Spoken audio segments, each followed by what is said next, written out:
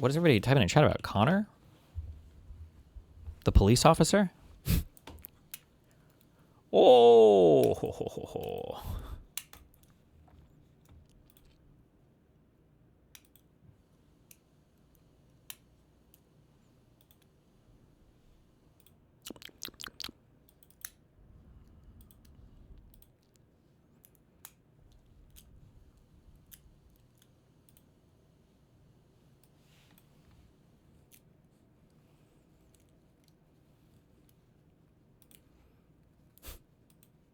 What is this? Wait.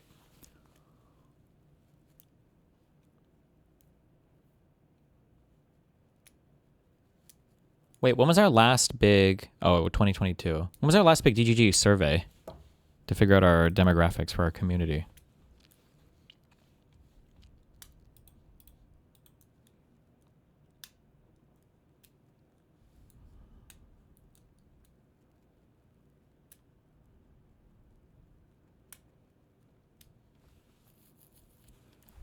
Did we have one last year?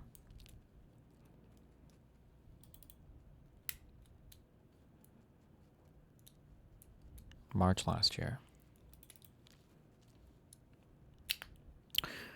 Thoughts on my take? I see what's happening. The Snarkers are terrified because you've teased a bit of insider info from their servers, and they know the manifesto is coming soon, so they've cooked up this new attack angle. I don't think they've cooked up anything. I think Connor just fucking... but I'm also not sure how much my ex is involved now. Listen, bro, I'm just sailing through life, okay? One wave at a time. I think what I said before... No, this is normal. As the court case comes to a close, I think that people will dig. Like, people are pretty desperate. Because obviously they didn't get what they wanted out of it. And then I think as...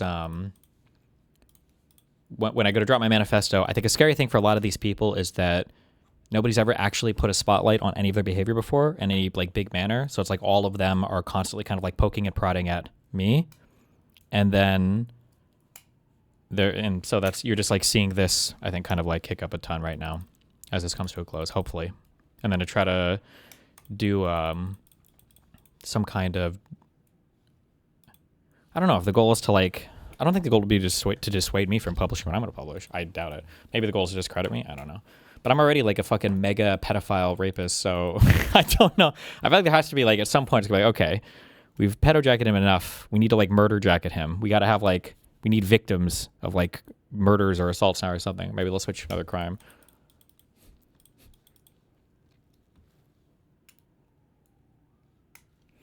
Most recent Ask Hank Anything episode had Cutie Cinderella as a guest. She genuinely asked the worst questions ever. I never watched her, so I didn't realize how stupid she seems. Really? I don't know if I would say Cutie's stupid. Are you saying, oh, do you mean this because she's not asking science and computer questions, or... The India allegations are because your ops hire Pakistani trolls. True. Show screen? Oh, it's just this.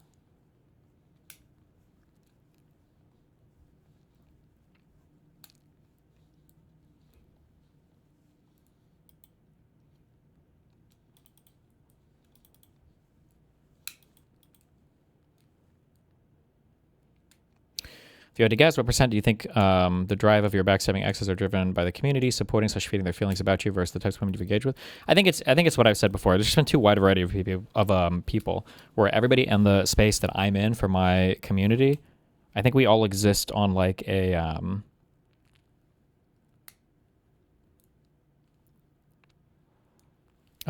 we just like, there are so many communities that are peripheral that if you fall off of this one, will absorb you immediately with just like the craziest support and then gas you up for anything. Like, I mean, it's funny because we've seen this happen in real time over and over again, but like you're seeing this happen literally right now with Connor, right? To where like as soon as he falls out of the orbit, now it's like every single snarker is in his chat like, oh my God, Connor, you're totally right in base, bro. Like, you're so noble, bro.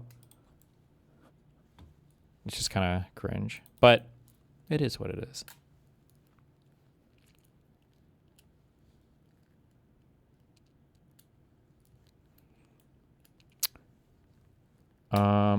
Wasn't your ex a normie? Which one? Rachel is, but I don't think Rachel's like online much at all. Not yet.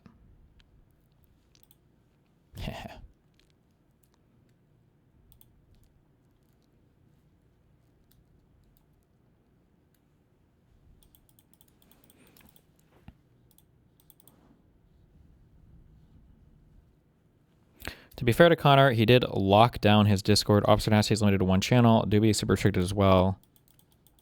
Why would I ever be fair to Connor? What? The guy who has known that I'm a super child molester for a year, but decided to hold it until I floated the idea publicly of maybe not having friendships with people who have Doobie shit-talking me 6 hours a day in their Discord.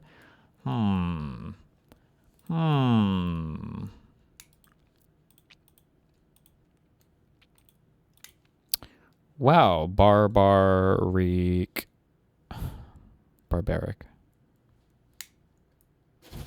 Barbaric melons. Thank you for the tier for supper. Fuck me. All right, I'm chatting with you, and then I have a debate to moderate. What's up, buddy? Wait, sorry. Hi. Did you review your notes, motherfucker? I'll say that again. I said, did you review your notes? I reviewed my notes. I reviewed the hell out of them. It is a nice time to speak to you at 2 EST. At 2... Oh, well, it shouldn't be that late for you. Wait, where do you live? Aren't you from Germany or some shit? Yeah. It is like 9. Yeah, you're fine. Oh, come on. It's not that late. You're okay. Okay. Do you just want to hop right in? Well, sure. I mean, do you want a small talk first, or what? I mean, what do you mean, as opposed to... Well, sometimes you just have to finick a bit. Can't start with the deep talk, can't start with the hard talk. True. What part of Germany do you live in again? Have you told me? I live in Sachsen-Anhalt. Oh boy. In Sachsen-Anhalt? What? In what? Sachsen-Anhalt. Saxony. I don't know. Oh, Saxony. I've heard that before. That's like Anglo-Saxon, right? That's my there are people. More Saxonies. There are 3 Saxonies. There's Lower Saxony, there's Saxony proper, and there's Sachsen-Anhalt. Saxony stop. I don't know. The state that most likely will fall to the AfD. Maybe, hopefully not. Okay. Yeah. All right. Is that enough small talk, or? That is enough small. Well, I'm just here trying to pleasure you. That's not a good phrase in English, but go ahead. Well. This sounded way more sexual than you meant it to, but go ahead. Sorry. Go ahead. You're fine. Okay. The topic, I kind of want to connect with our last discussion. Last time I kind of tried to speak around the idea of what Republicans currently are, and that they're not really bad faith in any sense. And I didn't realize that there was such a massive disconnect between the both of us culturally. So I will kind of just ramble a bit, and ideally, I hope it won't be such a thing where it's just a thing that you either get or not. Okay. And you can just interrupt me whenever you want to. Okay. I think the core idea that I'm trying to illustrate is that whenever we speak of a bad faith actor, we mean someone who bends the rules to the benefit of themselves. Is that right? Would you say that's correct? Sure, yeah. Like Donald Trump bending the IRS thing for his benefit, for his payout, and when he leaves office, the IRS fund will just go away, and the subsequent presidents can't use that anymore. Sure. The issue that I'm having is that whenever we speak about Republicans as bad faith, it kind of misinterprets what they actually are. I think it would be better to understand Republicans as subversive elements within the American government. They kind of want to move away from the rather democratic elements of the United States and move, depending on who you ask, either to a more Russian-inspired oligarchy, if you look at Trump, or if you look at the broader, I don't know, Stephen Miller, more to a theocracy. And I feel like I rewatched a discussion with you and Hutch, like a 5-hour discussion. I feel like I think you illustrated the difference in understanding best when you said you would want a United States that forces Republicans to play ball, essentially. And I would say to that is essentially asking, well, I would want a Germany post Second World War that forces the Nazi Party to engage democratically. Okay. Does that make sense as a thesis? Kind of, yeah. We're probably not very far apart here. It's just how I talk about it. I'll just use like a Monopoly analogy, I guess. Like, let's say that there is a guy who's like really close to winning a game at some point, and he realizes that he is probably going to lose. And when he rolls the dice and he lands on a property, he moves his character like ahead or behind one extra place so that he doesn't get he doesn't land on a hotel and have to pay a ton of money, right? This is like a bad faith engagement with the game. You need to be careful about this. You need to watch this guy. He's trying to win the game. As opposed to, let's say that there's a guy who every single time he lands on a hotel or something, he tries to make this argument for why something in the game wasn't fair and why he should have to pay less. But every time you land on a property, those same arguments don't work for you. This guy is also bad faith, but he's being a bit more like on a macro level, more subversive. He's kind of like establishing a new rule set that's always going to put you consistently at a disadvantage where only he can win.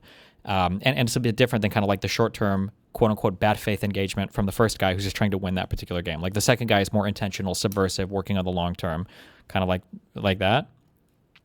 Kind of. I would, well, to a certain extent, yes, I would just make the example a bit more extreme, and I would say the first guy always tries to cheat. The other guy throws the turns the tables. No, he like throws up the table and wants to play Risk then. Sure. I don't disagree with you. I think I say bad faith is kind of a shortcut, but like I do agree that it just depends on who I'm talking to, but there is like a longer, more subversive, intentional plan. Like this has been 30 years in the making. It's not just like, oh, they're all bad faith. It's like, no, this has been like a consistent, deliberate strategy over time.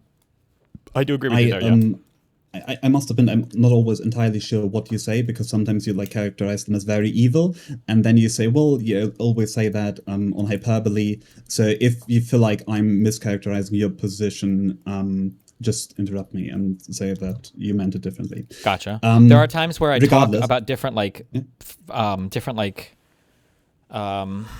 do you call it? Like layers to it. So like, I don't think the average voter understands what's happening. So like the people on the very bottom, I don't know for all the alternative media people. I think a lot of them are just kind of like some of them are following along and don't know, like Joe Rogan. I don't view him as like an intentional bad faith actor, but some of them might be more bad faith. Like when I say bad faith, like long-term subversive, so like Jack Posobiec 100% is. And then at the top, I think 99% of these people are bad faith. They know exactly what they're doing long-term. Yeah. I try not to use the word evil too much because that's like a very loaded word, but yeah. No, fair enough. Then we can directly move on to the next thing. The question then becomes, what do we do about this? Are you going to tell me what to do? Or I mean, for me, it's the first step is just awareness. People, like, before anything can even happen, people have to be aware of the problem. And then once you have an awareness, then you have to figure out where you want to hit on. I think that this is a thing that was... Did you listen to... Probably not, because it was late at night. But did you hear me and Z and the other guy debate? I kind of listened to the three of you, IRI, Z, and you. Yeah. I kind of listened to it, but I worked. Yeah, so like I think sometimes people are very big in looking at like one thing. They're like, we have to fix this like one thing. We need to figure this thing out and it'll fix everything. But like on the conservative side, it really is like this is a machine that is working at so many different levels, from the local, the state to the federal, from the individual voter person and how they consume media to like the social media platforms, to the alternative media people, to the media themselves, to the president and the cabinet. But like, yeah, so I mean, like all of these things, like the first step is awareness, and then hopefully from there you start working on these different areas. My focus is media because that's kind of what I'm in, but yeah. I think there's we can start with awareness. The feeling that I get is that Americans don't really have an understanding of internally subversive elements.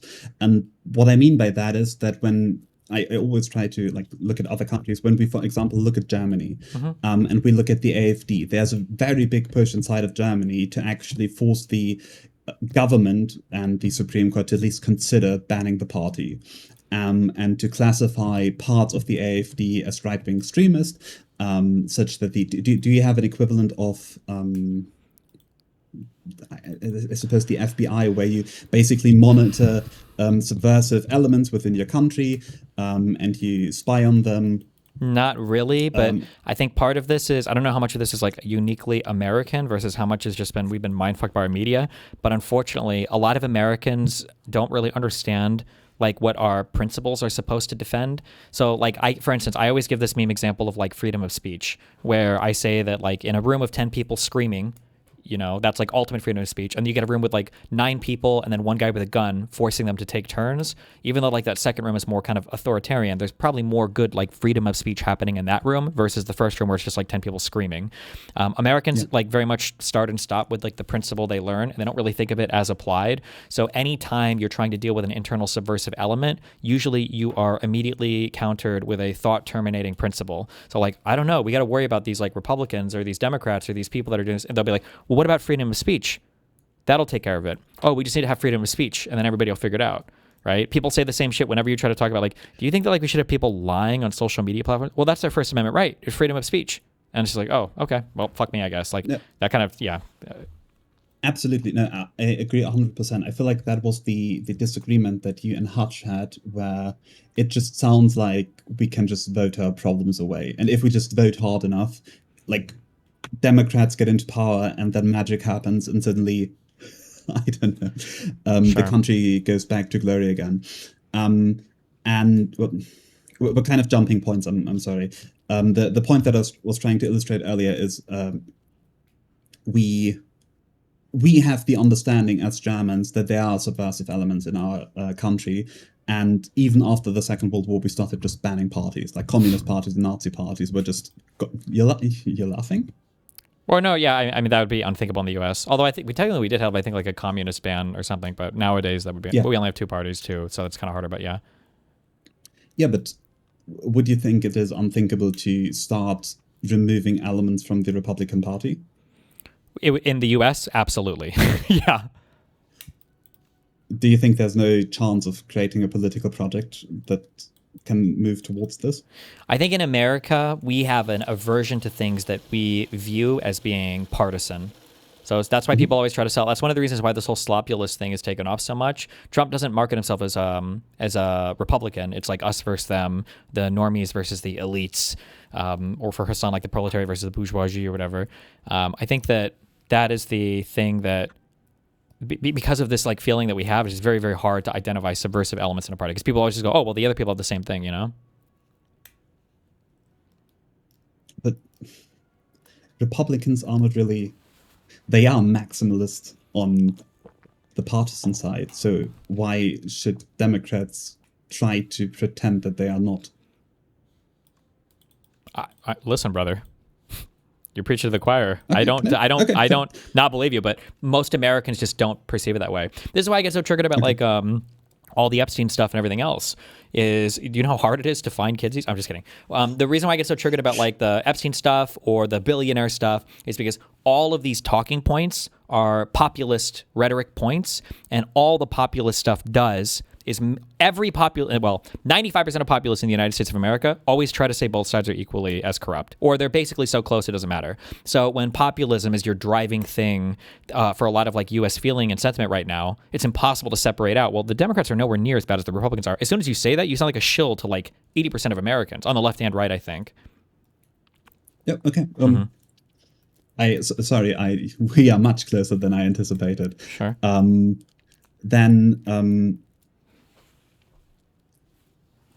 Let me phrase this then as an open question. How do you think the United States can go back to a certain degree of normalcy? Because I would say the next big thing that Democrats need to start doing, and they need to start doing it now, is to create their own version of Project 2028. And that needs to include a way of removing every Trump element out of the bureaucracy, staffing the bureaucracy. Most likely, you're laughing, but that is what Trump is doing. There's no reason that the Democrats couldn't do that. There's no reason that the Democrats couldn't. You had that discussion with the guy whose name I'm forgetting, about the House of Representatives. Jim Jordan. Most likely Comer, that should be. Exactly. That should be done. The House should be expanded. The court should be stacked. And then most likely the United States might be moving forward again, because otherwise you'll never, like, the issue that maybe I didn't communicate well enough last time was that the Republicans for the better part of the last 60 years have been working against the United States, in the sense that whenever they saw fit, they started destroying institutions the Democrats built. Historically speaking, since Nixon, Democrats were working on public institutions, which to a certain extent is why they don't have like the Heritage Foundation, they don't have the Federalist Society. Their institutions were public, like the Legal Service Corporation or ACORN, which Reagan attacked. Do you know what do you care even, or like, does it matter for that conversation what that is, or should I expand on that? You're talking about Acorn? ACORN, well, the Legal Service Corporation and ACORN, yeah. Do you need to? No, I believe you. Well, the broader point that I'm trying to illustrate is that whenever a Democrat institution is being created publicly, Republicans attack it. Sure. And the most recent version of that is the destruction of the Department of Education. Sure. Which makes it very hard for Democrats to create this kind of parallel institution that I spoke about, I think, in the first conversation. And there needs to be a shift towards a more militant democratic party, in the sense that I always say we, Democrats need to stop being bipartisan. I was going to ban you, careful. Sorry, God. Yeah. Whenever Joe Biden, like the Biden's biggest failing was the bipartisanship. That needs to stop. There's no reason for it. It can't be that one side always reaches across the aisle and the other one doesn't. Mm-hmm. Do you agree, or so I think the thing is that like and maybe the reason why you feel like we were so far apart is because I'm usually, when I'm talking politics, I'm kind of speaking where we're at politically today. I don't disagree, I don't think, with anything you're saying, but like this kind of comes down to where me and Hutch's disagreements are when we talk politics. I don't know how you move, and keep in mind, Hutch is going to be way closer to my position than probably the average Democrat, even definitely the average American. I don't know how, in order for everything you're saying to happen, at least half of America, if not more, would need to understand that the Republicans have been uniquely bad the past few decades. And I think we're very, very, very far away from that right now. Despite the insanely atrocious, terrible shit that they've done, we're very far away from that right now. But in terms of like actions that should happen or whatever, I think I agree with almost every single thing you've said. But it's just It's moving the American perception to say that like, hey, this is not good. Yeah. No, that's like really great. We're jumping through every point I want to. That is really good, because I would say Democrats should just do it. It doesn't matter what the public thinks. If you're in the United States system is a very, very strange system, because it basically can just bounce between two parties. Mm-hmm. And whenever one party does something and the economy goes down, suddenly the other party goes up. Yeah. And the economy never stays up for long, for whatever reason. I think Democrats should just do it, and they should just stop caring.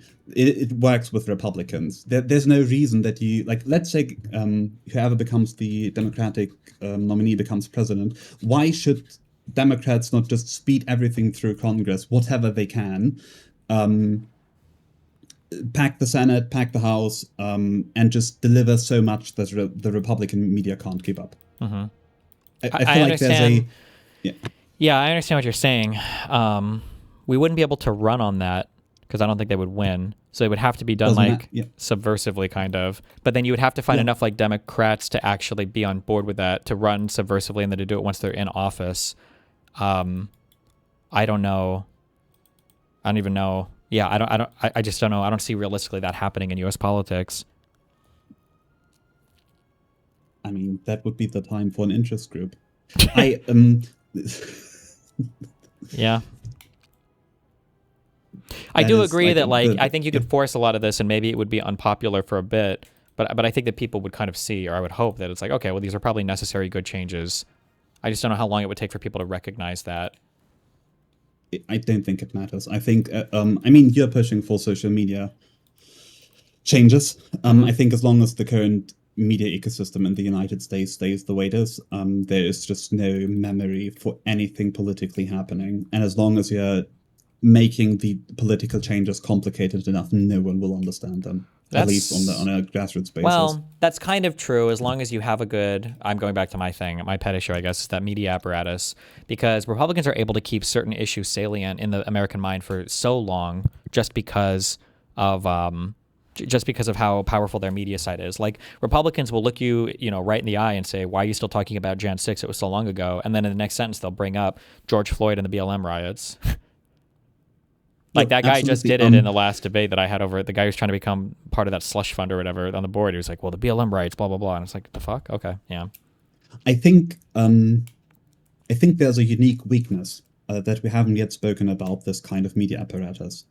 Namely, if you look at the assassinations, neither bad nor good things stick to the Republican Party. You would have expected that Donald Trump, who got assassinated apparently almost twice, would be massive media news. It would be a massive uptick in his popularity, but it didn't. It basically vanished. Did you ever watch me, or did you ever read over the Mother Jones leaks from Steve Bannon talking to those Chinese media people? One of the things that Bannon was brought in, Bannon was brought in. The flooding the zone thing? Not that. I think it was brought in 2016 where he was a big campaign surrogate. And one of the media phenomena that he talks about is that it's almost impossible to drive up popularity in today's media. So what you try to do is you try to drive up narratives. So I do agree with you there. And that seems to be the understanding, at least from Bannon and other people, that it's hard to make your side more likable or to like anything, but you can just fucking pile the negatives up on the other side so much that it doesn't matter. And that works to the average American because there are people that still think, do you remember the Lichtman guy, The Keys? Mm-hmm. People would keep thinking that, if you're talking about the charisma key, like Trump definitely has the charisma key. He's a really charismatic leader, just like Obama was. That's not true. Trump's popularity has always been extremely low in the United States, but nobody actually realizes that because it doesn't feel that way because his popularity with Republicans is like 88 points or higher at all points in time, and they message that constantly on on their media that no, everybody loves Trump. Trump is so popular. Europeans love Trump. Everybody respects us, and they say it so much they believe it, and then other people in America kind of sort of believe it too. But yeah, the most unpopular president we've ever had so far has been Trump this term, and then the second most unpopular president we've ever had has been Trump in his first term. Yeah. I'll jump back to something you said before, but I think I'm not sure how meaningful Trump's popularity currently is. I think to a large extent, Trump's popularity or his dispopularity is a measurement artifact. Do you know? Have you and Erudite ever spoken about psychometric measurement? Perhaps, maybe. Do you know what item difficulty is? No, explain it to me. Okay. I'll steal one example from one of my professors. The German government, or the German public, overwhelmingly says we should do something about climate change, with 84% of people saying that. Yet the German government does nothing, and no one cares, which is kind of contradictory.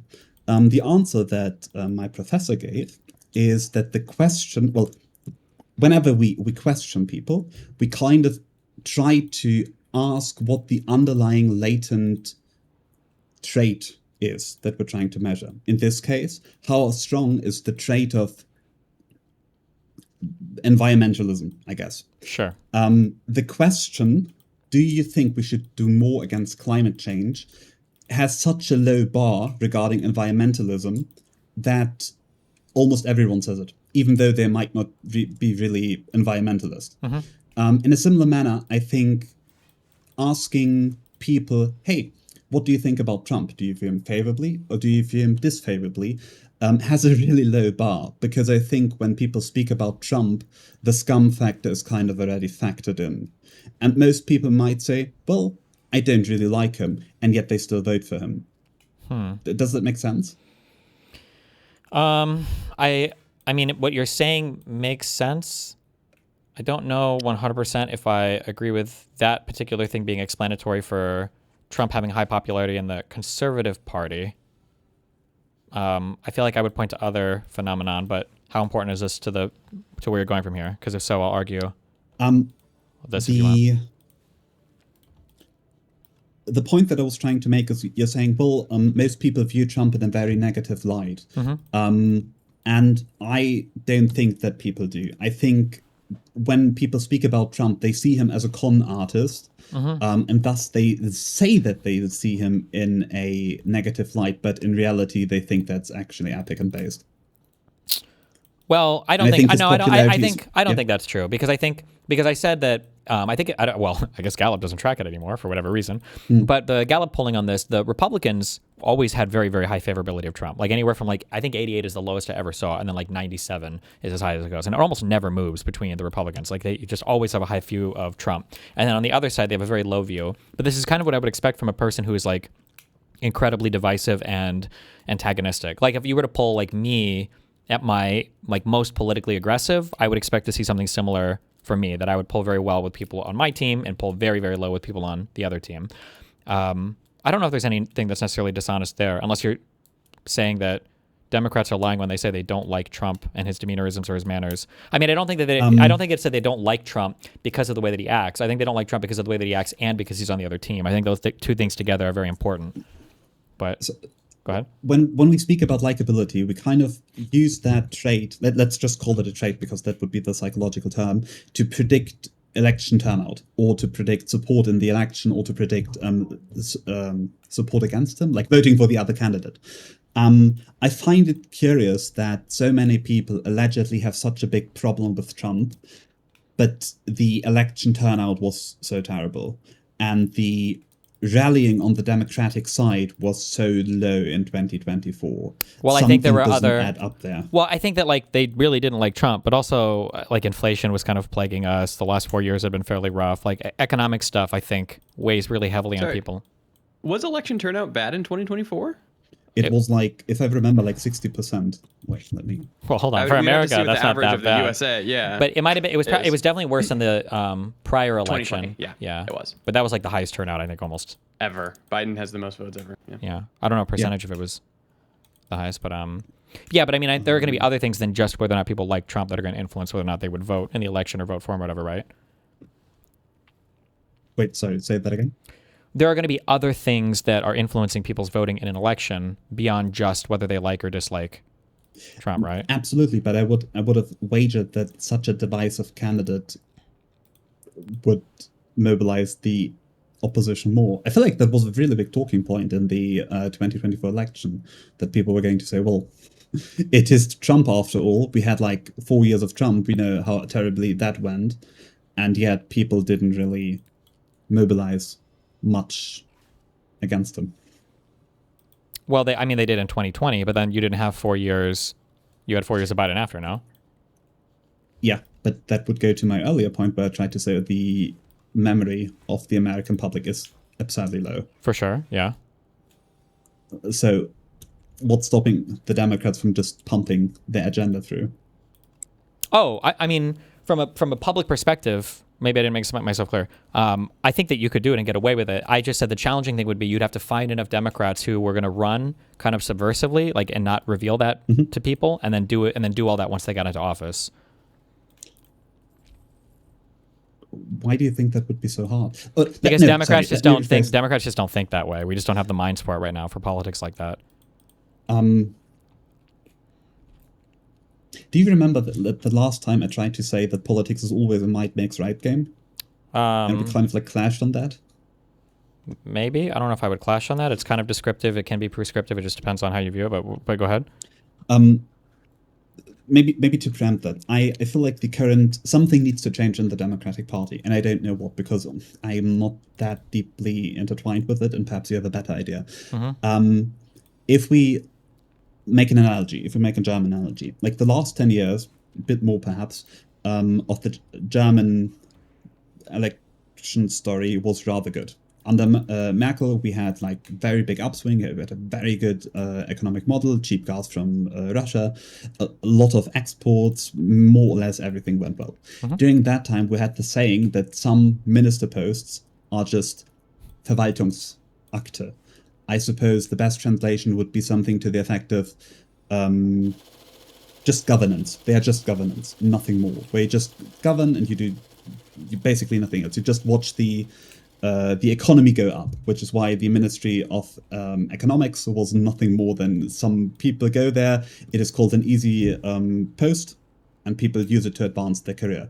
Sure. Or the defense minister would do the same. Okay. I feel like if we look at the Democratic Party, I see a resemblance to that. If we look at Biden and some of his cabinet, they just basically try to govern. Or they try to, sorry, govern isn't the right word. Do you know what word I'm looking for? Coast. Maybe? Coast is like kind of like treading water. Like you're just going through, like as long as you just kind of like maintain the system, the economy and the markets will kind of go up on their own without much government interference. Exactly. Yeah. They basically just try to coast and administer, nothing else. They don't change. They don't like move anything. They just go on as usual. And something has to change in the Democratic Party that to the realization that that is just not possible anymore. I don't know how to get that across. Maybe you. I mean, I feel like this is kind of what I'm screaming at people for when I'm talking about like this, like I called it tit for tat over and over again. But the idea that there has to be like a substantially different approach from the Democratic side for Republicans to realize that they can't continue to operate the way that they do with impunity, because if they do, there's going to be dire consequences. Not that anybody's going to die or anything like that, but just that like they can't. Yeah. No, I totally get that. I would. Maybe that might be the contribution for today's talk. I will slightly reframe that. I don't think we should, like, Democrats should care at all about tit for tat. Democrats should just do what they want, in the sense of the strong do what they want and the weak do what they must. Sure. I mean, you're saying that, but I mean, like, in the current political climate, that would be our tit for tat, because that's literally what the Republicans do. But yeah, I understand what you're saying. Yeah. Yeah, like maybe to tie the UK into it, I think the issue on the Democratic side is that there's just no vision for what the United States needs to be. Yeah. And when I listen to Hutch, no offense, nothing against Hutch, I have gained in the last few days a great respect for both Hutch and Wick. So I'm not trying to slander them, to be very clear. I don't see a vision there in any sense. And even worse, I see a kind of complacency in both of their politics. For example, if you remember, you used to be in a discussion with, I think, Kraut and Death, short for Otaku. Oh, yeah. And Kraut mentioned that Hassan might be banned in Europe from entering. And Wick said, well, that might be going a bit too far. Sure, yeah. And that just can't be the case anymore. That is not how, like, Democrats can move anymore. Sure. There needs to be a substantial change in the party. I don't know how to bring that change. I'm just trying to repeat that people can listen to it and maybe do something.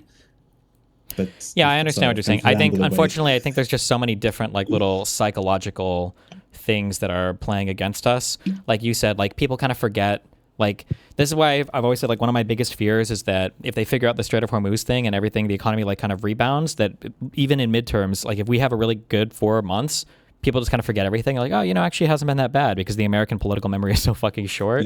Because that's what happened with J6 and everything with Trump, for all the crazy shit that happened between 2021 and 2025. People seem to forget everything that happened with his presidency. And then there's also the fact that... there was one other thing I was going to say.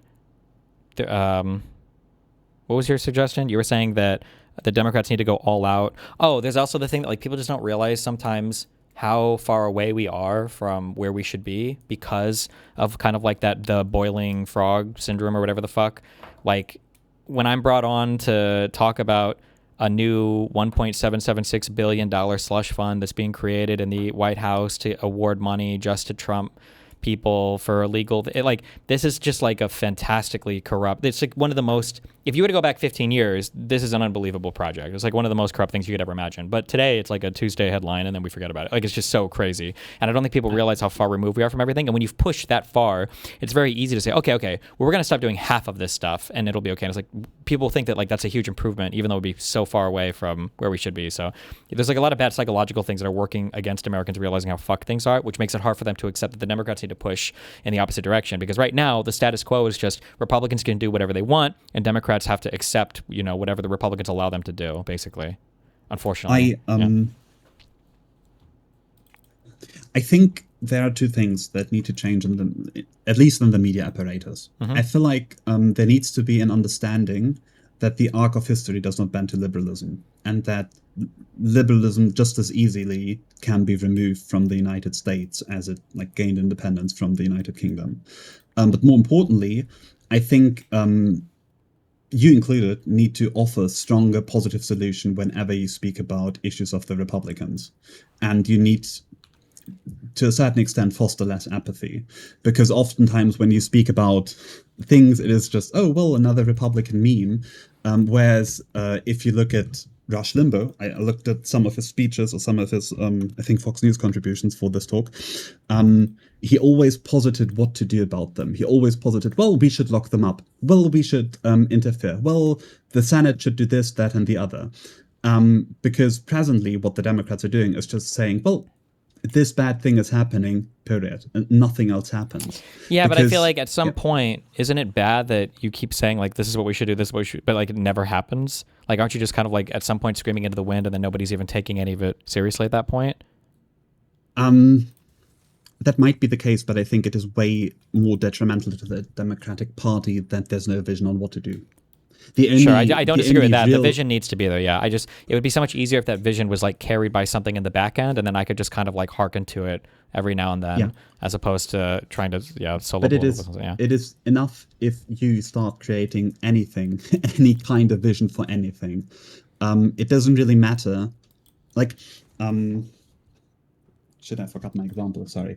The point that I was trying to illustrate or wanted to say was, I think it is very, very easy to convince politics or the broader public of one particular thing if you just advocate it for long enough. I think any kind of group, any kind of advocacy group could get together and say, well, we want this in the United States today.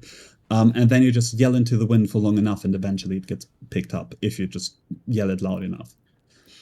I feel like there needs to be an advocacy group either within the Democratic Party or within the broader media that does this for every Republican topic and then just harks on that the entire time. And it just works down every part bit by bit and always offers a concrete solution, similar to like how the pundits of the Republican Party do it. Does that make sense? A little bit, yeah. I just wish that infrastructure was there, like other people. Like it'd be so much easier if there were even like two other big people that were kind of like on board with that to riff off of them, but it's kind of hard if it feels like we're all kind of on the lib left, we're all kind of like out there on our own trying to figure out what to do. Post court case, what is stopping you from doing that? Post court case, nothing. That's why I'm just waiting for it to end.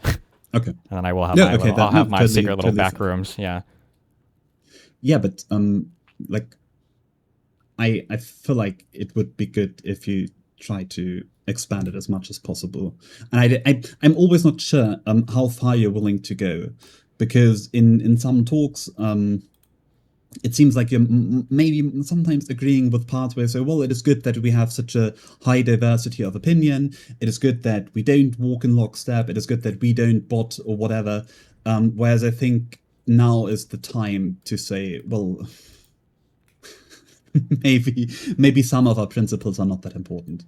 Do you know what a peacetime principle is?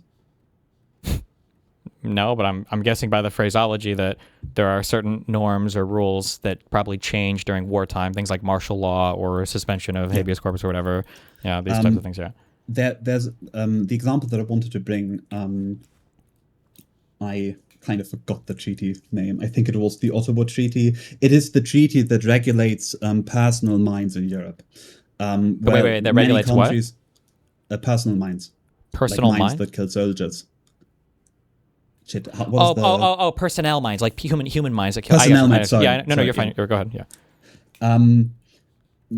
A lot of countries in the EU were in there. And now that Russia suddenly mobilized, some countries, especially those countries that were bordering Russia, moved out of there, namely Finland. And I think it is very easy in times of peace to say, well, I don't want to use those weapons, or well, I don't want to use bot farms or whatever.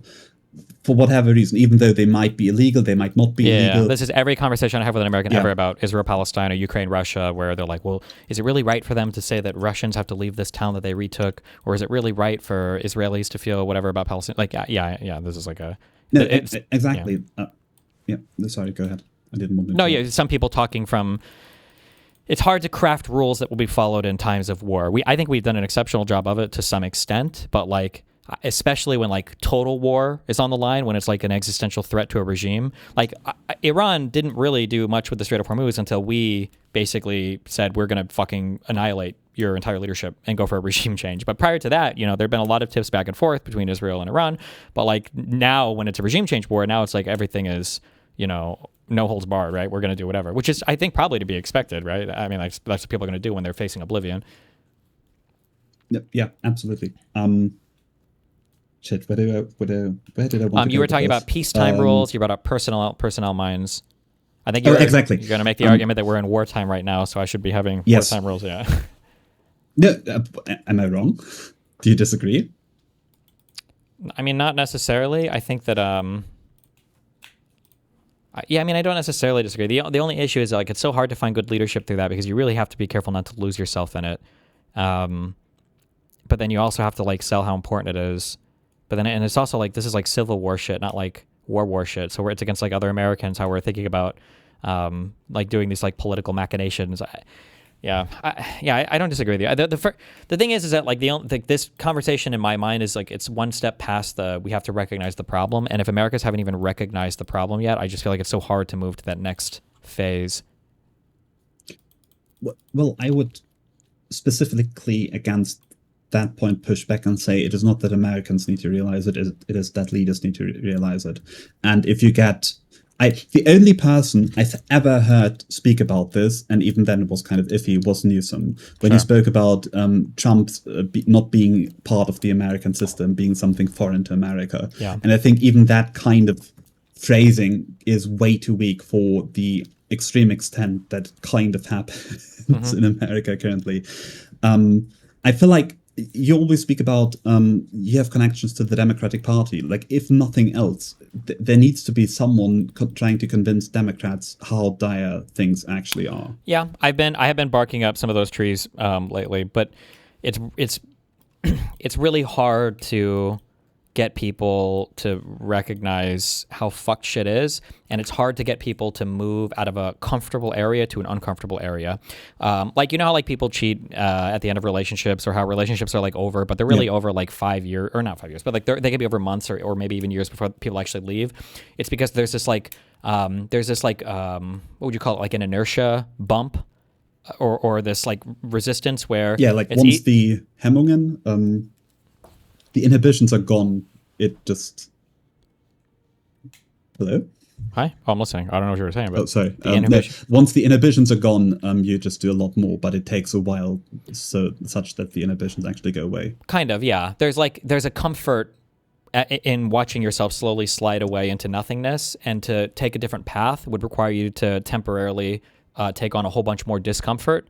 And that process of doing that is very hard for people. So usually they just wait until there's like an inevitability. And that seems to be where a lot of kind of the Democratic Party or liberals are kind of stuck at right now, which is frustrating. But yep, they're basically administering. They're not governing. They're not moving the country forward. A little bit, kind of, yeah. I mean, a lot. Sure. Listen, I do support Joe Biden. I think he did a tremendous job as president. But he administered. He didn't really push. He should have jailed Trump as fast as possible.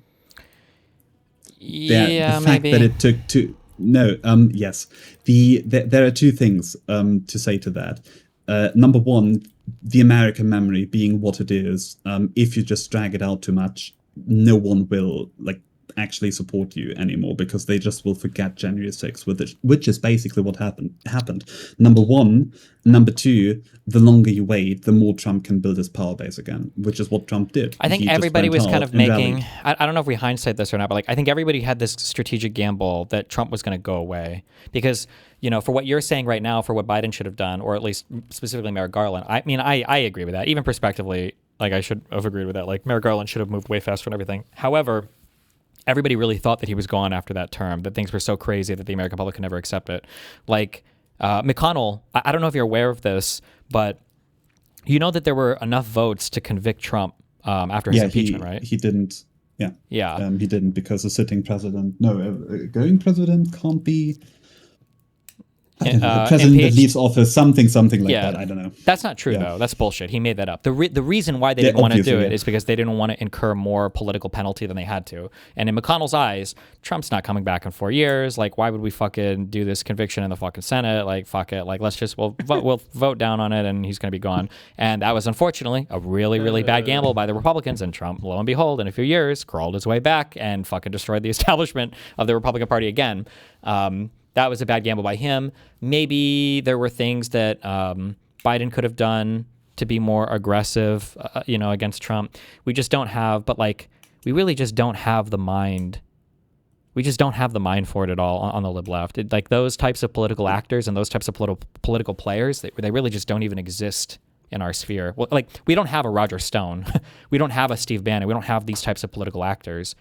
Like compare I don't know how much you hear about this, but like compare our shadowy evil billionaire as George Soros. I don't know if you could ask a single fucking lib on the planet what the fuck George Soros does for the Democratic Party. And he's like our shadowy billionaire overlord. Meanwhile, look at Peter Thiel, look at fucking Elon Musk, look at every fucking billionaire, Andreessen, all these people that suck off Trump and the administration publicly, constantly, every single fucking day. And then like Soros is over here trying to take over the world by investing in fucking water wells in Africa or some bullshit. It's like, it's not even remotely close. We just don't have that. We don't have the mind for it over here on the Democratic side, unfortunately. We don't have a Koch brothers. We don't have any of these people, these actors, any Charlie Kirks or whatever. I'm sounding doomer. I'm not trying to say that you're wrong on what you're saying. I'm just saying that one of the big issues is like it's hard to even mobilize the people over here because we just don't even attract that type of subversive, like Machiavellian political talent on the Democratic side. I don't think it needs to be subversive. Well, when I say subversive, like Project 2025, every single Republican was denying that was even a real thing. Like Trump was like, I don't know, I've never read this in my life. I don't know anything about this. And then like 6 months after then, they're like, oh yeah, actually this shit's fucking awesome. And then rather than all the Republicans on social media saying, damn, Trump lied to us, all of them were cheerleading it, going like, sounds like Trump played you. You're mad that he played good politics. And like for a Democrat, that's not even like conceivable. Wait, you can just lie to your whole fucking base over and over and over again. And then when you get in, now all of a sudden, like you can do a thing and everybody will still support you. Like we don't even have anything remotely like that. It's crazy. Let me maybe try. The point that I want to make here is, I think it's a cultural thing. Like it is an American thing.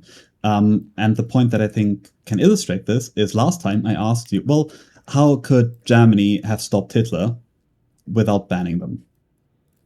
And I kind of want to re-ask that question, but I want to ask, well, let's say you are now Chancellor of post-war Germany, and some people are propping up the new Nazi party. What would you do as an American? Or well, what would you do as like Stephen or Destiny? Again, I don't know what I said last time, but my feeling was that the actual material conditions in post-World War I Germany were so bad. Post World War II. We're now like in the Adenauer time.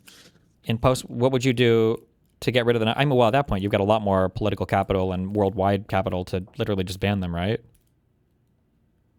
Would you do that? Would you think that is like the correct path to go forth?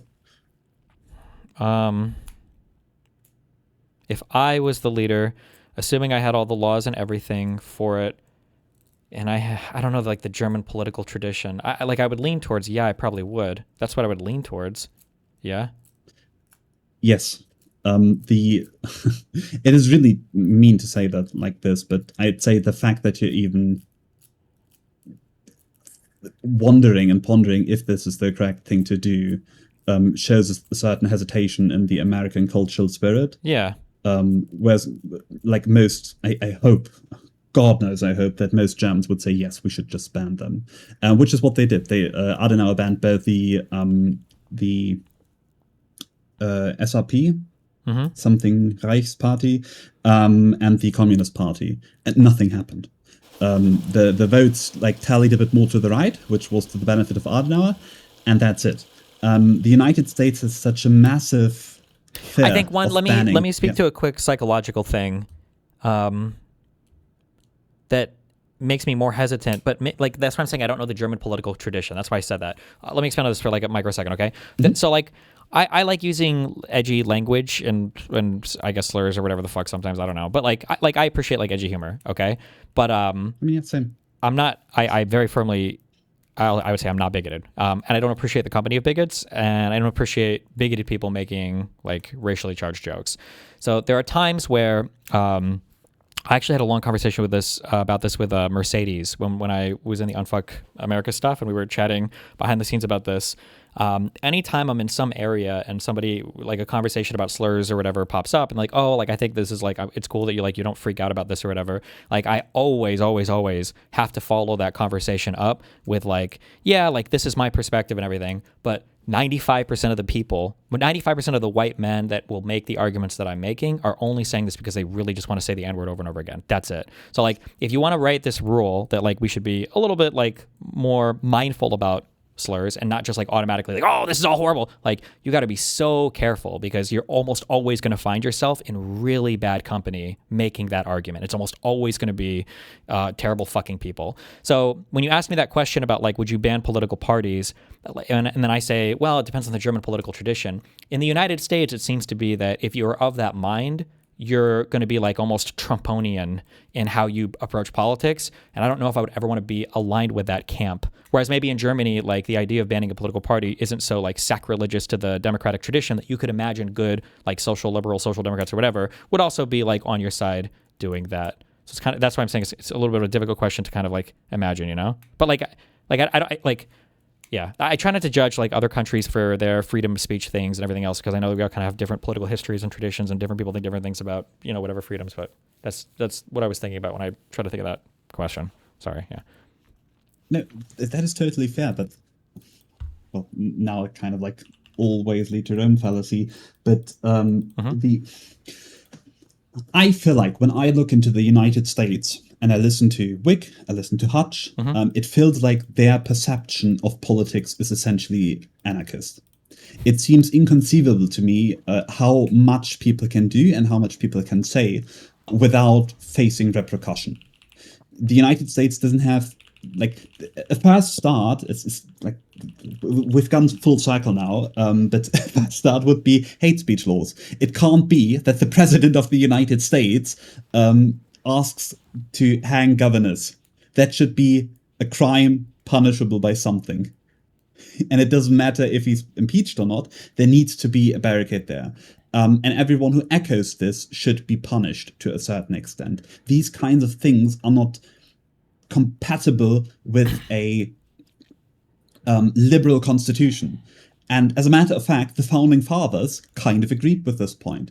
If you look into the Federalist Papers, number 10, I think, Madison wrote about what happens when, I think he called it either factions or fractions, I can't remember, I think factions, what happened when subversive factions rise within a state. And there are two answers that he proposes. Number one, we kind of need to dilute the powers of the states such that they can't take over the entire country. But number two, we need to control the effects of the faction. We need to curtail when they go into violent mobs. We need to curtail their violence in general. We need to curtail their organization. And I think most founding fathers would agree to a certain extent that, to go to the maximalist position, once someone like Hitler comes to the scene, arrives at the scene, Hitler itself shouldn't necessarily be censored, but once Hitler starts to organize, the organization should be censored. Censored? Sure. Censored? Censored, I guess. Either might work here, but sure. Yeah.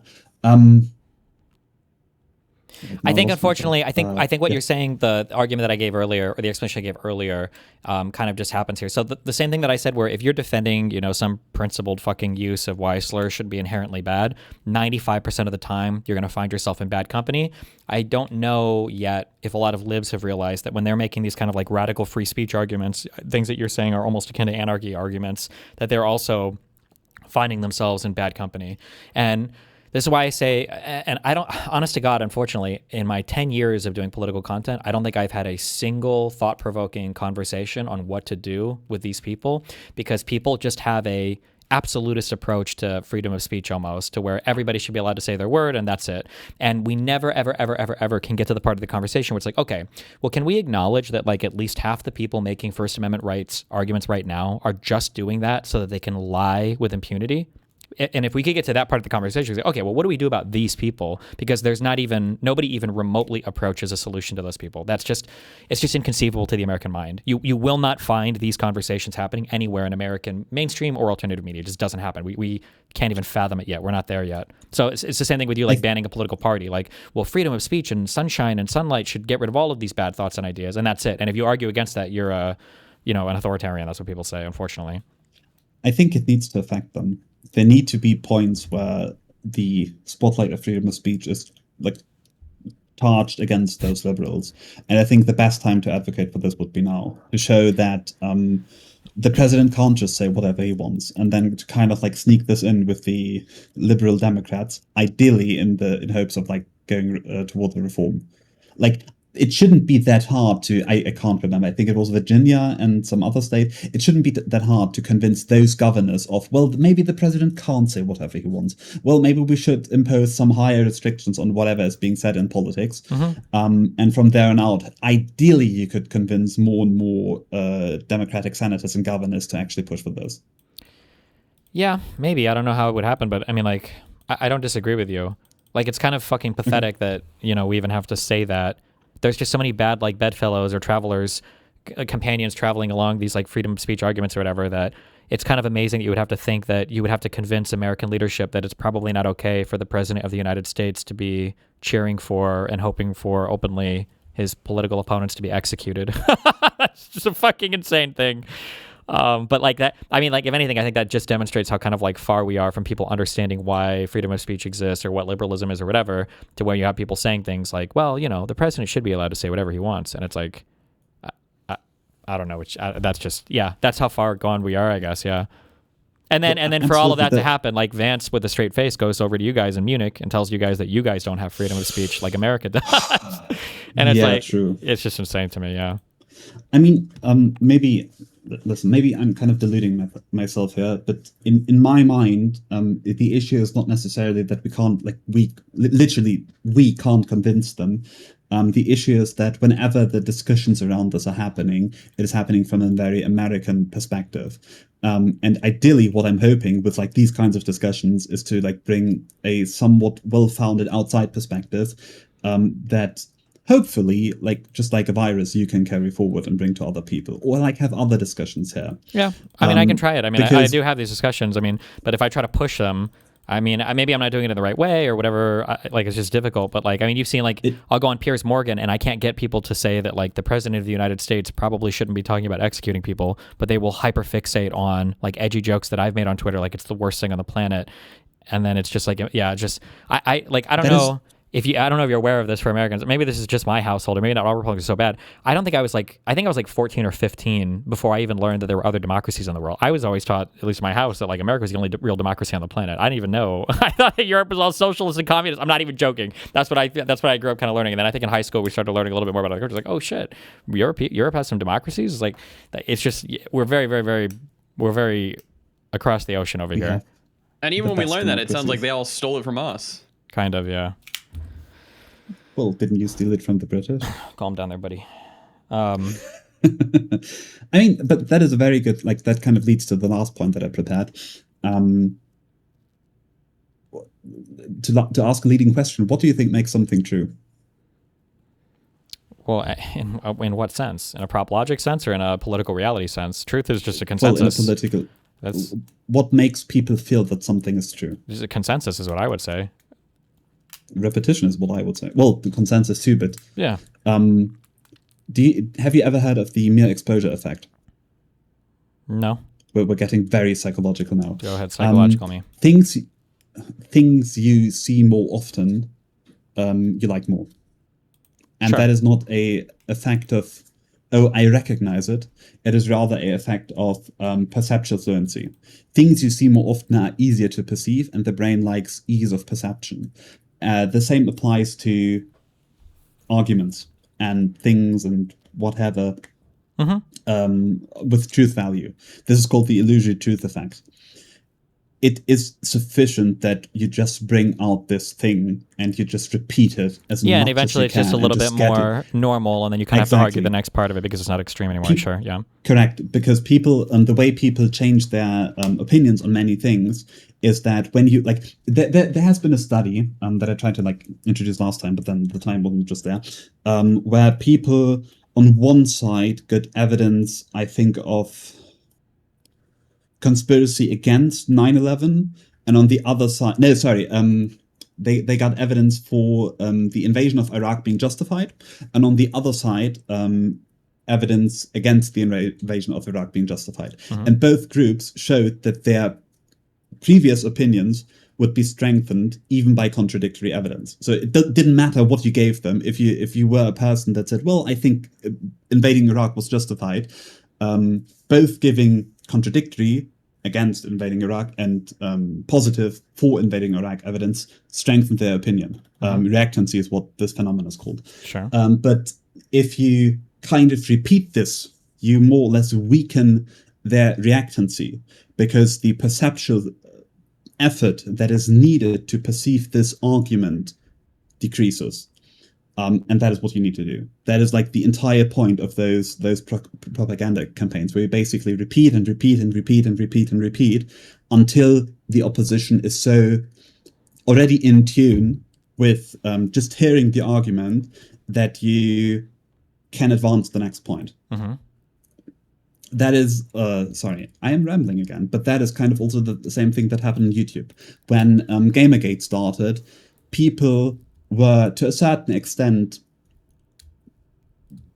careful with Gamergate, I'd say, because at least mainstream YouTube was more or less left-leaning or central-leaning at the time. But the mere repetition of those arguments made it very appealing to a normie audience. And eventually, that normie audience got captured by Ben Shapiro. And on the other side, then BreadTube started happening. And the repetition of, like, memes of "Go where, Ben?"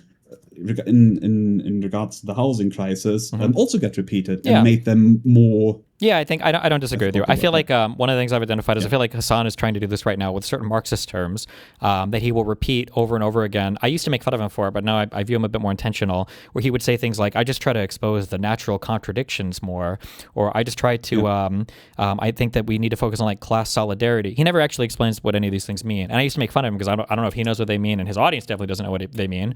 It doesn't matter. Yeah, because if he has these terms slowly introduced into the public lexicon and people are used to using them, later on, if he wants to start subbing in definitions, the verbiage is already super normalized. So having some kind of definition to attach to the actual word becomes much easier than just trying to introduce everything on its own, with no prior acceptance of at least the language. Yeah. So you think he's being like incredibly intentional? 1,000,000,000,000%. Yes, he absolutely which would make him very smart. There are so many times. Well, I don't know about smart, but definitely politically. No, he's a political operative. Thing. Savvy. Yeah. Or sure, maybe it is a commie thing. But yeah, but like there are tweets where I've noticed that because I try to pay attention to that more now. Every time he speaks, and we used to say like, oh, word salad.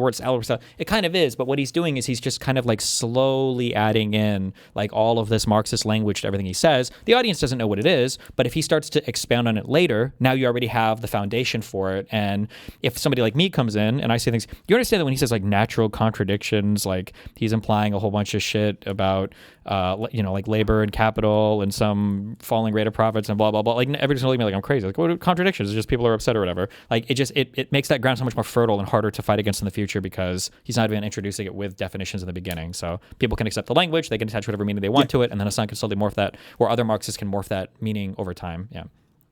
They might even just look up the language themselves and be like, oh, what is Hassan talking about here? Maybe some people would, but no. It sounds good and it just gets normalized, and then eventually. This is one of the reasons why you have to be so careful in friend groups when it comes to, in my opinion, when it comes to like racial humor. Like if somebody is around a certain group of people who are using certain types of jokes like over and over and over and over and over again, I think that it can slowly seep into other parts of your mind, and you have to be very, very careful about that. You can only hear so many racist jokes against one group of people before you unironically start to take on some of those like underlying feelings yourself. I think you have to be really careful about it. Sorry, real quick. Somebody said, now think about how you can counter it. If you know the counter, you can destroy his points. The counter has to be some like comprehensive like media thing with like me and several other people aligned who are like targeting as talking points. The actual counter would just be a single debate. Like Hassan's entire career would end in 1 3-hour cage debate with me. It would be over. He doesn't know anything about any of the things he's talking about. But I say that, but that's me critiquing him from my perspective. From Hassan's perspective, he would never say this publicly, of course, but from Hassan's perspective, it doesn't matter if he knows the things that he's talking about. All he needs to know is how to do political propaganda and rhetoric effectively, and then that allows him to grow his base and to spread his message, and that's all he's focused on. And as long as he can stay isolated from other people that could challenge him on these points, he can just wear the aesthetic of knowing them intellectually as well. Yeah. Sorry, go ahead. That is a part that we started discussing last time. I disagree.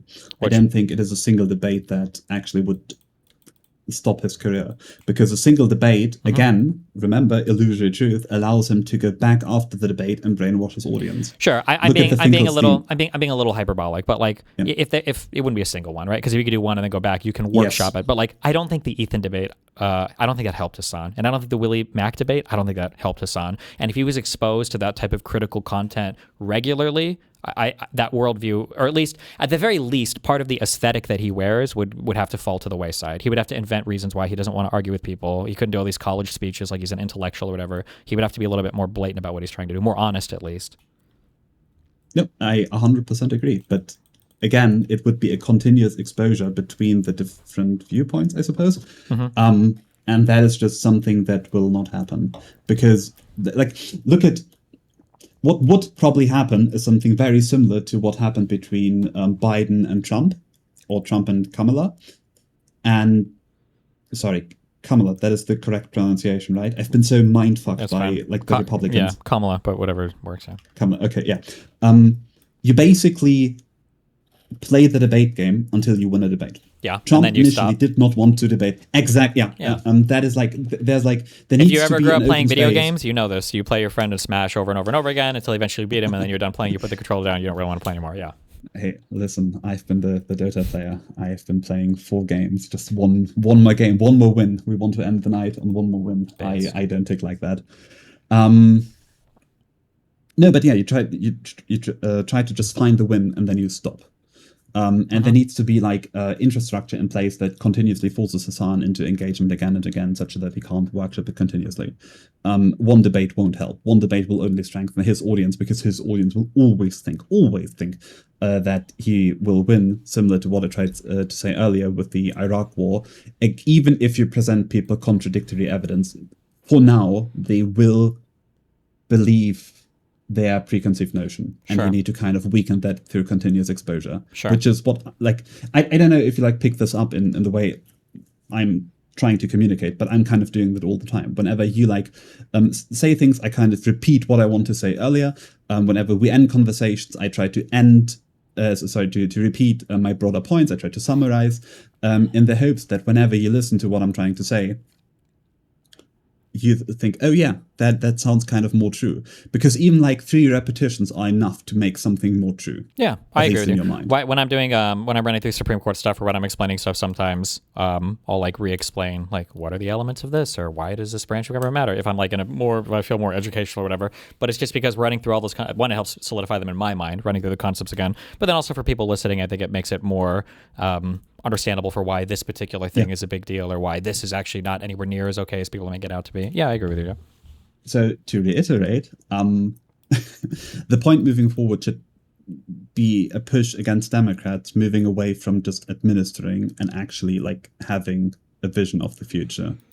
You're not that deep in UK politics. I know that you had like some discussions on UK politics. I think that is the issue with Starmer. No one can tell you what Starmer actually does. He does govern. He does good things, I think. I haven't been to the UK like in a year now. He does good governance, I think, but it is just boring. Gun to my head, I couldn't tell you what he wants. And that added with the fact that Labour didn't really win, rather the Tories lost, and the way the United Kingdom election is split up by districts and then MPs, means that the Tory vote just got split between Tories and Reform, and thus Labour won. Sure. And I think that is like, there needs to be some you people, you United States people, are really good in like trying to foster up a vision. Like if you have Biden speak in 2016, that guy, he sounds animated. He sounds like into it. And we need that, but not just with empty words, but rather with like a concrete vision. And as soon as whoever... A little bit, but also I think one thing that this is a cart before the horse thing that I've been pushing on a lot. That branding thing is so much easier for conservatives to sell in the UK, I feel, and in the United States for sure, because everybody is always helping them with it, all parts. Like I've said this a lot. I don't know if you heard me say this on stream. If you hear somebody say, I feel like this president is just not very good at his messaging, that will only ever be said by a lib left person, because on the right, they consider themselves a part of the messaging apparatus. Bill O'Reilly or Sean Hannity or whatever else, none of these people are going to be like, man, Trump is really messing up his messaging here. They're just doing the messaging for him.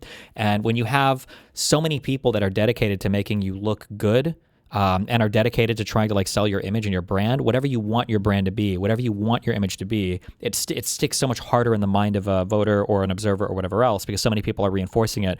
Whereas it feels like on lib left, you have a bunch of people who are still like in just like governance mode. I don't necessarily mean like you're saying it in a bad way, like they're just trying to like tread water, like they're not trying to do anything new or novel or whatever with government, but they're just not in the clown show mode where you need to be like, you need to be doing like clown show shit to make everybody look at you, and then Well, I don't think it needs to be clown show shit. I think a better argument, a better phrasing would be it needs to be drip fed. The persona you're trying to present needs to be slowly drip fed bit by bit, because that creates an illusion of permanency in the voter's mind. And it doesn't jump so quickly. Do you get what I'm trying to say? Like the Benghazi stuff, for example. I think one reason for why Benghazi and Hillary's emails and whatnot were so prominent in the voters' mind is because it very slowly got unraveled bit by bit by the Republican media. Oh, sure, a little, but also because they all focused on it. All of them focused over and over and over and over and over and over and over and over again on it. But that's why they were able to keep that so present. Like, that is true. But have you ever tried being angry for a really long time? Like a really, really long time? Yeah, no, I'm the worst at this. I understand, well, what do you think I want to say? It can also be sad. Like, it's hard to maintain strong emotions for long periods of time. Yes. Yeah, it's hard. You have to like remind yourself why you hate this motherfucker. Yeah. And eventually, you kind of burn out. And it is the same. It is the same with Brian Tyler Cohen's audience. It is the same with the Republican audience. You can't go on the same kind of information again and again, and you can't say, well, this time Trump is finished for sure, and this time Hillary, I don't know, does this, that, and the other. It needs to new information, new puzzle pieces need to be added. I don't know, actually. I'm not sure how I feel about that. I think you can actually recycle the same shit over and over again. You just have to have a whole media apparatus back you up doing it, because the Tulsi Gabbard stuff, nothing new came out about Obama or Russiagate or whatever. But Tulsi found a way to throw together a whole ass fucking report on it and leak it, and Fox News and the Republicans all covered that for a week like it was some huge bombshell. They were trying to get away from the Epstein stuff. Same thing with like... What do you think... Or go ahead. Sorry, what do you think I would say to that? I don't know. Okay, sorry. I think it is the perception of new things being added. I think there's a difference between... I can agree with that, yeah. Like sometimes people will post like an Epstein thing or whatever else, and I have to look up, is this like a new thing, or is this like a reprint of like a 4-year-old story? Or like look at all the stuff on Twitter. If I see 2 black people fighting and then one of them dies, chances are it's a fucking crime video from like 9 years ago, but it's reposted like today, you know? Or when Hassan posts stuff about me and my super prostitution adventures, he's like newly unearthed footage from Destiny, and it's like, what? This is on my YouTube channel right now. It's like a 6-year-old video. We mean newly unearthed footage, right? Yeah, that perception of it being a new thing or whatever is important. Yeah, there needs to be this drip feeding. Yeah, on the Democrat side, if you were to try to do that, other Dems would like call you out for it, and then you would be like, they'd be like, well, this isn't new, and the Dems think they're being like honest and everything, and it's like, oh, I guess we're fucked. But on the Republican side, they're like, hell yeah, let's fucking go, boy. I mean, yeah, but that is the point again. Might makes... We're cycling to the... I promise this will be the last point. Maybe. We're cycling back to the might makes right thing. I think rather early in the conversation, you stated something similar where you said, well, the Democrats are trying to keep up the illusion of lawfulness, I guess. Well, I would say there's either winning or losing, and nothing else matters. And this needs to be pushed through. You can't defend your principle with water guns. There needs to be some big guns need to be brought here. Yeah. And sorry. No, yeah, I agree with you. It's just hard because it's like you've got two teams that are supposed to row a boat, and then one team is the only one ever rowing, and the other one's constantly throwing a temper tantrum. If you want, you can stop rowing too, but like the whole boat's going to stop and shit's going to get crazy for a little bit, and people are just really afraid of that because the Republicans just do not govern this country. It's just a nightmare. But I mean, I still think it should happen, but it's just a big bump that you have to move people over, I think. Something, maybe some good finishing words for this conversation. Something that is incredibly scary, but also kind of reassuring, is the fact that things can go wrong really quickly, but they can also go right really quickly. And it just needs a few people in the right places in the right time. Like until recently, I didn't really know how terrible the Napoleonic Wars were. Okay. Like horrible. Sure. They were the equivalent, relatively seen, to the First World War, before the First World War. And all it took was just one French officer named Napoleon Bonaparte to basically ruin all of Europe. And to basically, on the flip side then, put the Austrians into continental power. And about like 60-ish, give or take, years later, all it took was like one Otto von Bismarck to unite Germany into the preeminent continental power. Things can change really quickly. Sure. And it just needs the right people. And those people need to be found. They need to be propped up in the Democratic Party. And if they can deliver, they should be pushed further. And if they can't, they should be changed and removed until like one person is able to change the course of American history. Because listen, you are fucking up everything here. You are fucking up all of us. Every time Trump does shit, the German economy tanks and the AfD gets like 2 percentage points. It can't go on. You are literally destroying, like not you, but like America is destroying Europe. Sure. That is not the future where we want to go forward. Okay. Which is also kind of why I'm here. Gotcha. All right. Well, Anyway, I'll keep this in mind. you as have I to moderate solo. the next discussion. Yeah, Sherveen and Freya apparently. So. How many minutes are left? Well, it was supposed to start 6 minutes ago, so. Oh shit! You're over Then time, listen. man. I am sorry. We started late. We started like half an hour late. I am sorry to the people after me. I hope you have a good evening, and I hope DGG is not too mad at me. No problem. Have a good evening. Bye. Have fun. Be careful. Thanks for the chat. Bye. Get a load of that guy. I know. German, am I right? Wait, did that playing with fire guy? Did he do a video with Lauren a long time ago, or is this like a recent video? Playing with fire? Lauren De Laguna, Your life is video fucked right. reveal. Your shit is cooked right now, man. There's no way this video is recent, right? This has to be like an old. Right? This has to be old. People are saying I've never old. seen this. Somebody said old. Okay. He's just reposting it, I guess. All right. Wow. Are you ready for our next debate? I'm ready. Sherveen and Freya. Drag 'em in. I got Sherveen. I don't see Freya. Oh, she's coming.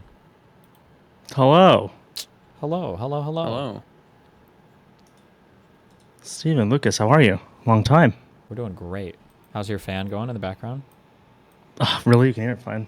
No, My barely. AC's It's broken. barely We can even. hear it. I It turned reminds off me of Dan's and data whatever. center, honestly. Dan has a data center? He did.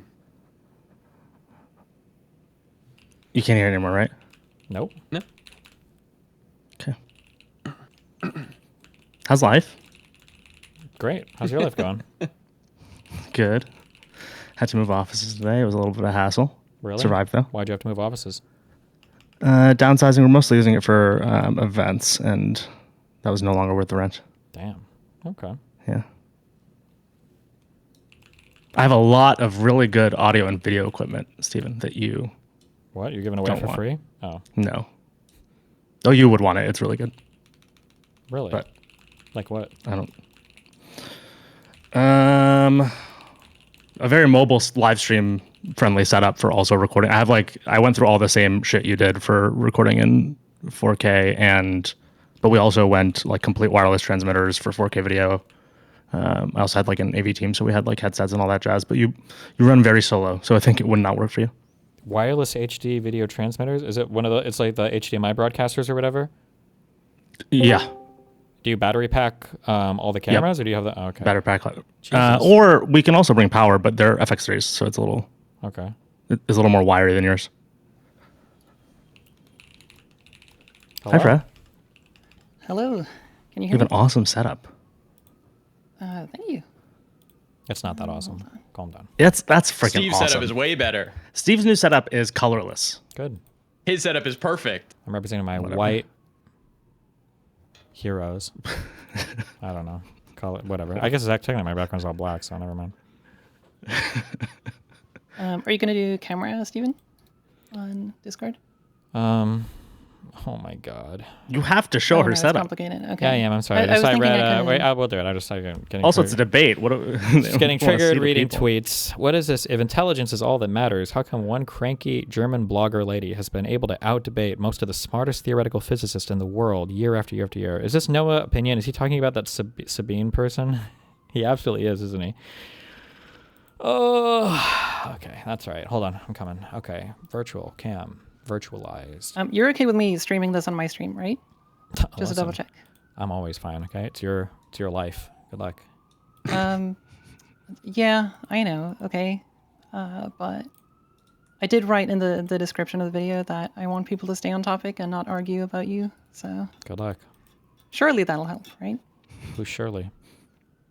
Is it possible to pop out? Oh wait, there. The temple. Okay. Shut up, Moot. That's you're way too young to even know. Don't even utter her name. Those curls. She's a drink. Those curls aren't for you. Okay. Wait. Okay. So is Moot gonna be a quarter? No, I can of leave this if you whole want. thing? You don't. Oh, wait, I'm sure Or I'm turn still on late, you should camera. leave. You know, either. Or turn on either camera. Well, what are you debating about? AI. Lucas, we love you.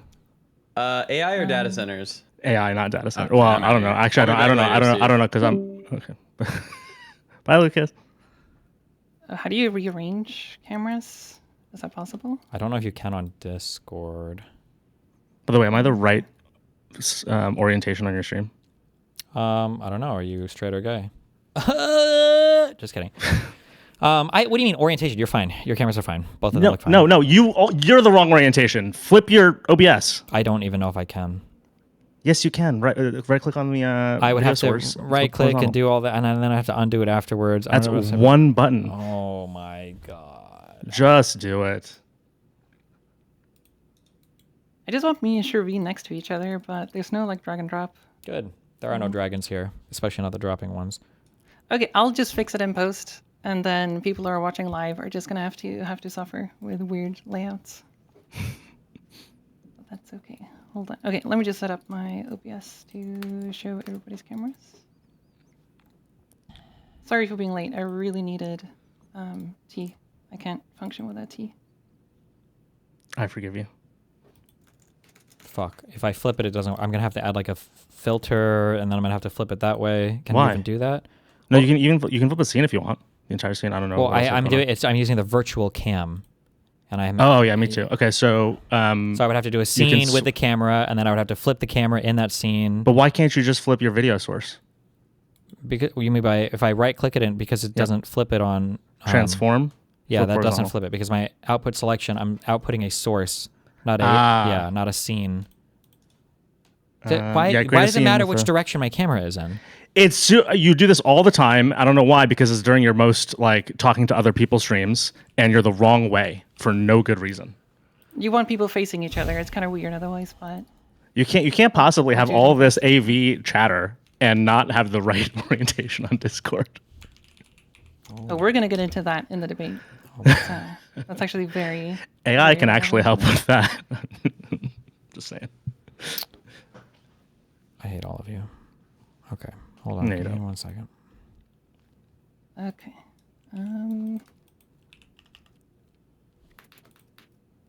Why does Discord have so few options when it comes to layout and like camera orientation stuff? It's so weird. Hijacked for all of these purposes of streamers. They simply don't have the technology yet, I guess. Wait, Steven, are you in the same room you used to be in, by the way? Wouldn't you like to know? Because Yes, okay, Steven. never mind. If that's our question, never mind. Well, the reason I was asking is I was just curious on the way you're doing that. Is that thing on a table? Which The Vesta board? Yeah, Oh no, it's got like a little thing that supports it. Like a stand. stand. Yeah, let's go with that. A stand. What's the other thing we could go with? A pole. I don't know. That's a stand. That's the type of stand. There you go. Are you happy Almost now? Nice. okay, but I'm sorry. Don't worry. You're good. I'm not live on my end yet. You could take your time. I would go live the moment we actually start. He has no other debates to moderate after this. And nothing else to do, I'm sure. Why can I not edit the thing? Oh, right. Okay, because I'm a little bit stupid.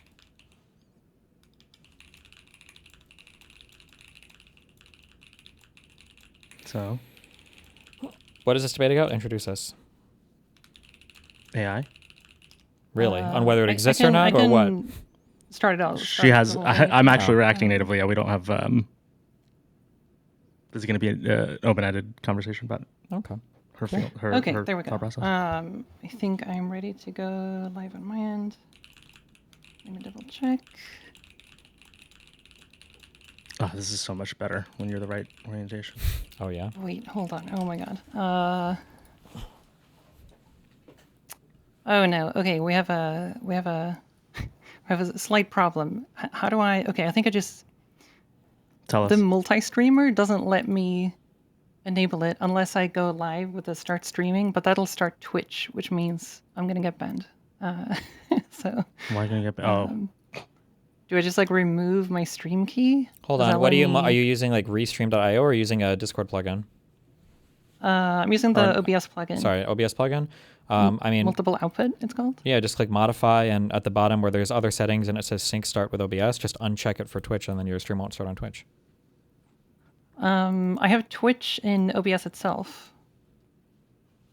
Oh, like So if I press start streaming, it goes live on Twitch, and then if I also want to go live on YouTube, I press the multi-stream button. oh, okay. Go to the modify, and then get rid of the sync stop with OBS. Uncheck that for YouTube, and then start with a black screen on Twitch. Click start stream, and then just click stop streaming, and then your YouTube stream will keep going on, and then you can switch to the stream we're on now, right? Oh, will it continue? Well, I think by default, your multiple output thing will stop and start your stream. Why are you making me fucking explain all this shit? Here, do you see this setting? Do you have the setting? See that? Yeah. Okay. Oh wait. Yeah, I think I remember that. Like if I'm Yeah. streaming on both, and then I So stop uncheck on the Twitch, sync it'll still stop. continue on. As long as you have the, if YouTube. you, None of them are checked right now. well, then how does your YouTube stream start? Oh, you manually do it. Well, that's fine. Just as long as the bottom one's not stopped, you can just stop streaming on Twitch and it'll continue to stream on YouTube as long as that's not checked. So, Okay. okay. So I go live on Twitch with one frame of nothing, and then. Or just have it put like on another scene, like a black scene, so they can't see me. why has it got to be black? A white scene. Okay. Okay. Hold on. Just don't say anything, Destiny. I don't want to get banned. Okay. You can mute us too. This is the one time I get to say things and Steven doesn't get to talk back. That's what you wish. Do you have a hair light? Yeah. You mean my rim light? Obviously. Looks good. Thanks. How can it look good if you didn't even know I had one? Apparently, it's not doing its job. No, well, I didn't know because your old setup, you didn't have one? I Or did. I maybe it always wasn't do. as good? It's up there. Was it not strong? It was. I'm just so naturally like glowing like an angel in real life. You can't really tell sometimes if I have a light or not, or just my natural angelic Okay. presence. like There radiation? we go. I believe everything is working now on my end. Yeah, I think it's good. I think we're good. I we're should stream. live. I'm kidding. I'm so sorry for being slow and You should getting be. ready. It's all good. Don't worry. That's what happens when you're used to vibe coding everything, I guess. So 1 point against you already. Exactly. Yeah. It's the opposite. Okay, the so opposite. so I wanted to have this conversation because I wanted to talk to someone who is very like pro AI, because I pretty much never talk to like super pro AI people because my circles are generally very anti AI, the artist types, you know. And I've been thinking a lot about this, oh sorry, my stream cannot hear you. That was my bad. Okay, now you should be able to hear everyone. So I've been thinking a lot about this, and I wanted to talk to someone who's pro AI just to kind of like, I don't know, if anything, just sharpen my own opinions, right?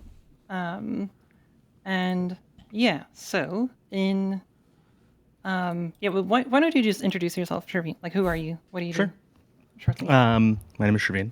I am a startup founder and very small dollar angel investor.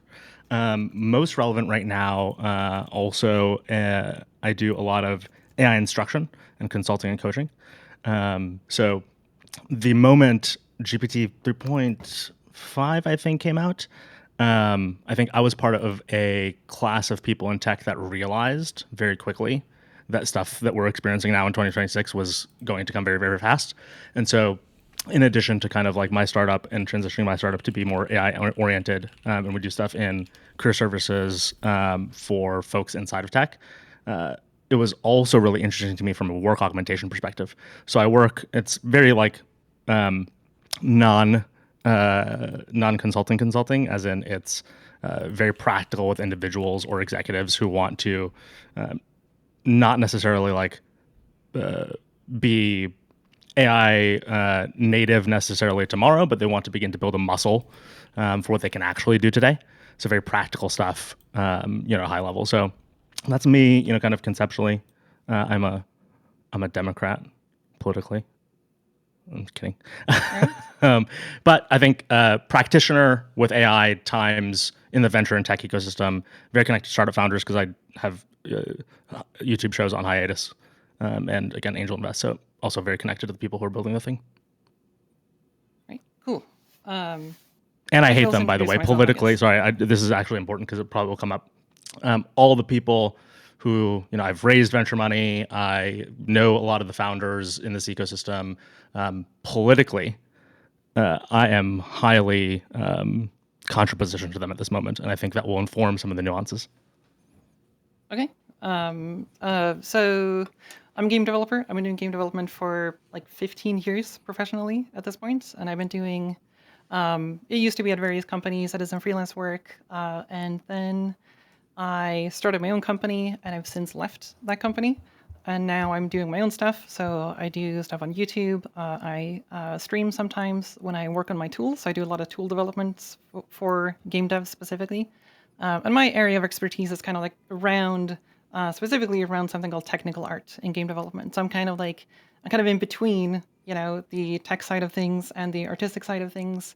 And yes, I've sort of felt a little bit like sandwiched between two very like diverging opinions when it comes to AI, where the tech side is generally very enthusiastic and embracing of AI, but the art side of game development is very anti-AI, and I think for very good reason. Yeah. So anyway, so that's shortly about me and what I do. And so I wanted to talk to you because. Again, I want to talk to someone who's pro AI. I'm not pro AI. I'm generally very anti AI, and it was really hard to narrow down like a debate prompt that felt like it was short enough because this topic goes so wide so quickly, and it's so difficult to like find a specific thing. But I think my general claim is that generative AI is an anti-humanity technology, and I mean that in a pretty like precise way. I don't mean like we're going to have killer robots coming here soon and destroying all of us and humanity is going to die. I don't mean humanity in the sense of like the human species are going to not survive or whatever. I mean humanity in the more in the like emotional connection type of sense, that there's humanity in art, there's humanity in creating something, or humanity in communication, that kind of humanity. And so yeah, I'm trying to figure out like should I do like a big opening statement, or what do we feel like here? Can I gish gallop, or what? How do we start? What do you think is a good way to do this? I'm open to however you feel. I think the hard part right now, because I think that's the framing you've told me so far, is whether we're going to disagree mostly on frame of like what it means to be anti-humanity, or on kind of like implication, which is like the result of literal AI systems now. So I can't quite tell. Implication is the only thing that wait. right? Before we whatever definition we're going for. Yeah, before we go too far into this, are you guys in agreement on what you use the term? Do you say generative AI? Do you guys both agree on what that means, and if it's meaningfully different than like simpler prompts, like Like some people would say that the magic of music is lost when you use a digital music maker. How is that different from, whatever like algorithm to generate a sound versus like generative AI to create whole songs? Do you guys both agree on what all these things mean? I don't know. That's a good I question, think actually. it is going to get a little bit difficult because it's hard to have a very general statement of like generative AI bad, and then you can always think of an exception.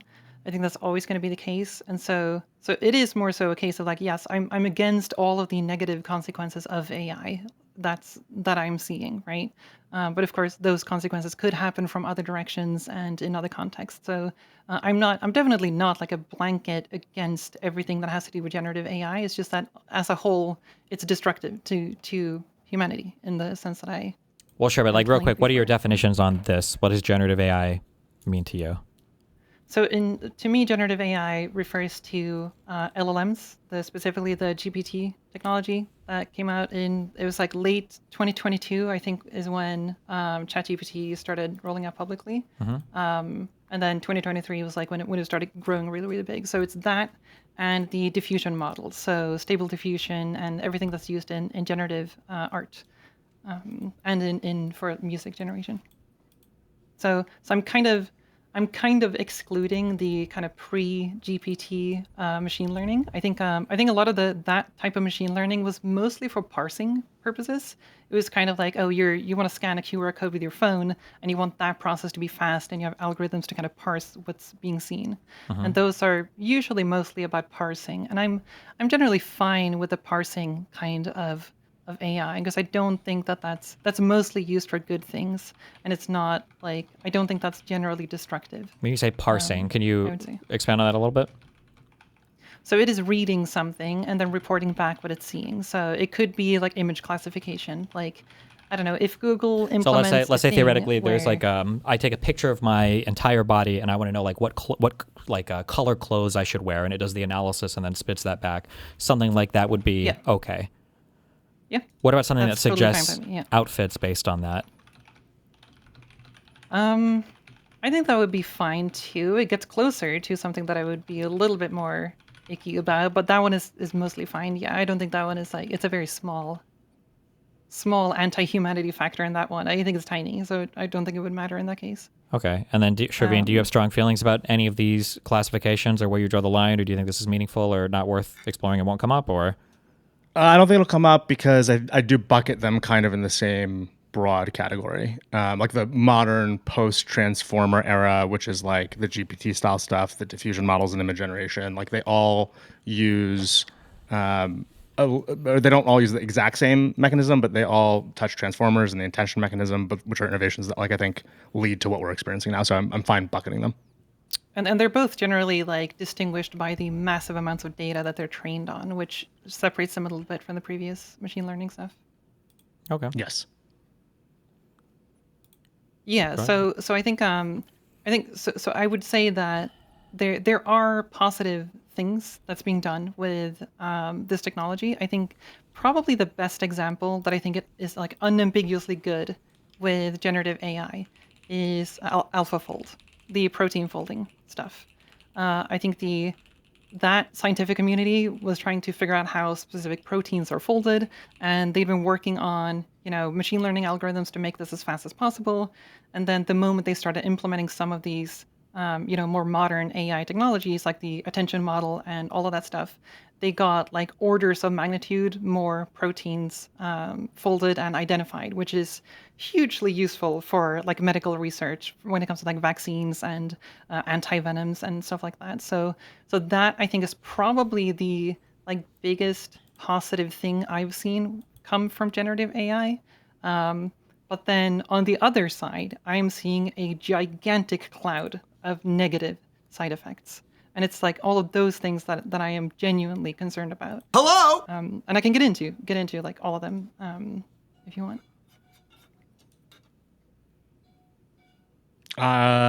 Yes, I will maybe push a little bit to just get us to where we might disagree. I think in every one of these questions There as is to whether a piece of technology is anti-humanity or kind of supports human progress, I think we're probably asking, is it inherent to the technology or is it inherent to the deployment of the technology?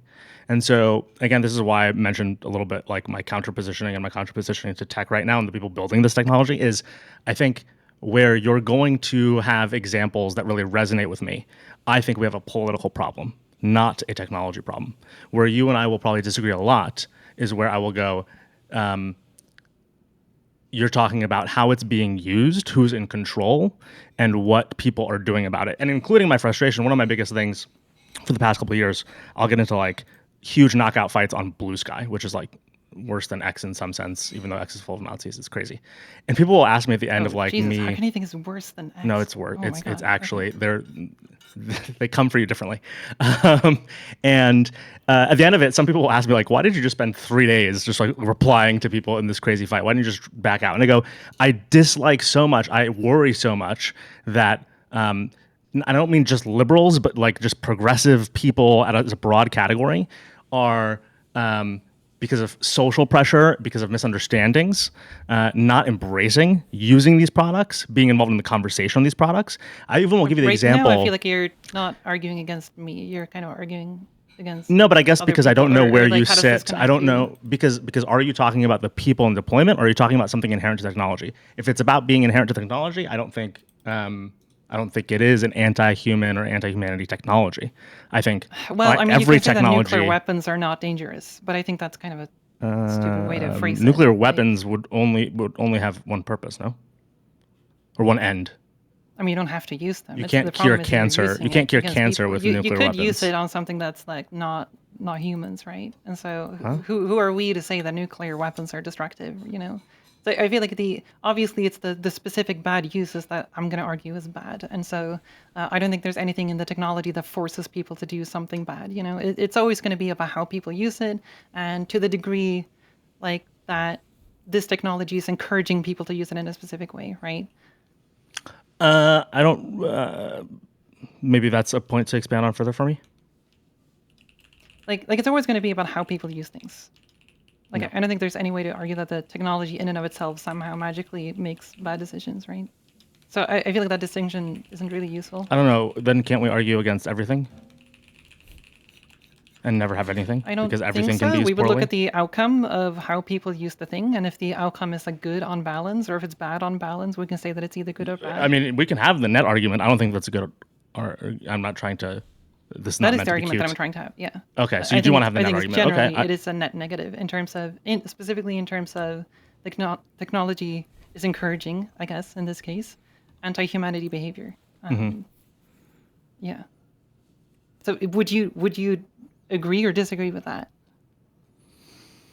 I think real quick to flesh So that that's out like kind the of the whole question, because I debate feel then. like when you're saying generally it's a net negative, it feels like you are differentiating between some good uses of AI versus bad uses of AI.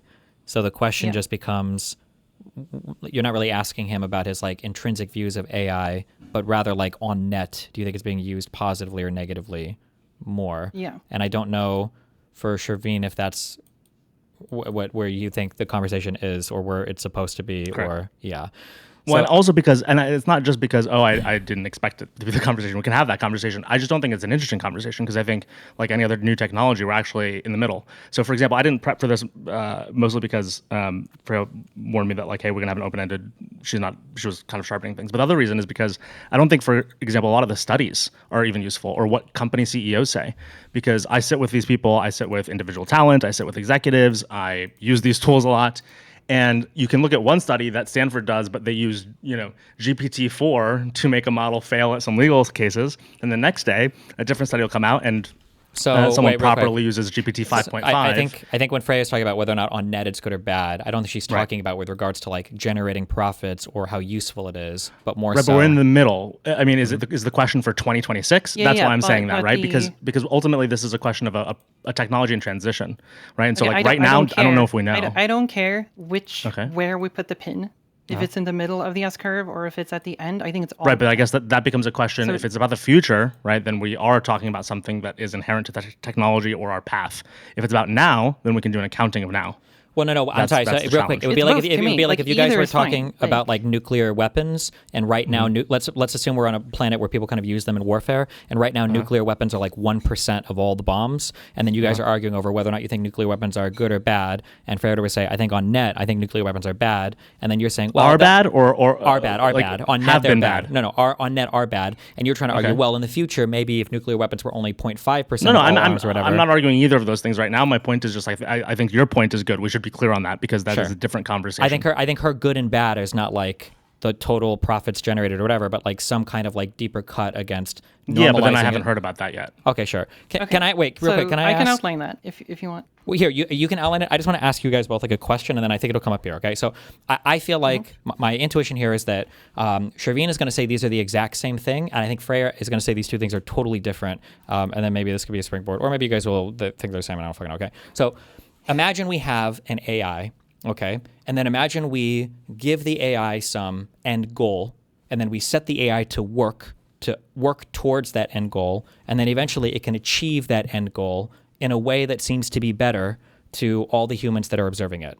If you set this AI's task on one end to find a cure for cancer, and then on the other end to create the most beautiful painting, it feels like Freya would say that one of these is acceptable, ethical, okay. The other one is destructive towards humanity. And I feel like Sherveen would say both of these are kind of more or less like the same thing. Do you guys agree with that? Correct. And then, okay, yeah. Freya, would you agree with my characterization of your position, Freya? That one would probably be okay. And Yeah, the other... they're very different. Yeah, okay. So talk about why you guys think that's different. Maybe Freya could start by differentiating these two pipelines, and then Sherveen can say why he disagrees.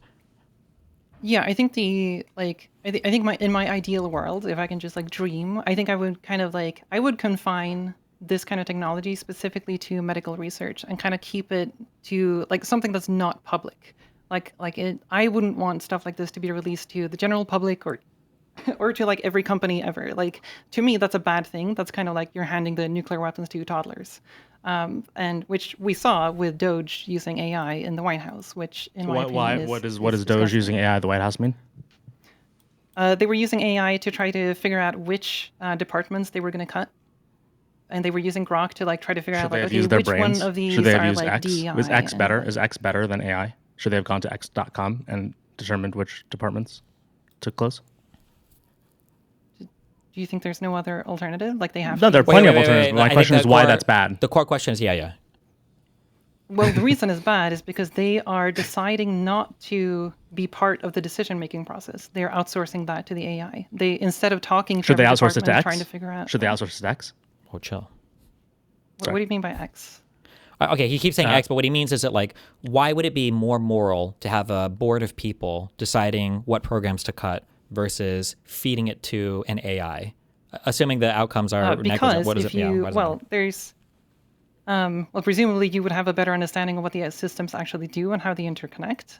But if we assume the AI is more competent, then I think that it's more about like liability and the fact that you cared to look into all of these things. And I think But can't you the care like by not using AI? caring part I think is bad. Like I think it encourages people to be lazy and not look into things themselves and just kind of trust the AI to have made a good decision because nobody's talking to anyone, any humans there to actually try to figure out what's the best decision. They're just kind of like, you know what, the AI is probably right, and then moving on. And I think that is hugely irresponsible to do with something like the government. And I think it is a very corrosive thing to do to humanity to do it when it comes to art. I think both of these things are just disgusting. Do you think that if Elon sat in a room with Ashley St. Clair and just talked with her at the time about what departments to close? I don't know who that is. It's one of his baby mamas. I'm not like super into politics. It's one of his. Okay, if he sat in a room with David Sachs, David Sachs, you know who David Sachs is?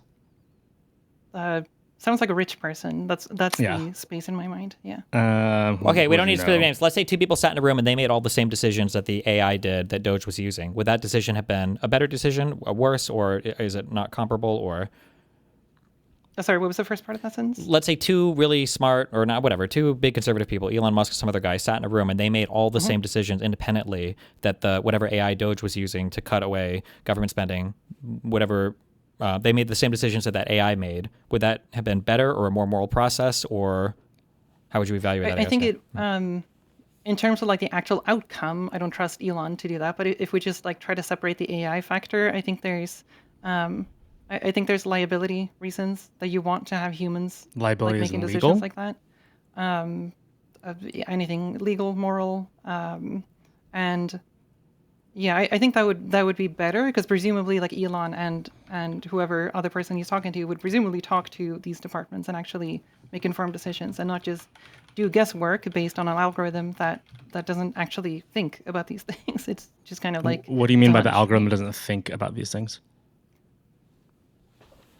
Okay, I don't want to get into a technical discussion about whether or not AIs think. Hey, Sherveen, you made a promise not to use AI during this discussion. It's not for our okay? chat. It's Yeah. Okay. fine, All right. sorry. I saw that. My all bad, right. my bad, my bad. Wait, what did you It's say? asking What for happened? permission to go. What happened? I have Touching his laptop. Oh I'm my doing god! programming work over here. I need to press Programming yes so in that big it quotes. continues to. I'm programming.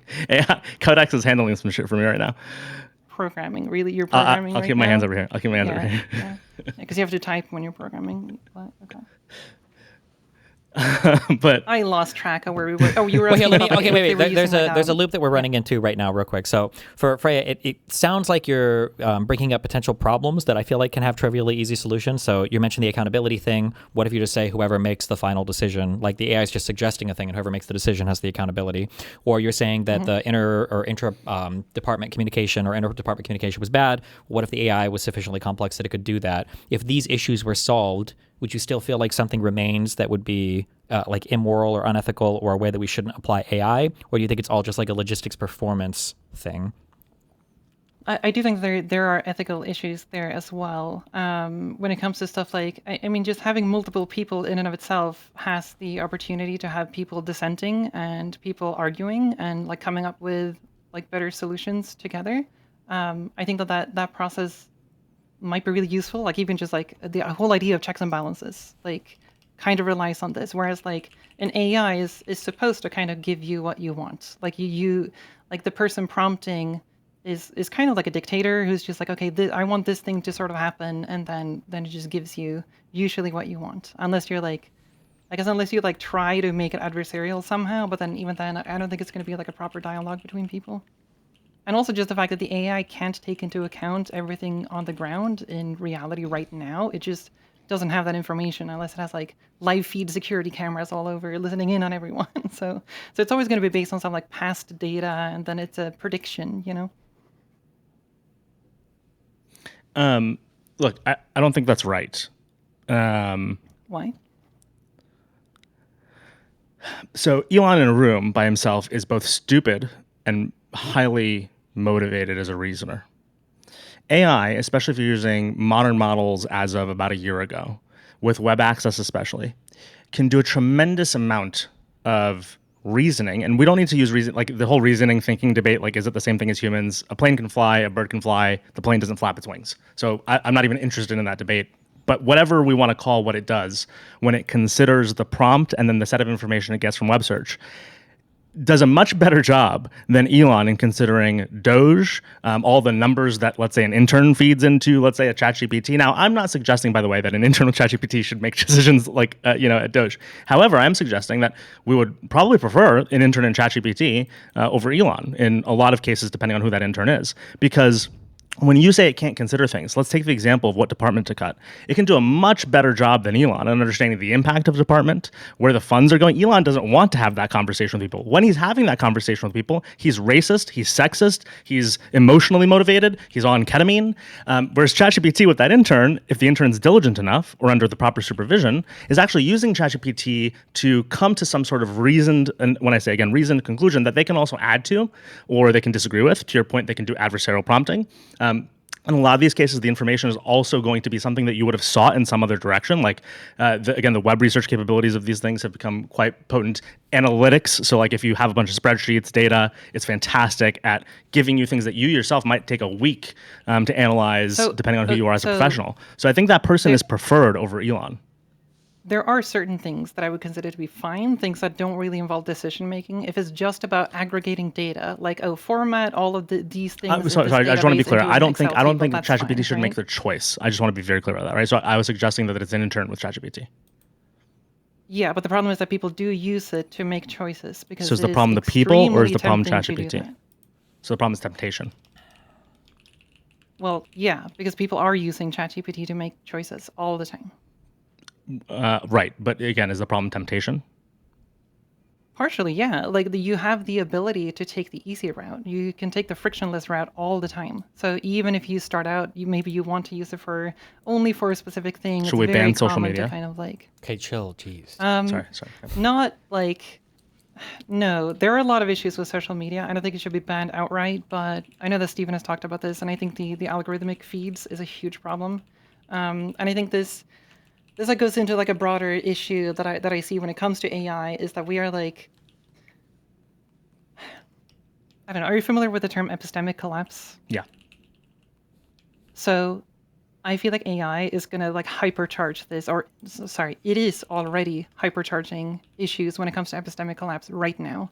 I think even before generative AI, social media was basically driving people insane and putting people in their own like, bubbles where they have no idea what the real world looks like anymore.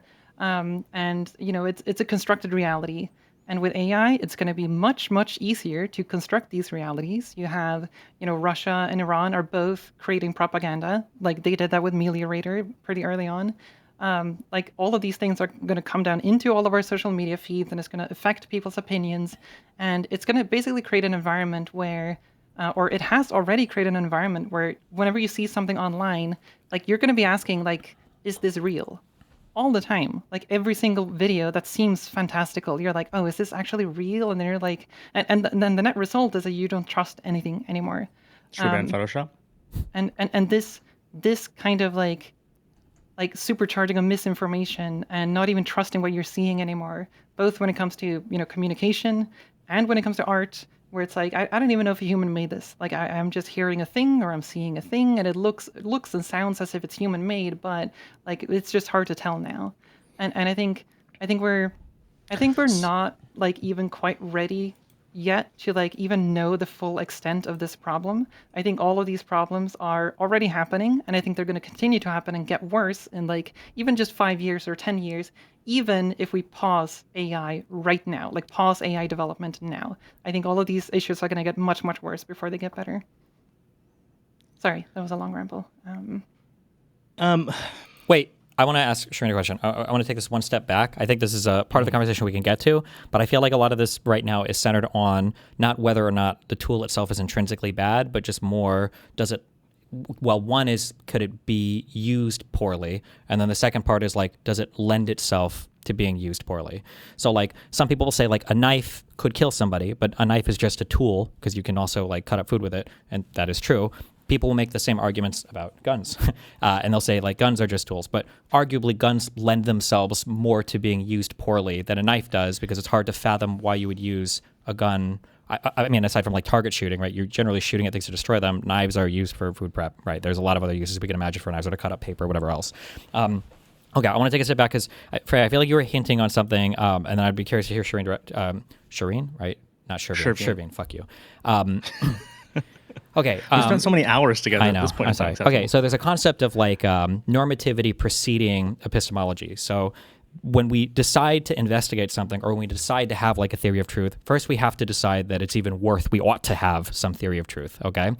I feel like there is a, one of the things that Freya was getting at earlier is there's a meaningful difference between these two questions. One is okay, the other is not okay. So if we were to ask an AI something like, what are like the three smallest line items that I would have to cut to balance the budget of the Department of Education, that this would be like an okay way to use an AI tool. But if I were to ask the tool, what do you think the best way would be to optimize the Department of Education? You're handing over way more of the keys to the AI there to start weighing up things that we would traditionally consider to be inside the realm of what humans should be balancing. Because, like, do you want to have an affirmative action program? Do you want to allocate money to rural districts? These are things that don't have mathematical payoffs, but rather they have like moral implications where the math might not be there to make it work, but like morally we've decided it's worth it to invest money in these things. Do you think those two questions are meaningfully different, Sherveen? And then even if they're meaningfully different, do you think both are still totally permissible to task an AI with? Sorry. So I want to say that they're both permissible depending on the rest of society, because I think the thing that I very much agree with, I hate bad AI use. I just want to say from the perspective of the SLOP, the way it's enabling, there's a lot of security vulnerabilities now in software engineering. The way we're going to get a class of students who has never studied done homework and how that'll affect voting records for the next 30 years scares the shit out of me. So I think those problems are real. Wait, so do we just straight up agree then? No. I still am full accelerationist. Everyone should use AI. You should use AI. Steven should use AI. I've emailed him and he ignores them. I'm working on trying to get him to use AI.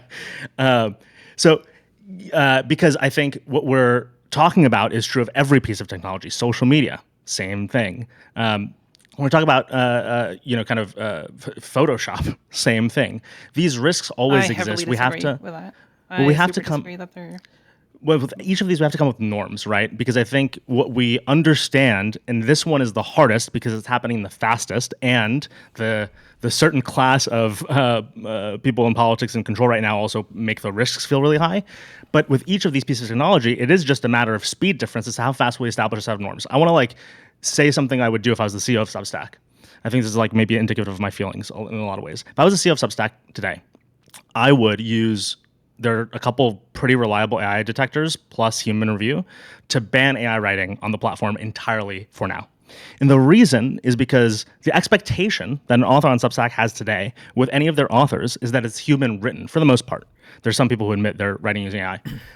We're violating. Why would you not extend this to the rest of society? I don't know what that means. Or would you? As in use AI to ban AI content from everywhere. No, hold on. Sorry, I said very specifically if I was the CEO of Substack. I did not say I would ban AI writing. Those are two different things. You would ban because AI. The expectation. Let's say you're every CEO in every company. So hold on. Maybe if I had finished. Maybe I'd finish. Wait. I just want to ask you one question on this. Then you keep talking. Okay. Yeah. When you say ban AI writing on Substack, it's because the expectation is when you're reading stuff on Substack, it's not AI written, right? It would be the. Yes, there's a relationship between the author and the user. My question is that decision that you've made, that's a purely normative, you could call it ethical, moral decision. I don't think that this should be here, right? What if do you ever worry that might be subsumed by AIs? That instead of the CEO making that decision, we would be so used to offloading normativity onto AIs that somebody would say, how should I optimize Substack as a platform? And then that AI might deliver you an optimized financial plan that doesn't include that decision because the AI doesn't care about that particular thing like a human might. I think I agree with the AI CEOs when they say eventually they think there should be an AI CEO of OpenAI. In other words, to answer your question, I think the day that happens, if it happens the right way under the right norms, it's going to be because we trust or we begin to trust or we begin to establish that AI is better at making some of these choices than we are. Now, this gets into a, what is the role of a human in that? And where are we if we say, okay, the human should be the CEO of Substack or the human should be the CEO of OpenAI? We can have that conversation. But for a moment, I just want to pose something, right? If we could know that they could make better decisions, and if we know that ultimately the process of an AI being CEO, this is something that people in some sense dream of. What if your boss was objective, right? If we all think our bosses are subjective and crappy because they're bad humans, well, what if none of them were humans with subjectivity at all? Now, again, it'd have to be the point where we as society, people despise every boss in their lives. Almost 98% of people. I mean, if you have a bad boss, I guess, but most people think they have bad bosses. Boss, Yeah, exactly.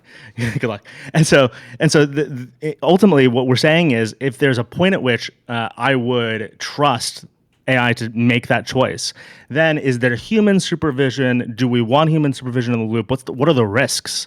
In some cases, like the CEO of Substack, having an AI as the CEO of Substack is not that risky. And them applying those normative choices is not that risky and would not, to me, be unreasonable. How do you not see risks there? How do you see risks, based on what I just said? If we hate human CEOs for the most part. Because we're giving up agency entirely to the robots. Why? What does it mean to give agency up to the robots? That we're leaving all decisions up to them. Why would we do that? Why wouldn't we? It affects us hugely. What if they made better decisions?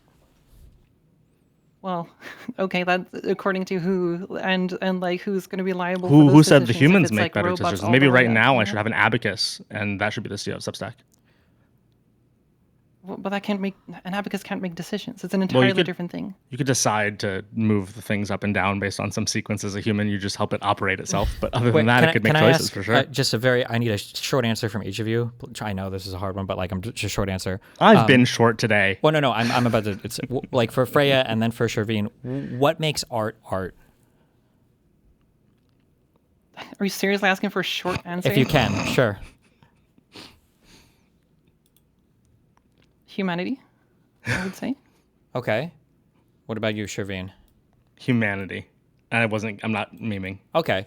If an AI could have created the Mona Lisa to be 1% more kind of like human anatomy accurate, let's say that we were to break down the Mona Lisa in some 3D thing and we found out that her jawbone is actually Accuracy is not the value of the Mona Lisa.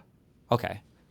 And then Freya, I'm guessing you would think that the human painting of the Mona Lisa would be more impressive than a slightly more anatomically accurate AI-generated painting, right? Oh, absolutely. Yeah. Sure.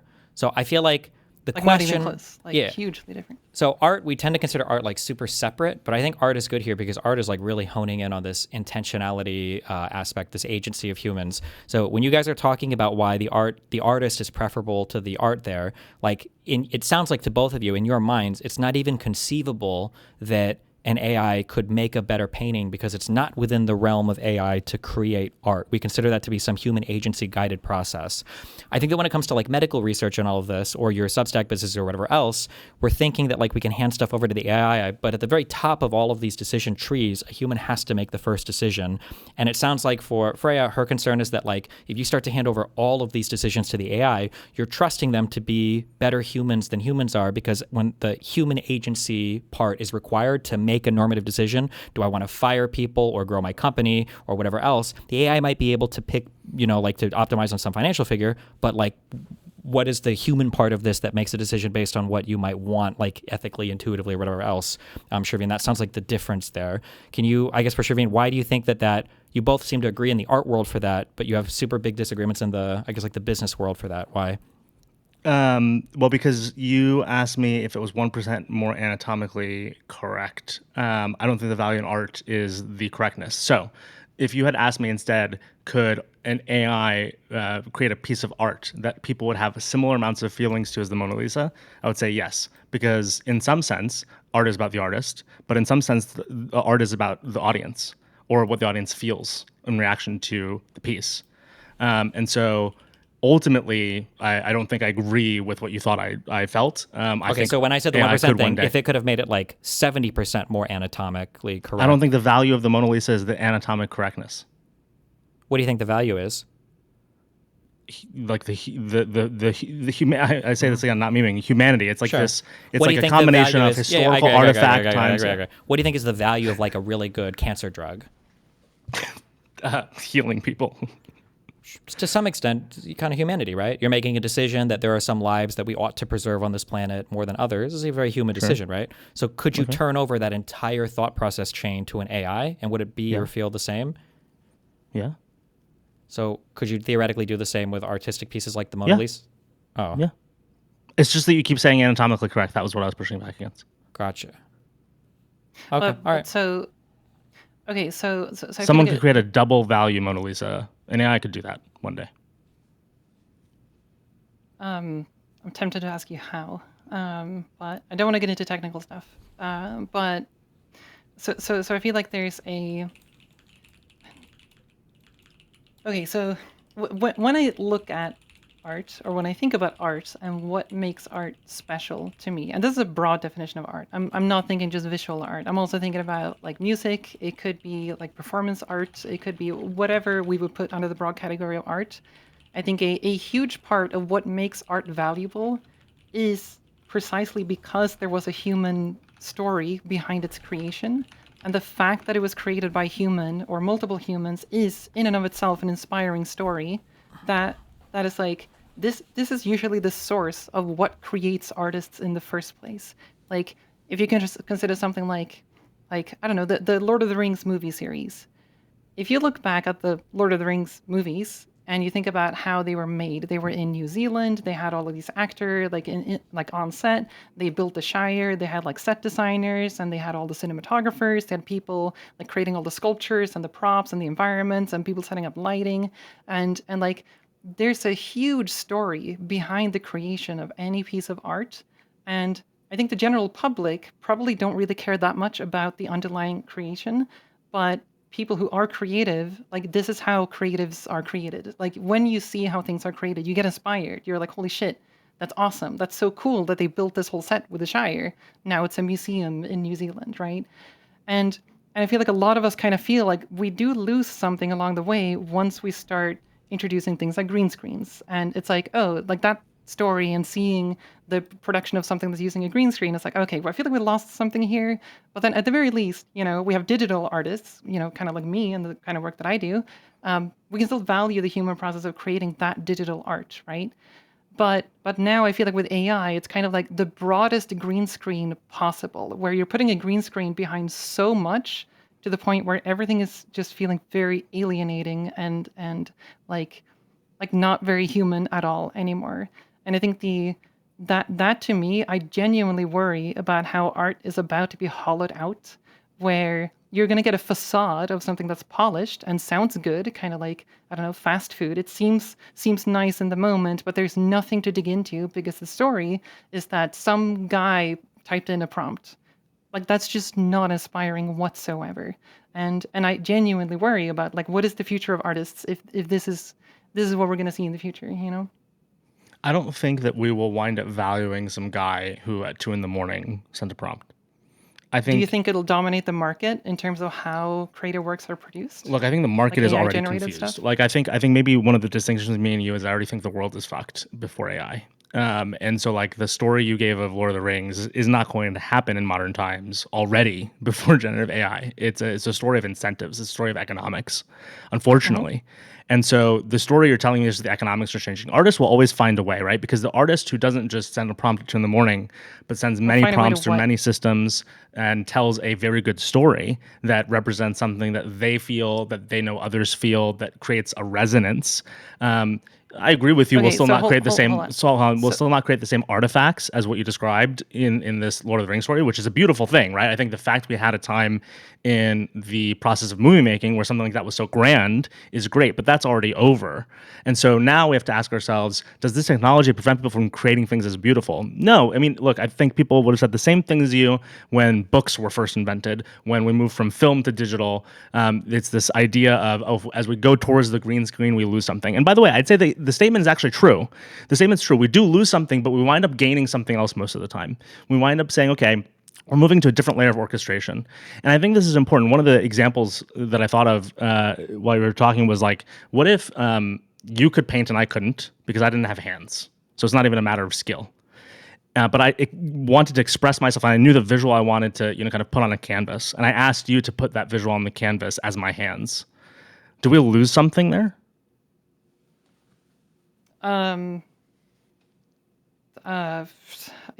Sort of, yeah. I'm not even sure what this hypothetical is getting at. I asked, I wrote this quote down actually, we didn't get to this earlier, but to broadly ask, kind of re-ask that question, because this is an argument that pro-AI people use.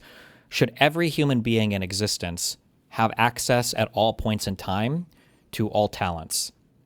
Or do you think it's okay that maybe if a person is born with no hands, they can't be a Could painter? you ask that a little bit more binary? Because those two things that you just said aren't contradictory. So one of the arguments that I hear a lot for pro-AI stuff is like, let's assume there's a person and they have a great mind for creating a song, but they never had the ability, we can say racial reasons, we can say socioeconomic reasons, but whatever we want. They didn't have the ability to go to school and learn how to be a composer, but now with AI, they have the ability to do this thing that they couldn't have done before. I think baked into that idea is the idea that everybody should have access to be able to do anything they want, even if they don't have the time, means, capability to build like the talent set for it. So when we say that AIs can unlock more potential for people to do things like that, is there an assumption baked in there that everybody ought to have access to all feature sets of all talents, even if they don't have the time or ability to build those talents? Does that make sense? It does, but I don't know if the word is ought. Like, I'm not saying that we need to impose that, but if it's possible, we shouldn't prevent it. Okay. I'm Do you have a not so feeling on sure this? about that one. That one is really weird because there's so many incentives and structures in society that kind of relies upon the fact that we're all very different and that we all have different talents and skills that we're good at. I'm not sure what would even happen if everybody had the same skill set. I don't know, at least in terms of like technical skills. Do you think in the Matrix, you know how Neo could learn things by them putting in discs or whatever? I know Kung Fu. Do you remember that? Do you guys both watch The Matrix? If there was a similar thing in real life for playing the piano, would it be ethical if every single person in society could just jack in and in 2 seconds become a master level pianist? That would be ethical. I think so. I think I would have to say yes to that. Yeah. Would you have to? That seems like... I think so. It is really hard for me to argue AI. against it. But it also sort of assumes that there is such a state as a master pianist and that there's nothing more beyond that. Well, when I say to master explore. pianist, I just mean technically capable of doing whatever they want to express in their mind. Because my next question would be, instead of being jacked in, let's assume that in one world, like somebody has a way that they want to play some Chopin piece or whatever, and they jack in and they have all the piano skills and they do it. Like, yeah, this is awesome. I imagine in that world, an actual concert level pianist would be a little bit peeved. I've spent my whole life honing my skills. Fuck you.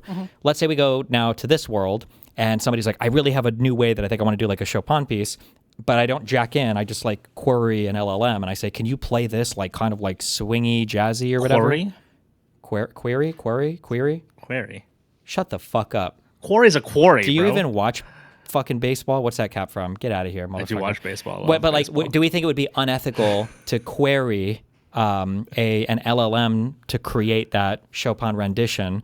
And then if that would be unethical, because I imagine you'd say that's unethical, why is that unethical? But the jack in to learn the piano skills to do it yourself, why would that be ethical? Is there like a difference here, or?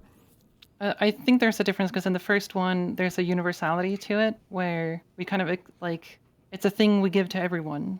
But yeah, I think that matters. But then I don't know if I fully agree with what I said earlier about that it would be a good thing. Well, it really depends on how we think about this. Because like, I do feel like the way that humans learn is like super different from how AIs learn. And especially when it comes to art, I feel like in art, there is something beautiful about how people have learned in different ways and people have different influences. Like this is very obvious if you think about something like music. People have, artists that they're inspired by. They have things that they like to practice. Like, I don't know, when I play the piano, I like the Final Fantasy soundtrack. That's my biggest influence for the piano that I play. And that's going to color everything that I make from that point onwards. And I think that color adds it adds color to the world, right? But I think there is something dehumanizing if everybody gets the same data from that plug, right? And I do feel like something is lost there, even though maybe everybody gets the same technical skill. But I do feel like we're kind of smoothing out everything and removing a lot of hills and bumps that would be interesting to have in human society, I think.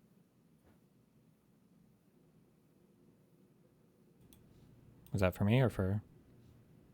Oh, Sherveen, LLM'd out. I'm here. Oh no, he's there. That's for Sherveen. Have you guys both seen the movie? Have you guys both seen the movie Slumdog Millionaire? I don't remember No, it. I have. I'm gonna press yes on this.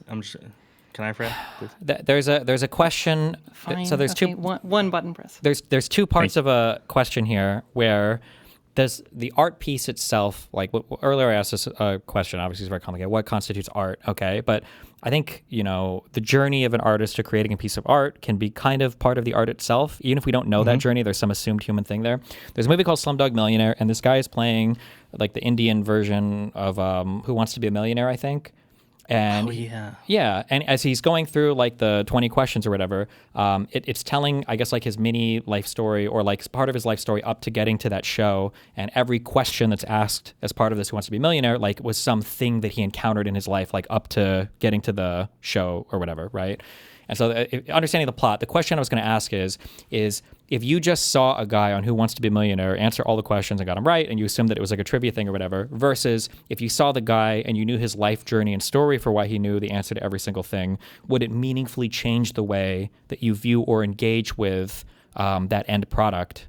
And then if the answer is no, it wouldn't change it at all. That seems to be obviously on the very pro LLM take. You can say, yeah, it would change it. No, I think it would meaningfully, as a pro LLM, meaningfully change. So, and you I can think still be it's pro LLM, but yeah, go ahead. Yeah. So three components. One is right now, someone in chat might remind me of the name. There's a set of, I don't know if it's just America or whatever, but steroid Olympics going on. Oh, the enhanced games, I think. Enhanced Olympics, thank you.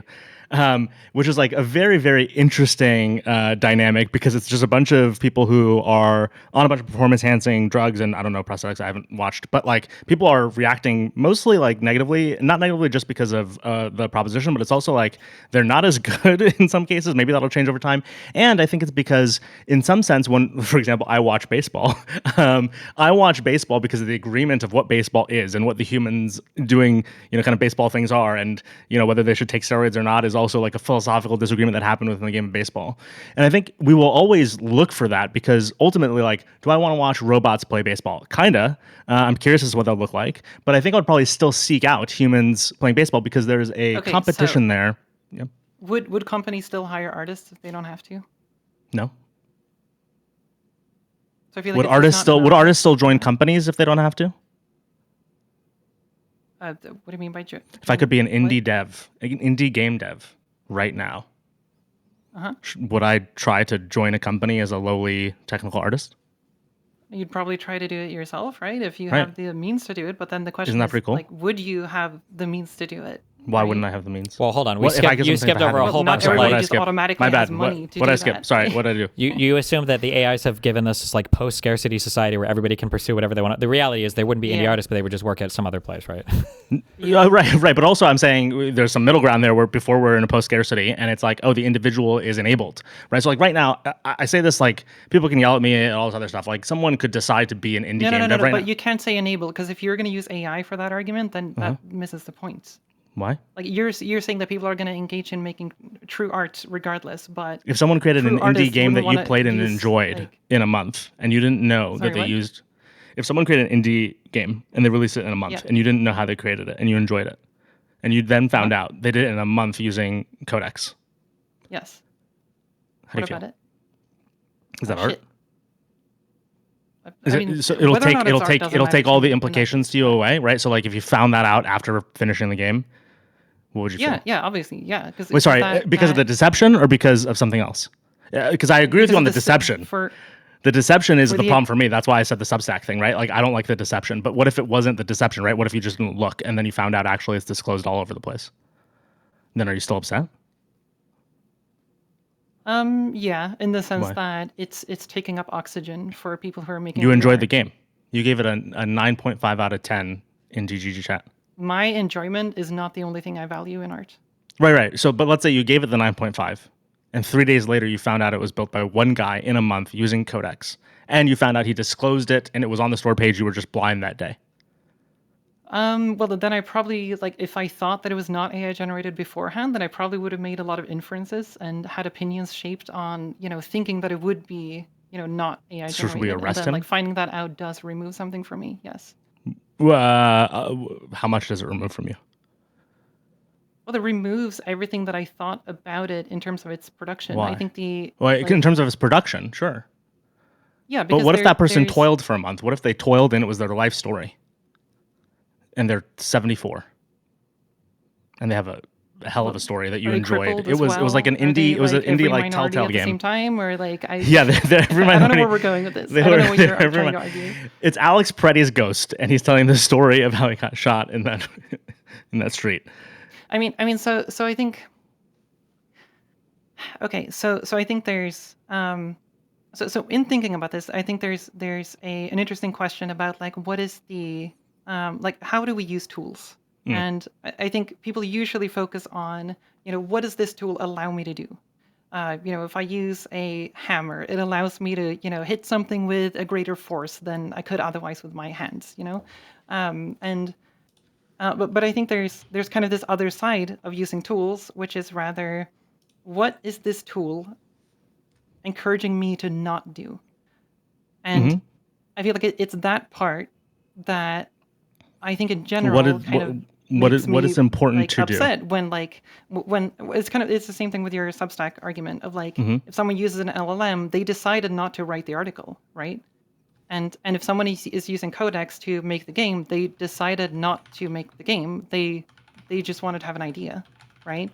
And even if they like have high level concepts for it, it's like they're choosing not to do what's important huge for that parts of person this to game, do. Right? When you say like they choose not to do something, is the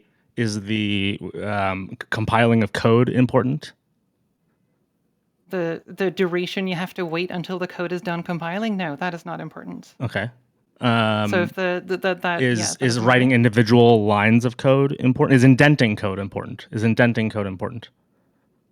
No, I mean the specific formatting, that's going to be up to the person who If I makes could it. have Like, it's more about pre-LLM like the autocomplete, was that pre-LLM autocomplete? Can I use pre-LLM autocomplete in my IDE?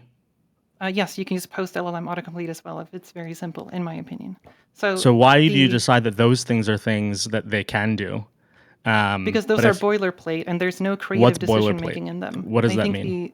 Hold on, creative. So it's like whether the mechanical guy. stuff where you can't make any creative decisions. So the guy is Alex Preddy's ghost. Or let's pretend he didn't die. I don't know. Hold on, let me consider this for an example. It's Steven. Steven decides to retire from streaming tomorrow. He's done. Mm-hmm. He is going to make a video game about his life in the next month using Claude code. But he doesn't know how to code. He pretends sometimes on stream, but he knows nothing. And then he uses Claude code to produce all of the code. He uses Midjourney to produce the assets. He uses Unity's AI assistant to kind of get it into a 3D engine. But he is providing his life story. It's the story of how he went from being a lowly StarCraft streamer to a Mugenic streamer. But he used Claude code and he used AI. And like, what are you asking about that situation? Has he engaged in a creative activity? Absolutely, yeah. But wait, he has chosen not to collaborate with other people. He chose to not do enormous aspects of this piece of art. He has chosen to only do the high level decision making, and I think that high level decision. Wait, sorry, hold on. Wait. Are we agreeing? Wait. I'm confused. I don't know if we are. Probably not. I don't think so. Because like so when you're using an AI, the prompt that you type. Steven, hold on. Sorry. Did you hear that? Are we agreeing? I'm hearing everything. Shit. Oh, you're not listening to shit. like, Well, when I you heard prompt an everything. AI You asked if I created a game from scratch using AI bullshit, LLM shit, and Freya agreed. She shouldn't be. She should be disagreeing, but we'll get there. Okay, cool. Okay. No. What? So what I'm saying is that the prompt that you type, that is your creation, and you can take credit for that, and you can say that this is my piece of art, right? But the thing that is produced by the AI, you did not create that, and you chose to not create that, and you decided to, forego collaborating with other humans and having human art. And I think that is disappointing. It's uninspiring. It is, dare I say, cringe. and I think when you actually have humans there, when you have real collaboration between real people, you genuinely produce something with more meaning and more depth to it. That can. Aren't you an indie game dev? Yes. Why? It's cringe. Why? Because I use an engine. Because you're not collaborating with people, and you're using an engine. And was that engine made by AI? Well, I guess maybe Unity is starting to become made by AI, actually. But there is a human story behind the creation of game engines as well, right? What? What? Like, game engines were created by people, right? Claude code is created by people. Yeah, but Unity, the engine, doesn't output creations in and of itself, but Claude Code does. And it's a very different Unity type of thing. doesn't. Wait, why not? What? Same thing. So Unity is a tool that enables you to create things, for you to form things in front of you, right? To create environments, to create shaders as an environment where you can put things together, and it empowers you as an artist. But something like Claude or Midjourney doesn't empower you as an artist in the same way. It effectively replaces the process of creating visual art, right? Why does it? And that's if I have a different. beautiful long prompt like Steven's when he created his game, it's a It's long not about the length prompt. of the It's prompt. inspired. It's What is not it then about the about in length of the Steven's prompt. case? Well, it's about what could have been, right? It's about what could have been. Yeah, because when I think this is, partially this is just because of the times we live in, but in general, we like you said with the Substack example, when we go to Substack, we assume that the stuff that's going to be written there is written by humans. And similarly, in video games, I also have this assumption that everything in there is created by humans. Like I'm not suggesting he's deceiving you. No, He doesn't have to. It would be worse if he did. I think it'd but be even awesome. If he didn't You know that deceive you- one game with the beer that like you have to like collect the beer and then you get tips. The old game, the arcade game. What's it called? I don't know. What's it called? The Beer and beer's tips? going down. I have no clue. Wait, can I ask a question? Tapper? No. That's a Tapper. non-existent game. You hallucinate that. Can I ask a Several question? of them say Tapper. Yeah. Who? What do you guys think of when I say Michael Jackson? Why'd you laugh? Thriller. I don't know. Well, why'd you laugh? It was random. I mean, You I added- think of- you added a think of sense the of- artist, right? A sense of what? The musician. Unexpectedness. I didn't expect you to say Michael Jackson. Okay, but I feel like when we talk about Michael Jackson, it evokes a lot, right? Not just music, not just dancing, but like a life, court cases, media appearances, like everything else. So I Not want as many court cases as you. way more than me. Nice try though. Let's advance. So one thing I think that the pro AI people kind of get to trade on without much thought is the fact that we're at like the tip of the AI stuff right now. I'm curious. Let's advance society 100 years, okay? When I say we're on the tip of the AI stuff, what I mean is that up to this point in human history, we can very clearly delineate these like different time periods of different music. And for music, or it could be movies or whatever else, we can think of like all the things that went along with all these things. When we think of Tom Cruise, we think of not just like Mission Impossible and everything. We think of like the Church of Scientology, was it a Crazy Parents on like Oprah? Of like mental health and Katie Holmes. I don't remember. There's like so many of all these things going on, all these movements. If we were in the year 2100 and we were to look back and there were like 6 generations of music, and each of these generations of iterative music had all been completely AI generated. But people liked it. They listened to it and they liked the sounds, like orally. These were pleasing things. Would we have lost anything between the year orally, not orally, orally? It's a word. Fuck you. Okay, go to school. Would we have lost anything from the year 2000 to 2100 versus 1900 to the year 2000 if we had generation after generation of music that had all just been kind of like AI improving upon or creating music that people like to listen to? What do we have? I mean, for me, the answer is obvious. So I'm guessing this is for sure. So, like right now, like if we think of like the Roaring Twenties and the stupid whatever Johnny You're Cash thinking and that Elvis AI and all will that. orchestrate the music as well, right? Because I think it's different if you make use AI to make a song about your life, right? No, I'm saying that I'm Stevens, just saying that Mugenics. of all the music that is produced, like the sound. No, that but you're- it depends. Yeah. It depends on what you're asking. And by the way, I have an answer to both, so I just want to make sure which one you care about. Is it like you become for the next 100 years, people like you become music makers, not because you gain an ability to make or produce music, you can prompt it, Yes. or are you suggesting that AI will begin to do it such that there isn't even a base story, it is artificially generated, it's not even someone's story? Which one are you talking about? The second one, kind of, but I'm assuming that the second one is necessarily entailed by AI domination music. So right now, the reason why I feel like pro AI people can kind of tread on false water is because all of the music that AI is generating right now has like a very close straight attachment to the human stuff that came before it. But at some point, it's going to get more and more kind of mutated, right? To where when you prompt an LLM, it's not just training on the real data sets from the past. Now it's training on synthetic data sets, and that this iterative process is going to happen more and more, and we're going to have generations of music that are all pure AI that are training future So let's AIs to remove do. the concept that we know what music looks like in 100 years, because I think what you're really asking is, will there still be something like that? Or No, I'm just hear, asking. I'm just asking that if we No, think but back 100 years, have we lost anything? If there's but I think this transformation matters, which is like,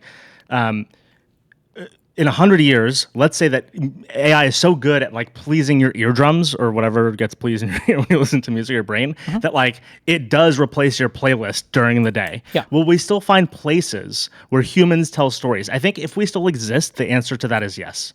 And so I think like the thing you're saying is there's a medium right now called music that is tightly coupled with story or vice versa. And culture. I agree with you. I think that could change, but I don't think that means culture, if you want to call it that, dies. I think it goes somewhere else. So if music is Okay, just so synthetically do you generated think because it becomes an shrinks, ear, though? it's kind of like Wall-E, right? It's like, oh, I'm getting music. It's like a drug.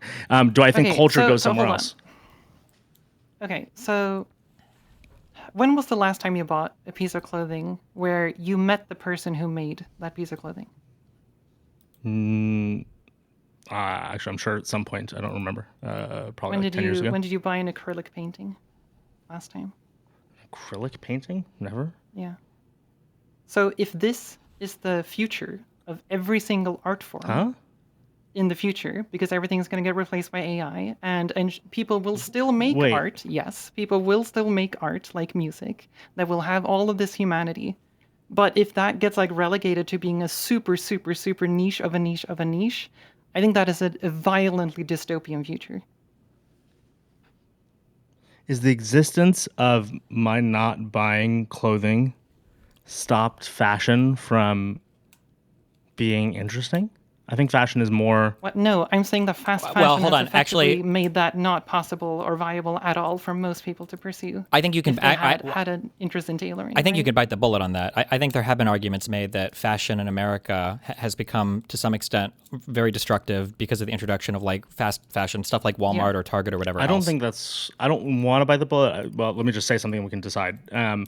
I would guess, and I don't know this for a fact, but I have strong intuition says fashion has probably never been more diffuse, no matter what the economics of fashion are. I would guess that we have more options, even as Americans, much less worldwide, for diversity of clothing than ever. I think we undercount this because of how it's marketed to us. Wait, hold on, wait, I gotta speak this. Wait, no, we have wait. way less humanity. Oh, wait, no, wait. Hold on. We have options, but it's... You're having a good hair day, Stephen. Wait, shut up. I don't like this argument, and I've heard this before, and I've made this argument before, and I think it's a bullshit argument, actually, okay? So something will happen where the main culture, I'm going to go back to music here, the main culture is dominated by, I'm going to quote fucking the Dave Grohl guy or whatever, as much as I hate to do this, was dominated by people, when we look at like the grunge or even the early nu metal era or whatever, it was kids in stores, in their garages, like playing guitars and jamming out with their friends and eventually going on to make music, okay? And this was like the predominant culture. This was where the music came from. All the people had stories. You can go find old shitty VHSs of them playing in of fucking like crazy concerts with like 30 people listening. There's like a whole story and a thing to this. Okay, oh my god, you wiped my mind. I hate you so much. I cannot believe I just read the dumbest comment in my life in one of my chats and it wiped my mind. What was I just talking about right before this? They told me not to read chat, so I'm not reading chat. Somebody just play back what we just said right before this. We were talking about the fast, not fast food. Oh, sorry, I got it. Okay, stop. Okay, stuff, sorry, stop. Okay. There was some diversity of music because of the process. The process itself lent itself to some diversity of music. We didn't have all these weird Swedes in the background that were writing every single fucking track. I feel like the creation of hip hop into rap that has a super fascinating story of slaves come to the United States. They bring their own attributions to music. You get early jazz and blues players. Rap people sample them. You get like all of this stuff has like a story behind it, and it's all part of the mainstream culture. Okay.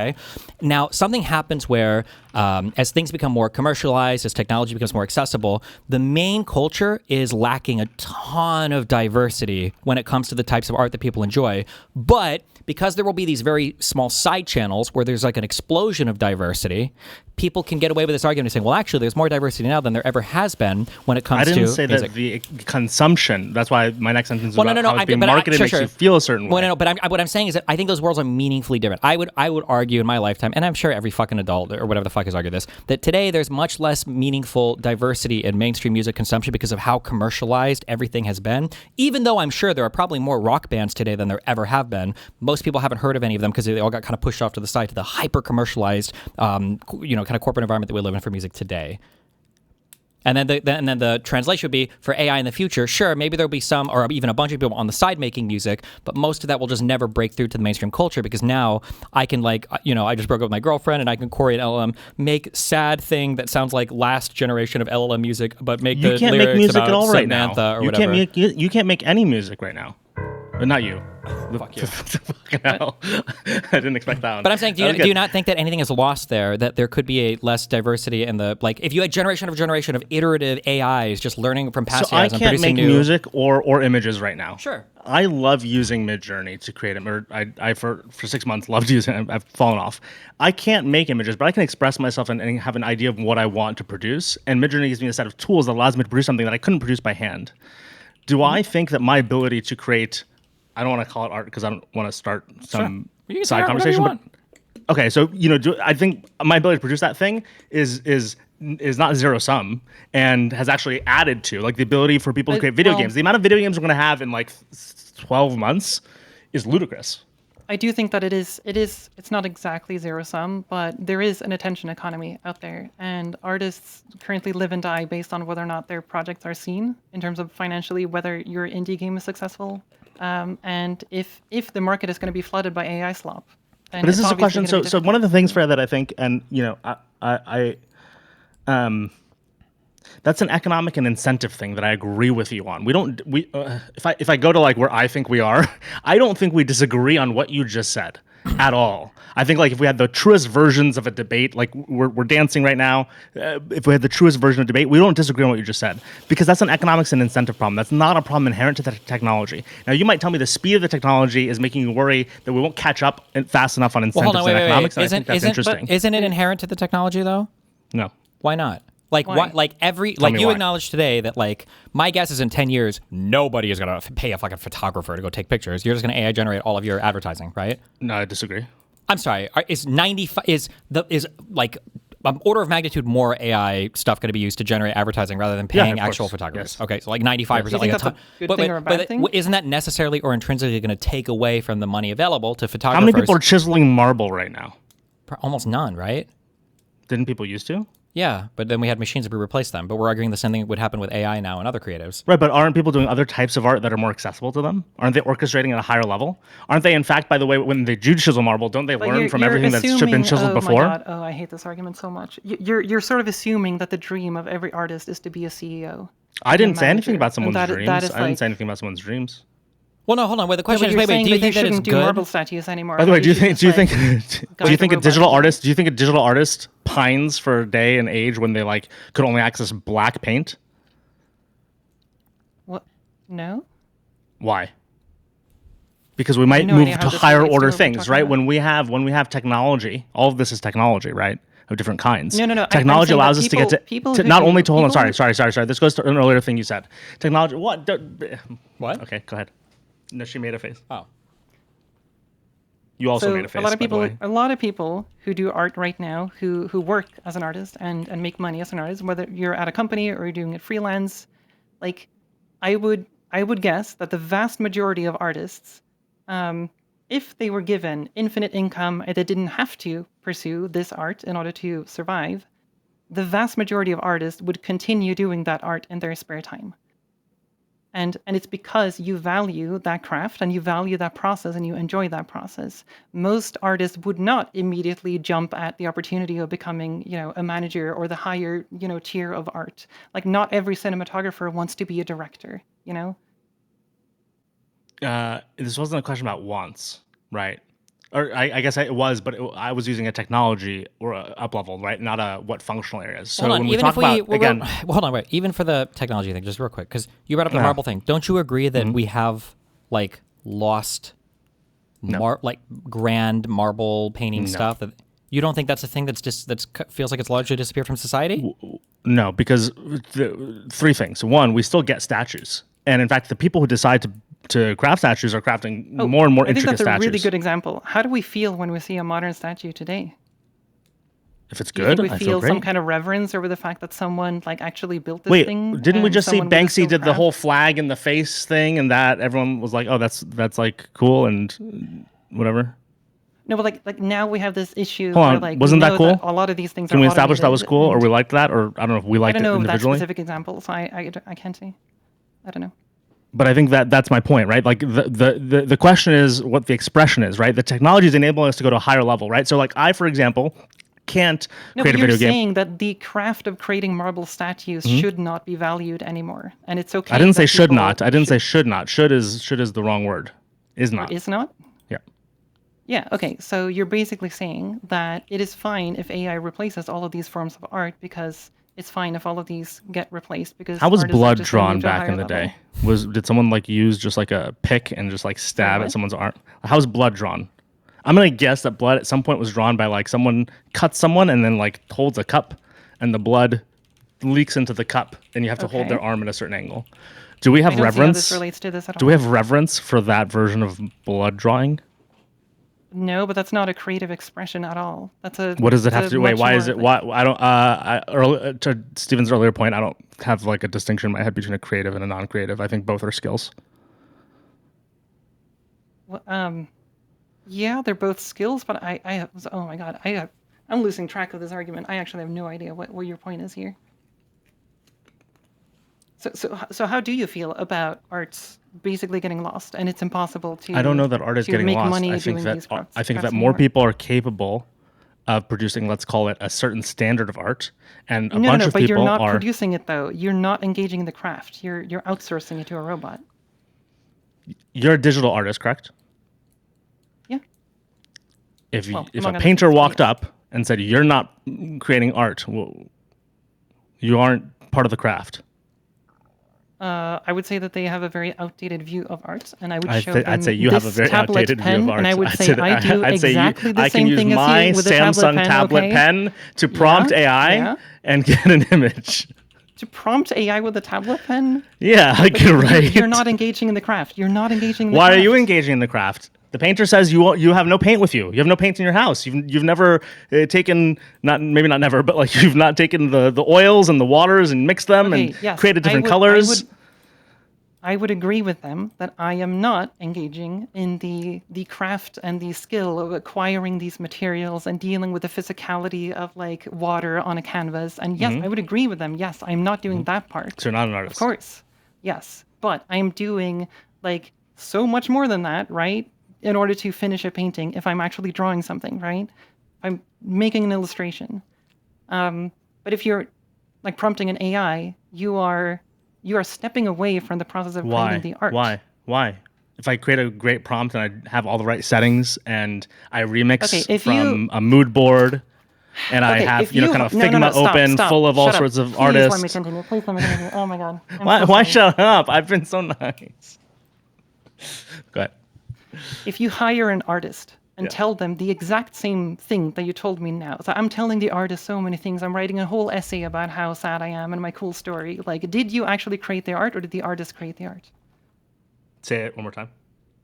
If you hire an artist instead of prompting an AI, would you behave the same way towards them, the way you just Would I behaved and treated the behave AI? same way? Yeah, like being very like callous and be like, oh, so you're just a means to an end. You're just a means to like get my ideas out there. And the craft of creating the visual art in and of itself is just not valued to the point where you're going to take credit for it. Like my point is that you're not I think this is you're not uninteresting. producing art I think that's when uninteresting. you're. I don't think that's interesting. Why? Because if someone is giving enough of a conversation over to an artist, they're in a collaborative effort. Yeah. So I wouldn't yell if that person tried to take some ownership. In the same way, I wouldn't yell if they tried to take that ownership over telling that story to an image generator. Okay, so you don't take ownership. By the way, someone in chat has a good point. Are movie generate an directors image. artists? They tell a whole bunch of Yeah. people what to do. It's not. Well, it's a collaborative effort, of course. I mean, it's not like Okay. you're almost never like a dictator. They don't hold cameras. Usually, it's a. They don't hold cameras.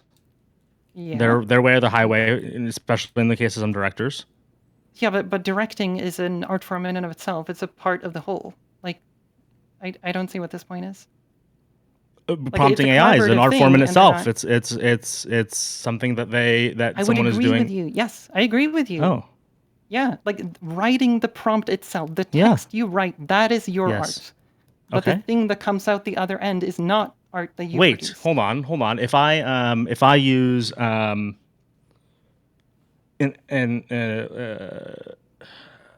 don't know enough about like art tools, but I'm gonna assume. Help me out. There's probably some art tool where like I don't know, Susan, if you want to do. No, I research. don't. Not the AI stuff. I know AI stuff. Non-AI stuff where like I produce something first, and it compiles art. There must be something like that. You know what I'm saying? Maybe. Like, what do you mean by produced? Because your example here is like, oh, the prompt is your art, not the output. But like, I assume Mm-hmm. there's something where like, I can set a set of instructions and art is produced on the other end because the program is compiling that set of instructions. Yeah, I mean, if I write code for an application, I'm not going to take credit for the bytecode, but like I'm going to take credit for the code that I wrote, right? Yeah. Wait. But you're producing a final piece of art. Yeah. The code is not what people value. The game is what they value. But Yeah, actually, Unity. They don't go to Unity. If you make a game in Unity, they don't go, oh, Unity created this great video game that I played yesterday. They get Freya created this great video game. Okay, now I genuinely have no idea what your argument is. I'm not going to take credit. Oh God. But like I'm going to take credit. What? Wait, who is this? At least Who talk. joined?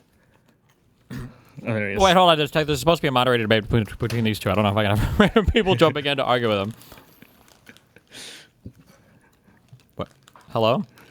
Yes, sorry. I just jumped on because I realized it might be more of a 2 versus 2 as opposed to a.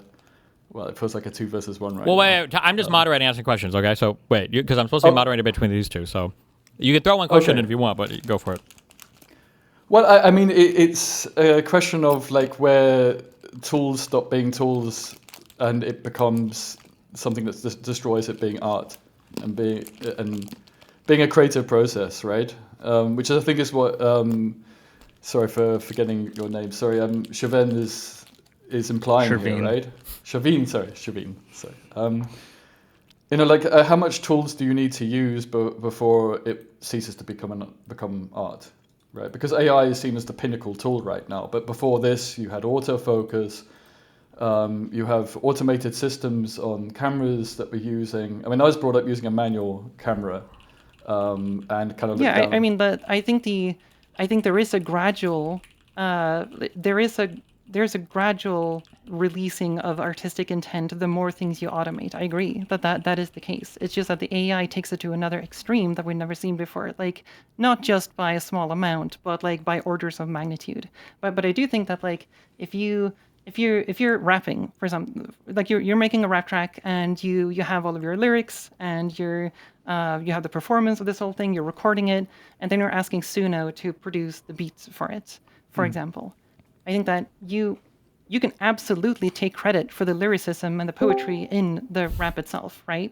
But I think you cannot take credit for the actual like backing track for that at all. And I think you are kind of deciding to like I decide to not be part of the process of producing the instrumental here, and that's where I do feel like you are letting go of having artistic intent and artistic value in that part of the song, right? And I do think that at least the way that we look at things today, I do feel like we are losing something because generally we don't expect those things to be automated. But yes, I do feel like there is something lost there. I just think that there is a degree to which things are lost, and I think the issue with AI is the fact that it encourages a massive degree to be removed when it comes to humanity in art. Sure, but by our current I standards. saw this turn into a 2v1, so I thought I'd join. Go ahead. You're so stupid. Fuck. Okay, good. I mean, by our current standards, 2v1. how we see it. But I mean, we've seen this in the past with technology, and this is a massive jump for sure. And maybe you could say the art is less meaningful, or there's clearly less artistic input, but that doesn't make it any less artistic input. It's the least amount that people can do currently, given the maximization of tool usage. But in the future, there will be new types of AI that are not LLMs, and people will look back and use an LLM and say, hey, I'm being more artistic than the cutting edge at the moment. And I mean, that seems almost inevitable that we're going to get to that point. So LLMs will be a kind Probably, of... yeah. Yeah, and so... But I don't think that people in that future are going to look back at LLMs as not being a huge step anymore. I think that huge step, like the delta. But so is from, autofocus with photography. You know, like when autofocus picks up the... I don't know how much photography you do, but there are occasions where you end up taking a picture and it kind of wasn't intended, or you capture something. You know, I mean, Lego is also an art form, but the pieces were made by somebody else, right? Is me doing Lego an art form?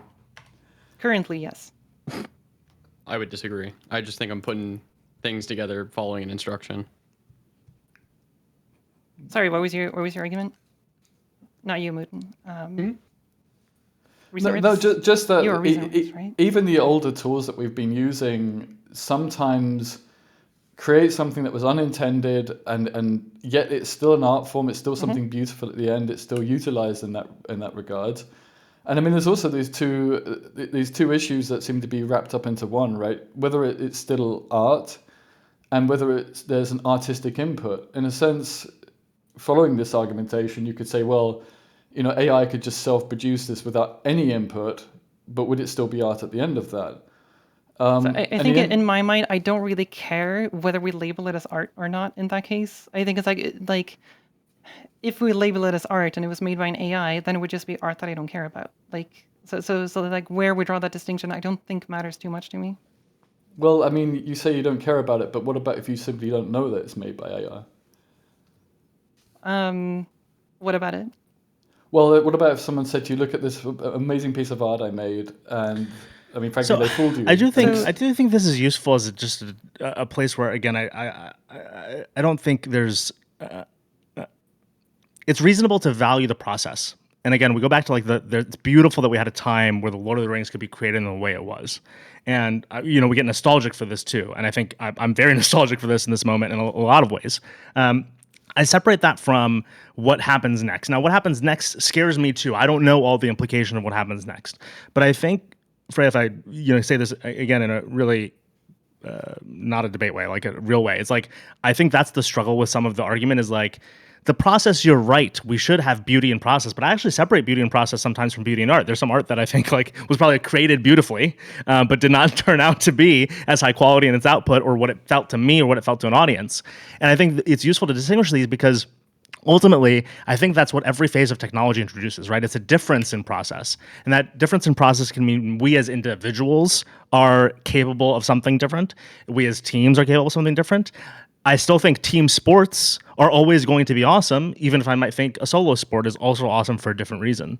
Now, do I worry that we won't find these things fast enough? Look, I worry that David Sachs and Chamath Palihapitiya and Peter Thiel, who I am 2 degrees removed from, I hear what they say behind closed doors. Do they think robot dogs and AI surveillance systems will allow them to be kings in a finally moated castle and make all of us not matter in a few years? I worry about that too, right? So like the worry about the future doesn't simply come from AI as an anti-humanity technology. I think it comes from incentives and economics, right? That's why earlier I kept agreeing with you. I think this comes from are we participating? Are we having the conversation? Are you using AI tools to be part of the conversation such that we do go, yeah, we should know the process. And if something was produced with AI, it should be disclosed in every format, writing, image, video. It should be the case that I don't see that happening ever. I don't see the incentives aligning for disclosure. But only because you don't see it, right? It's possible. We could discuss that. It's possible.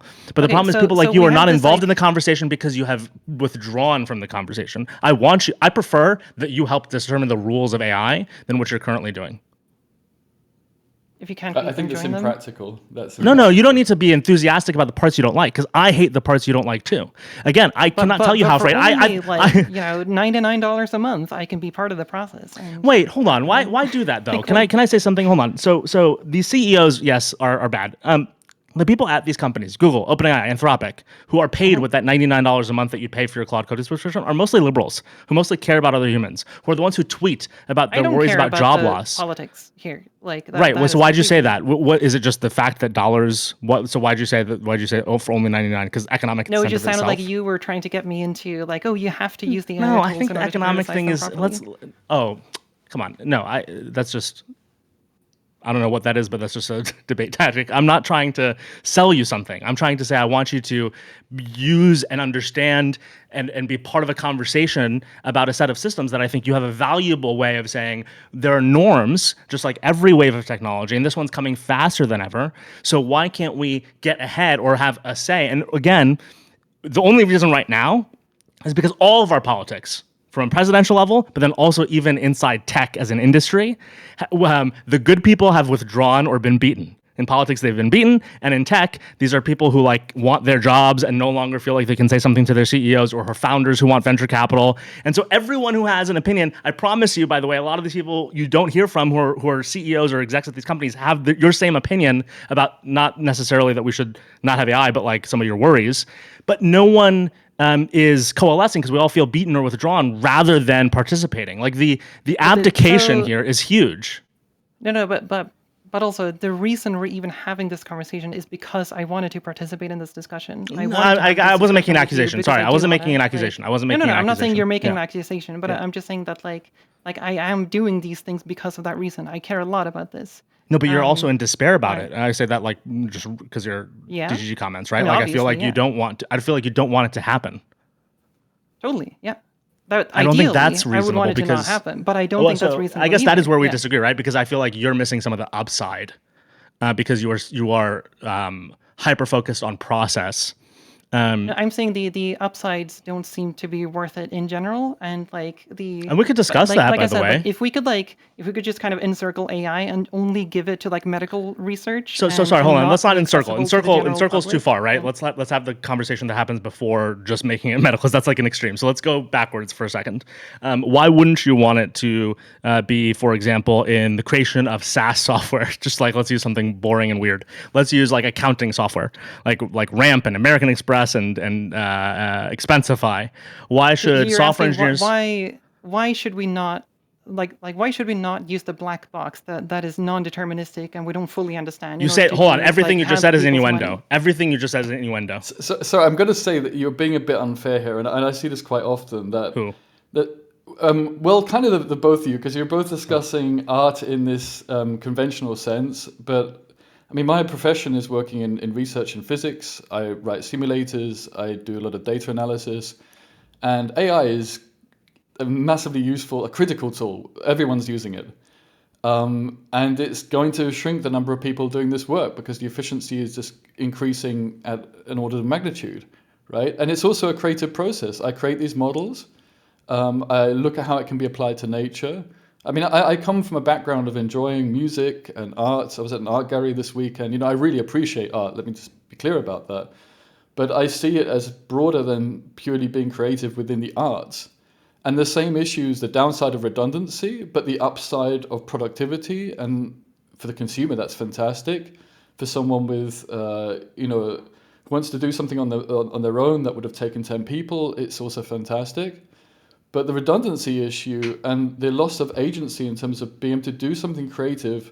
I mean, it's nice to be able to paint a painting or play a piece of music, right? But it's even nicer when it's wanted and it's shared. That's also an aspect of the motivation behind it. Even if you don't make money, right?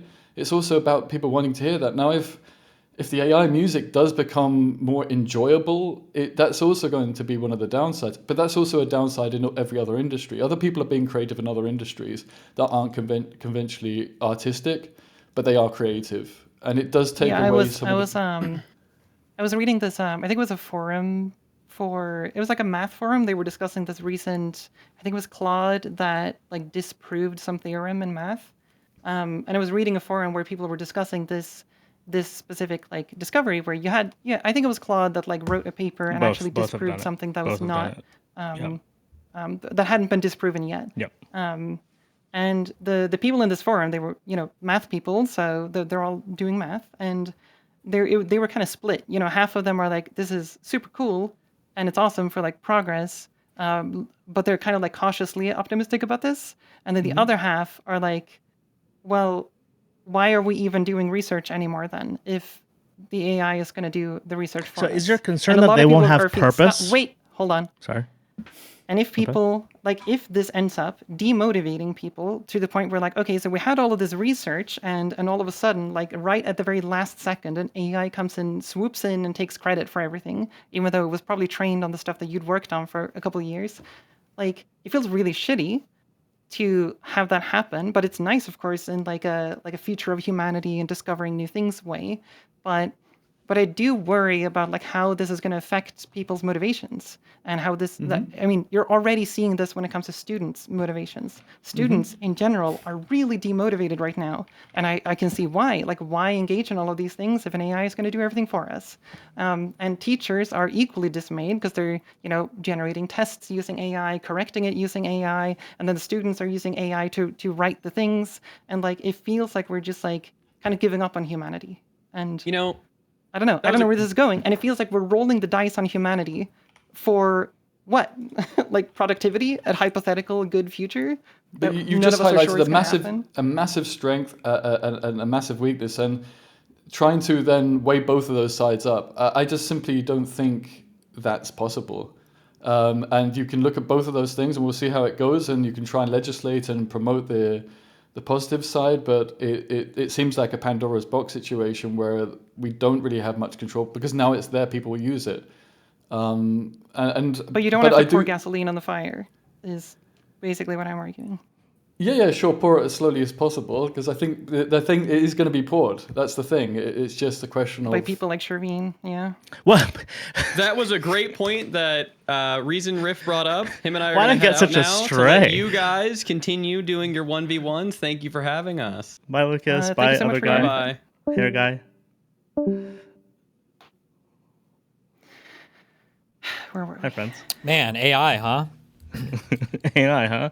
Okay, so can I give I'm gonna do a little spiel, okay, to bring us back in, and then we can figure out where we are here, okay? I started this off kind of pro AI, now I'm very anti AI, Sherveen, but I think it's just because I'm motivated by my hatred of you, okay? That's fair enough. Okay. The reason why I asked the questions about art, and I know art is really hard to talk about or around, but I think it's because it's difficult because I think it really gets into kind of the heart of this issue, right? So I think there is a meaningful difference between tasking an AI with a question of how should we cure this disease versus what disease should we cure. I think in the second one, what disease should we cure, we're asking the AI to make a lot of normative judgments that we would generally feel more comfortable with humans making, because you're like trying to value whose life is worth more, whose suffering is worth less, what are the resources best allocated. Whether or not we think an AI should or shouldn't answer that question, it's a meaningfully different question than just like, how should we cure some disease, which is like, well, we've decided we should cure it. Well, what's the best way to do it? Past the point of asking how we should cure a disease, it seems like there aren't very many important choices left to make.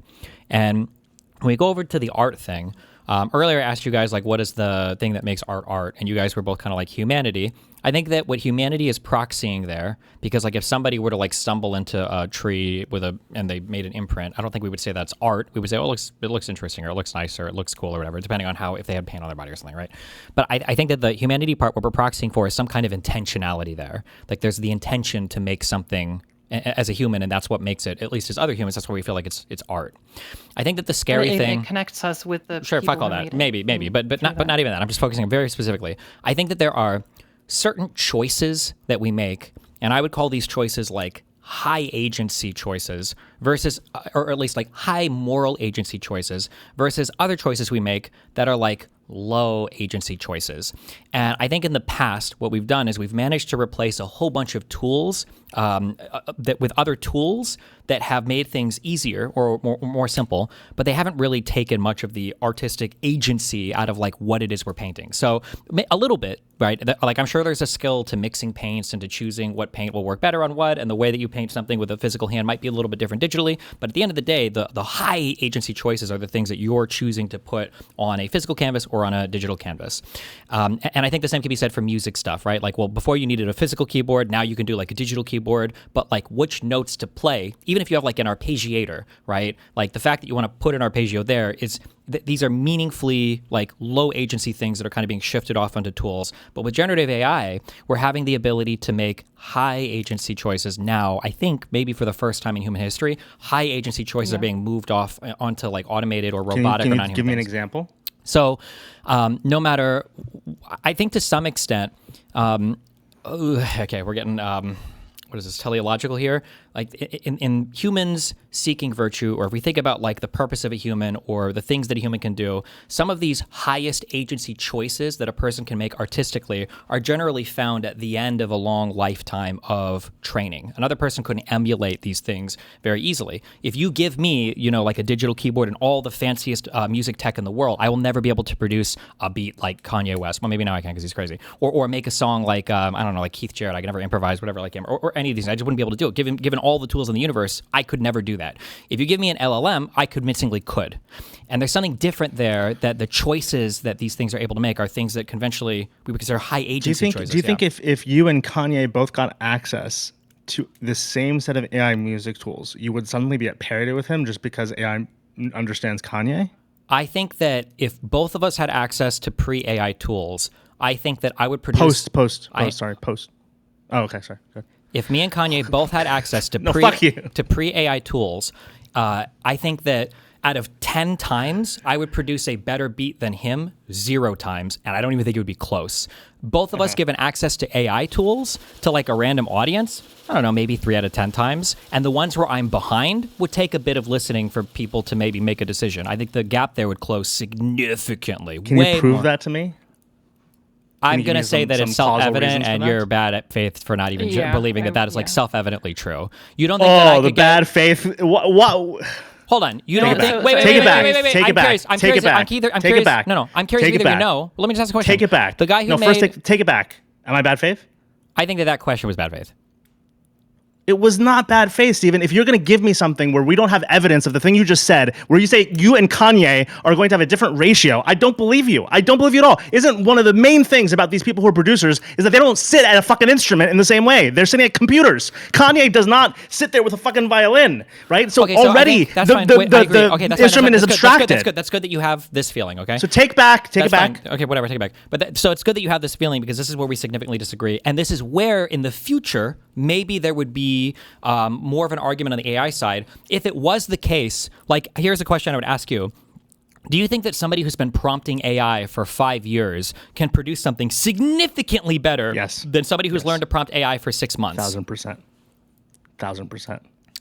Okay. In my mind, I don't. I think that I'll do a test. I'll do a test. I think that the chasm between somebody who's been like practicing an instrument for 5 years versus 6 months, it's going to be such a night and day difference on the final product. Yeah. I'll do a test. I understand that, like, I know that, like, there's programmers. And I'm offering that we can evidence this, but the problem is, like, you're going to nibble around. You don't want evidence. I know that I'm right. I'm sorry. You're wrong. I know that I'm 100% right. I know people who have zero programming experience who can create full, like, pseudo programs today, or to do like. Of course. But your question is the increment. Your question is the last 5% of the thing. The same thing that's true with Kanye, which is why he beats you every single time. Someone who understands product. I'm a product person by background. Sure. If I'm like working at a company, I will trounce someone who has 6 months of experience, because ultimately over those 5 years of prompting, I'm learning a tremendous amount. I have a skill in product.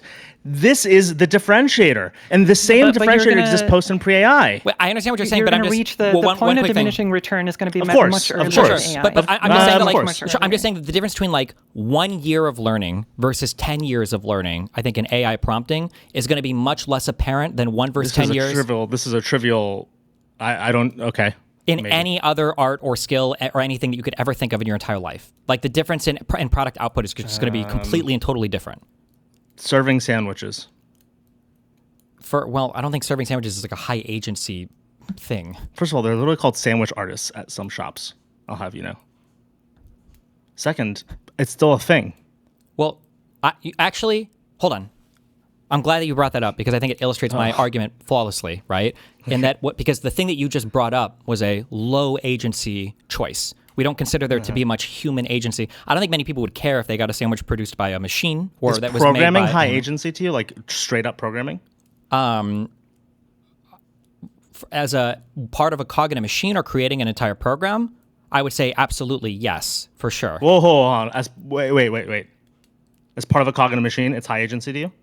I think like the whole concept of like creating a program involves a lot of like. Then you're wrong, and you have no. I mean, code monkeys are absolutely 90%, and maybe not. Yeah, 90%, and do code monkeys create products on their own, or are they part of teams that are working with a whole fucking agile? Right, that's my point. It's low agency. They are participating in a low agency activity. They themselves are, but hold on. But you asked for the entire concept, for the entire concept of programming, like the whole thing. The higher up you go, the more higher agency it becomes, right? Sure, I agree with that. So you can replace people on the bottom, but that's the equivalent to the sandwich shop artist. But as you climb higher and higher and higher up top, and you replace those people, I think people feel like those higher decisions are meaningfully more human, and that abstracting them away to machines makes it feel meaningfully more worse. And I do think first of all, that has nothing to do with everything you just said. We can talk about it, but that doesn't have anything to do with what you just said. Because ultimately, when you go to those higher level things, they're not making they're not writing code, right? So that high agency executive, VP of engineering at a mid-size startup is not prized because of the code he writes anymore. He's making a different set of choices.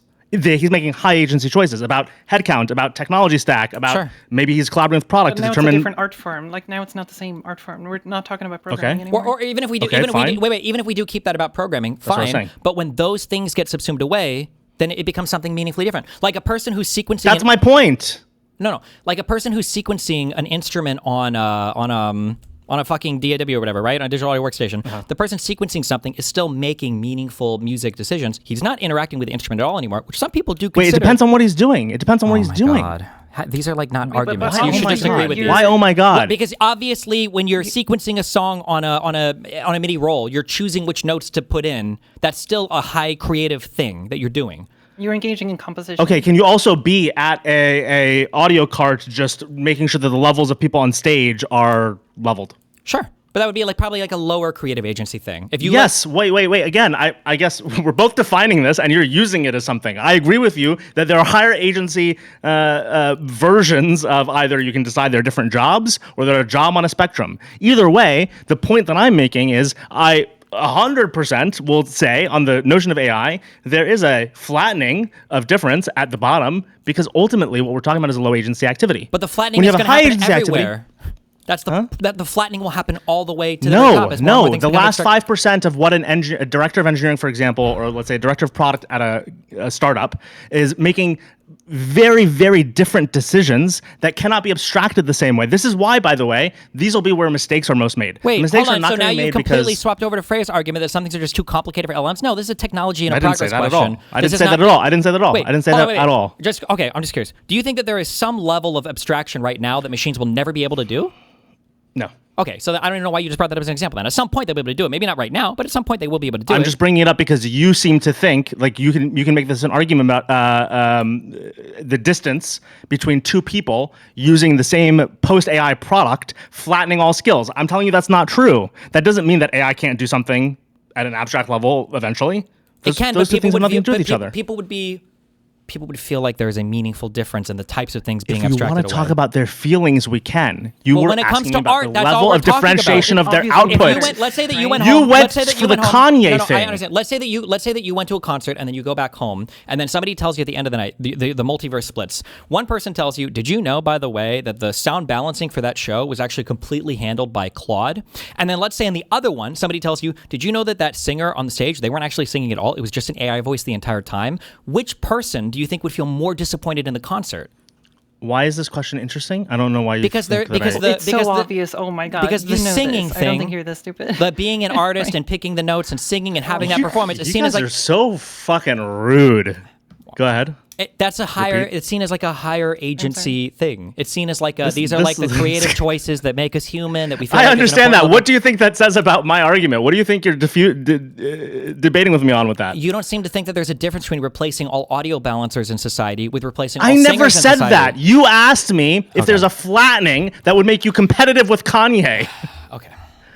No. You don't get to say that and then tell me that I don't seem to think there's a difference. No, I seem to think there's a difference. You don't. Do you think absent AI? Do you think I would have an easier time or a harder time competing with Kanye West if we were to both to produce beats?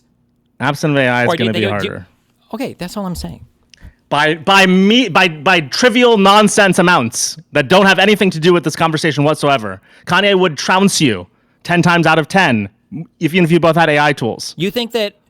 So where I'm Someone at with right a now, last 5. Hold on. If I you're competing with Kanye, and you both have an hour, and he has a mind that you say, sorry if I'm too loud.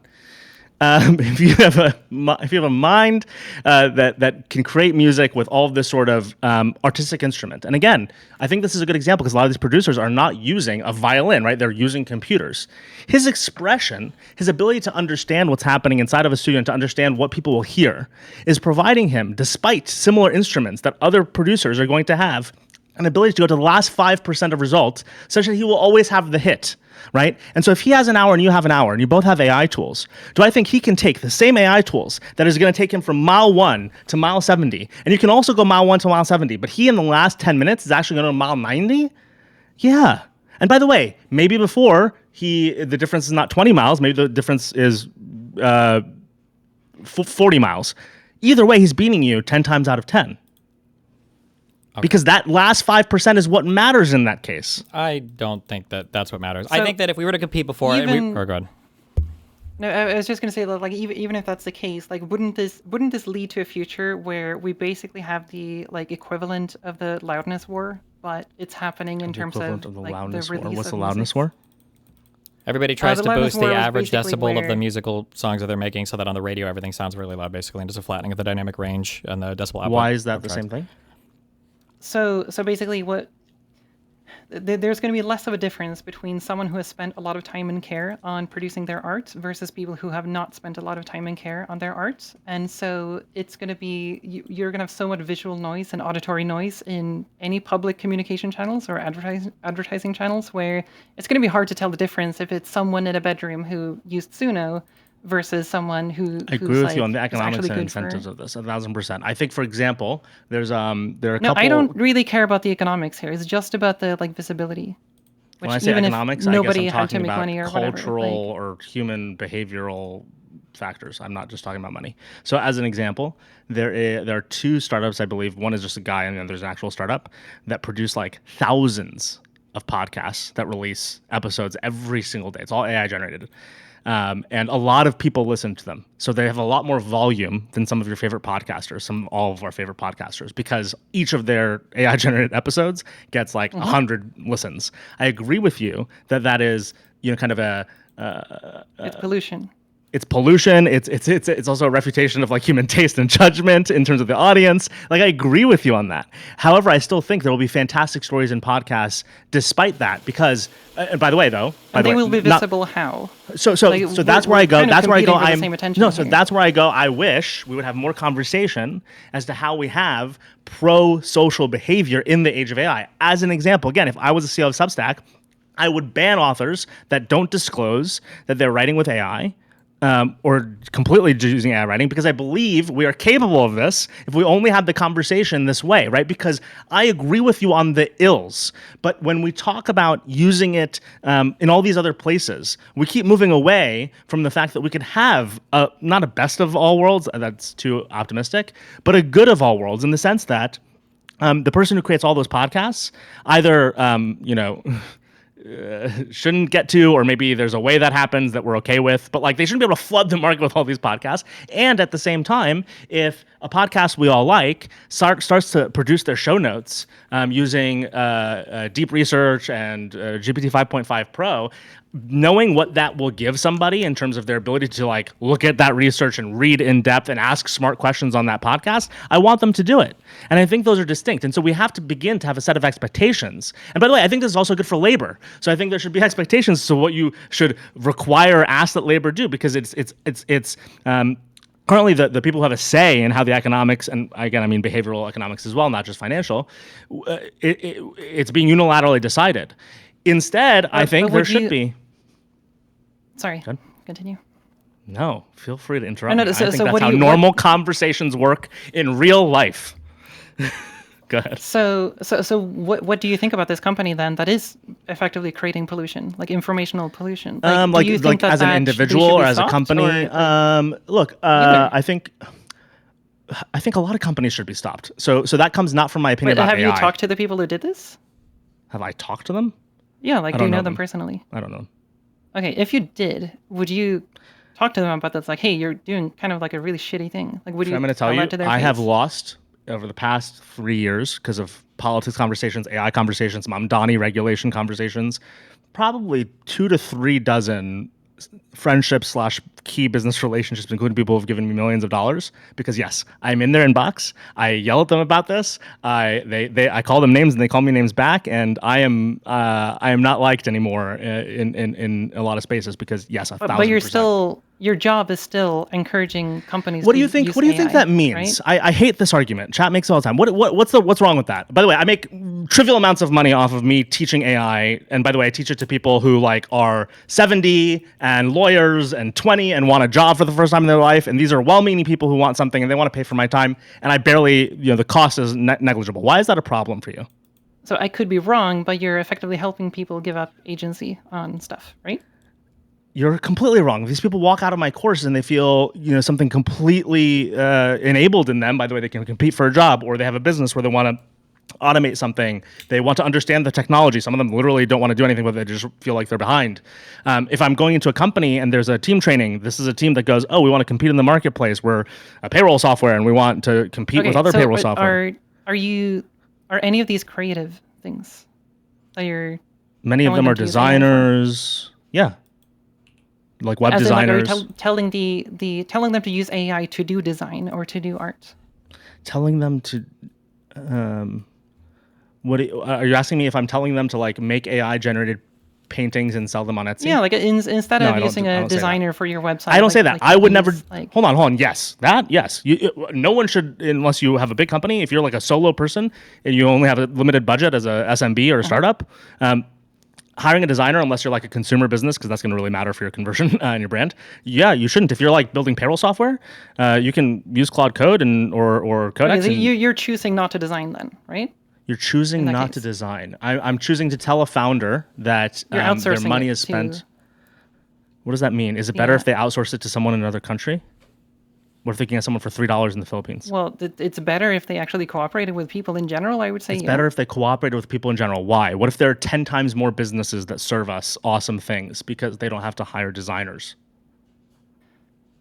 Yeah, I guess this sort of gets into the like slopification factor, and if it's going to create pollution where the like average design quality is going to drop because people are just going to produce more and more things. By the way, rather I than think better outliers will things. always win there, right? I agree with you that that's bad. And I look at the websites all the time now and I can tell it's AI I don't slop and I go, agree oh, I with that. don't. Which part? It feels to me like, oh, people are going to find the best food for them. They're not going to eat junk food. Hold on, and I didn't people are say not I gonna didn't say get that won't be stuck produced. Hold scrolling on, timelines. They're going to sorry. get the Just to good be clear, content, you know this too. From an economic incentives perspective, that which is differentiated and more effort is put into the thing. I'm not saying that slop won't be created. I'm saying non-slop will ultimately be rewarded. Now, I agree with you. We should also hold be on. Just- proactive. hold on, let me just say as a quick thing. Wait, just as a quick thing. Non-slop. Wait, no, slop hold is- on. I have an example that I don't want to forget.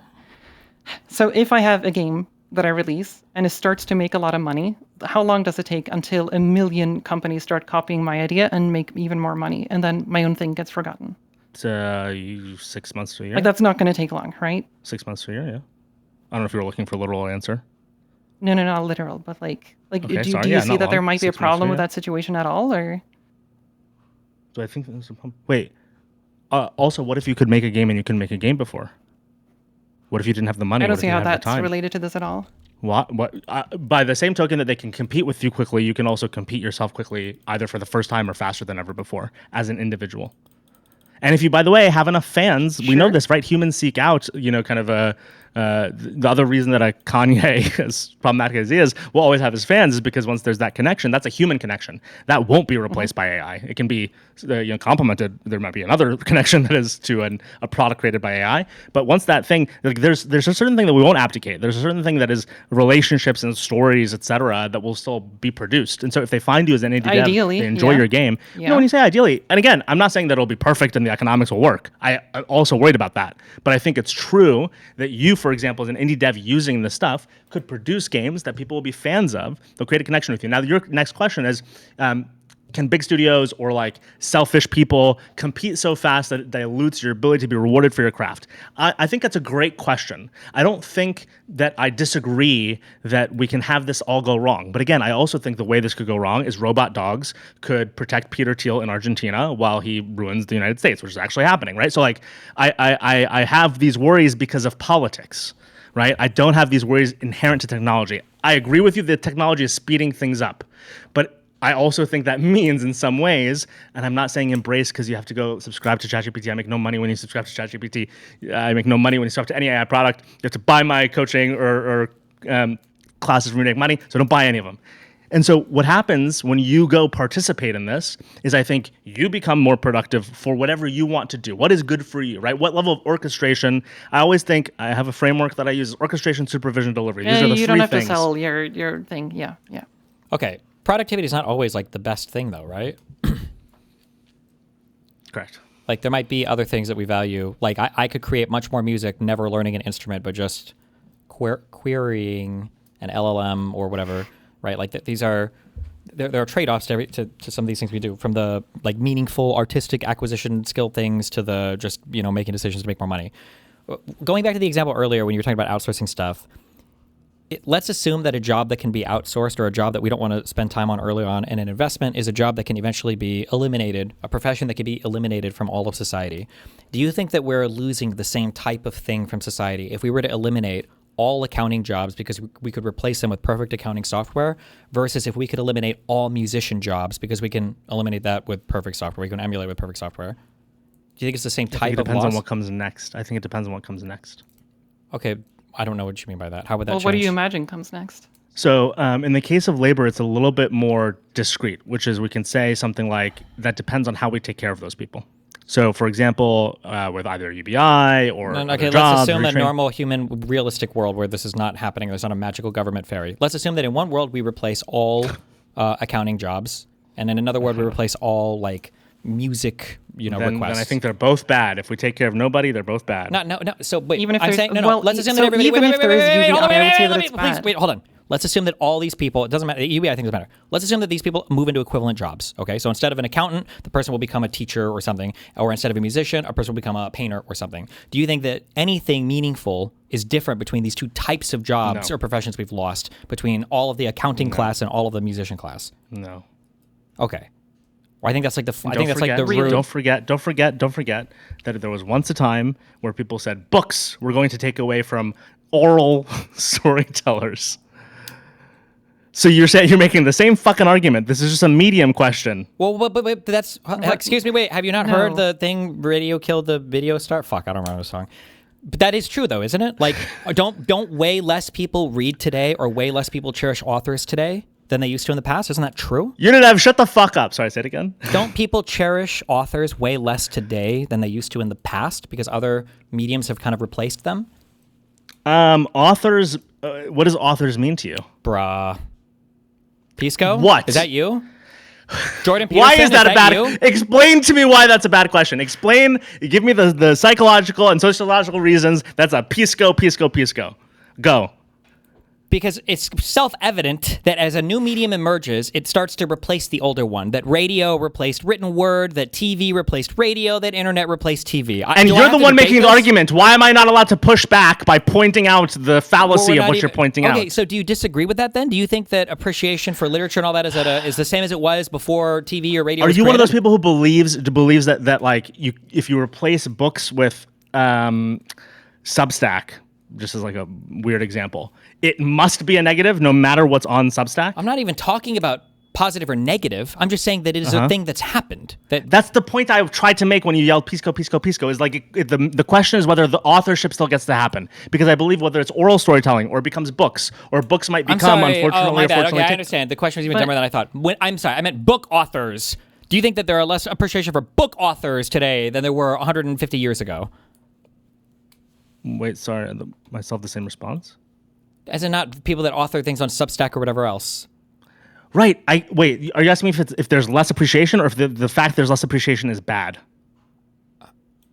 I'm just asking if books were kind of replaced by radio and TV. If radio If they and TV were gonna- replaced, or if they are. So as a if result that's of them bad. being replaced, aren't there going to be less authors? I haven't even gotten to good or bad yet. I'm trying to lay a descriptive like reality that we all at least agree on. Why are you so triggered? Because you're trying to shortcut ahead because you think you're getting like trapped or something. It's a very simple question. I don't think I'm getting trapped. I don't know why you then guys just answer get, the question. Do you think that just less- have a normal fucking? Why can't people just be nice in this room? Because when I ask a question like, do you think people read less today than they did in the past? You're like, well, when you say read, are you including Substack as well? No, I'm talking about fucking fantasy I books. wanted to ask you a genuine question about whether you think versions or forms of authorship can be similar. Because when you ask me that question, the thing that comes to my mind genuinely, I'm not even close to that question. I'm just asking a basic question. Do you think that people read more or less books today?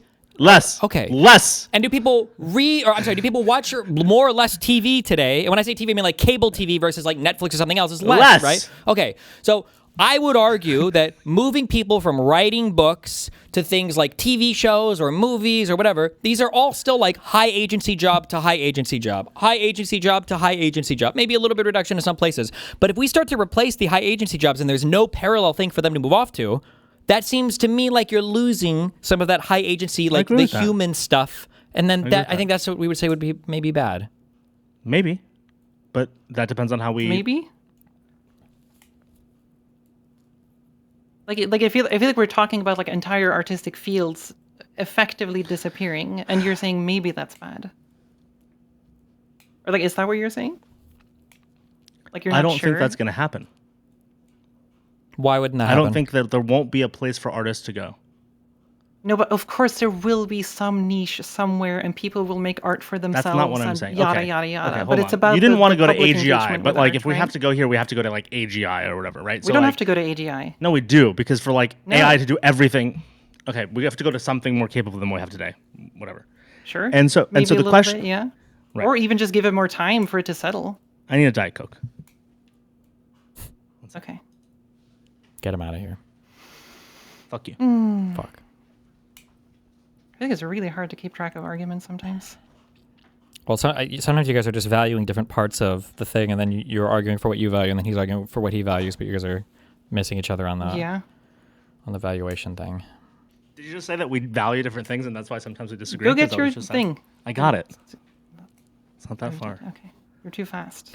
Whenever Do you he think? gets Do you a think Red that Bull, if? it Do you takes think like that 4 if hours. high agency jobs, we'll just stick with music, are replaced more and more and more with AI stuff? Do you think that there will be less musicians in the future? And when I say musician, sorry, I mean a person that can like play an instrument or meaningfully engage by making choices with a DAW, not a very good prompter. Like, do you think that there will be less musicians in the future? Yeah. Okay. Imagine we were to reach a point in time. You remember 50 years ago when we were wee lads and we read a No. book? Did you ever read a book called The Giver? Yeah. Remember how wasn't he like the only guy that could fucking see color or some bullshit? Am I making I'm this really up? bad at remembering. Forget these it. things. Okay. Let's say in the future there are no more human musicians or people that know how to meaningfully engage with DAWs or whatever, and it's just people who can query LLMs. Is wait. that future? Query. do you Query. think, with regards to the state of music, but let's say the music we're listening to, everybody likes it more. They they would report like higher enjoyment of listening to the music or whatever than they did when humans were making Are it. you asking me something like, am I okay with a Wally world? Is that like? I don't know. where that No, question why goes? do you have to jump ahead? Oh my Wait, God! why? Just- Why is that jumping ahead? I don't you're know. ju- Hold on. because you're- I you're have Wally I have world. AI psychosis. No, I'm just asking a very simple question. If we eliminate if all humans who could play music in society, if they didn't have that skill anymore, that was a skill lost to humans, and only people could query LLMs to get new music, would something be lost there? Like, would that be really bad for human society? Or if all the music created sounded better to people, would that be a good society? Would that be better? Can you tell me why it's not a good idea for my next sentence? Teach me something. And thank you for the person in chat who said that it wasn't jumping ahead. Why can't I then ask if you're asking me if it's okay for us to be in a Wally world? That's Well, the implication of what you're saying, Because no? because generally you answer a question with a response, not another question. And two, because I've why would you go responded to this implication- question like 1,000 Okay, times. so I just want to hear a clear answer to that. So if nobody could play an instrument or meaningfully interact with instrument software anymore, and you had to just query an LLM to do it, nobody knew how to actually The do it reason I anymore. asked the Wally question is because the Why thing that can't I'm you trying to answer it? clarify Why is can't you if you answer it? Does believe... anybody know why I can't answer that question? You can answer it and then do the Wally thing if you want. I'm just asking that question. Can I do this and then you can tell me if I didn't just answer it in the it's such a forum? basic question. Do you think that'd be a better world where no humans could meaningfully interact with music stuff anymore, but they could query better songs from LLMs? That'd be a better world or a worse No. world? Worst world. That would be a worse world. Okay. Why? Because the question then goes to something like meaning or purpose. And that's why I asked the Wally question. Because one of the things I don't know about the future, I'm not one of those people who claims to know. I think the people who claim to know are actually bullshitting you in a lot of cases. They're too certain. Is like, what does it look like when there is no music, right? Or your world where like they can't make that sort version of music. I genuinely believe something like we might not understand what that world looks like. I'm not saying it's like, oh, we're aliens all of a sudden, but No, there could be hold an on, wait, activity. no, boring. Assume it all the way. Assume that the music is going to sound better than what humans can make. That's why we continue to query them. So that's why the Wally world that's why I'm asking that question. No purpose. We're just in a seat drinking soda, right? That's why I'm asking that question. Does that now seem reasonable to you? But that assumes a whole host of other things. Like, Right, which are also implied by his fucking proposition. You know what? Fine, Not we're in the Wally necessarily. world. Yes, fine, we're in the Wally I think world. that's worse. Why is for the humans. Wally world worse? For humans. Why? It's worse for Why humans. is it worse? Everybody's Because lazy. because we don't have purpose, we don't have motivation, we probably lose our libido. Like it leads to Purpose and motivation. us- Wait. Why does that matter then? If it doesn't matter when you ask about like creating good music, somebody can have the motivation to learn an instrument, to create a song, to learn from past influences or whatever, right? Why doesn't that But if apply they can there? if they can no longer do so in a way that either rewards them or others, which rewarding others reward them, then there's a loop that doesn't happen. Which is what is happening right now with the AI stuff. That's not even a No. theoretical future. Why is that happening with AI stuff? Tell me how Because that's happening with AI stuff increasingly more exactly. creative Be very jobs- specific. Because more creative jobs are being replaced by people that are simply That is not causing the thing that you're talking about. You have to be very It specific. absolutely does. Give me a real, like a specific example. Okay, how specific do you want? Okay, here. This is fake, by the way. I'm in this industry. I'm telling you. you it's fake. This is fake. There is no displacement of people satisfying themselves. Oh, or okay. others. So there was no like AI generated music that topped Spotify. That's you're living in a zero sum that hasn't happened yet. I'm not saying it can't happen, but it hasn't happened yet. We listen to more music than ever. It is happening. And also, just to be clear, music listening, unfortunately, is kind of zero sum. You can't listen to 2 songs at once. So if you're listening to one thing, you're probably not listening to another thing. I believe we're still in the rise because of the fact that people listen in the workplace. I think we're actually still in that rise. So you're currently, maybe it's 2 years old and maybe it's finally started to peak, but we're still in that rise post-COVID. So you're wrong about that. I don't see how that has anything to do with it. Because like, the generation of the current SLOP, is not, kind of crushing non-AI generated stuff. And then, by the way, the other question becomes... But it is, though. No, you have no evidence. Show me evidence. I mean, even just Spotify's charts. Like, no. People do the same. This is bullshit. This is bullshit. Show me that the human stuff is decreasing as a result of the AI stuff. You can't. It hasn't happened. Well, every single company now that is just using AI to generate placeholder images or music or commercials, that's money that's not going to creators that be working in those fields. Which thing do you care about? The SLOP or the art? Because you're right that, for example, when people want a YouTube thumbnail for their shitty product, for that guy, who's that guy who does the Canada shit? They're inseparable. Who's the Canada shit guy? They're inseparable. What's that guy's name? Caleb Warhammer 40K. Caleb Warhammer 40K. But I'm arguing that these things are inseparable. Why are they inseparable? Because generally speaking, the way that art works is there is some corporate bullshit side that you kind of have to do work for in order to power your more creative hobbies. And I think this is... Okay, I agree with that. Yeah. I think there's a transition period that's interesting. Hold on 1 second. I think there's an interesting transition period we're in where the question, and again, I'm open to like what the results will be, is... does this enablement, this AI enablement, so let's move away from SLOP and pretend for a moment that we all agree that there's some good stuff we can produce in collaboration with AI, let's say in music and art. I think there's an interesting question as to whether that transition is successful.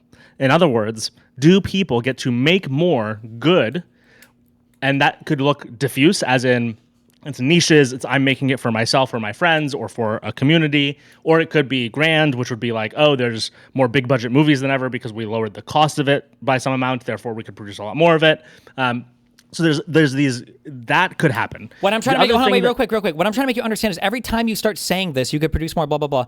All you're saying there, I don't know if you realize it, but all you're saying there could be summarized by, well, there's a world where we get closer and closer to the Wall-E world. Everything you're describing there is a Wall-E world where you could query a thing. You don't have to ask an artist to do something. Somebody could make a thing that you've never made before. It would be cool for us and we feel good. But that's what you're moving towards Wall-E world every time you make a statement like that. I'm moving towards Wall-E world. No, because I told you, I imagine that as this happens. Now, I'm not, by the way, hold on. So let me clarify something. There's a version of the argument that maybe you hear too much that you're ascribing to me. So like Mark Andreessen and again, a bunch of the tech oligarchs will say something like, every time this happens, we just move on to the next thing. There were lamp lighters and now there are no lamp lighters. There were people who stood at toll booths. I'm not saying that. However, there is something adjacent to that, which is I do think there could be enough. Now, enough might not look the same, for example, in jobs. Enough might not look like musicians. And so there could be some other version of finding purpose in doing something for other people. Or there could be some other version of storytelling, like we would call music storytelling. I can't imagine all of them in front of you. You're right. But I don't know if that leads to Wall-E necessarily. I'm open to it. But like the loss in humanity in art, like we don't have to imagine that. It's already happening. Tell me why. You're already consuming social media slop. Well, how is today different than yesterday? Can you tell me how today is different than yesterday? Okay, so Eurovision Song Contest happened in Europe. It's one of the biggest events in Europe, right? And they had AI-generated interludes in that. Okay. Did that ruin Eurovision? Yes. For me, it was... Wait, hold on. Wait, no, stop. Sadness over humanity, right? Stop. No, hold on. It doesn't. Why do they do that? It doesn't ruin Eurovision, but it makes it. There is an artist that could have filled that slot that now doesn't fill that slot, and that type of thing is going to be repeated. What's happening to LA? What's happening to Hollywood right now, Steven? I don't know. What's happening to Hollywood? What's happened in the past 10 years to Hollywood? It got less Jewish. What? I don't know what because I went to Israel. I don't know what is your point? What the fuck are you talking about? Well, there's a loss of jobs. Why? I don't know if there's a loss of jobs. I have no idea. Just make your point. The price to produce TV and movies in Hollywood went up, and the price to produce TV and movies in Europe and New Jersey and Atlanta went down. Yes. Okay.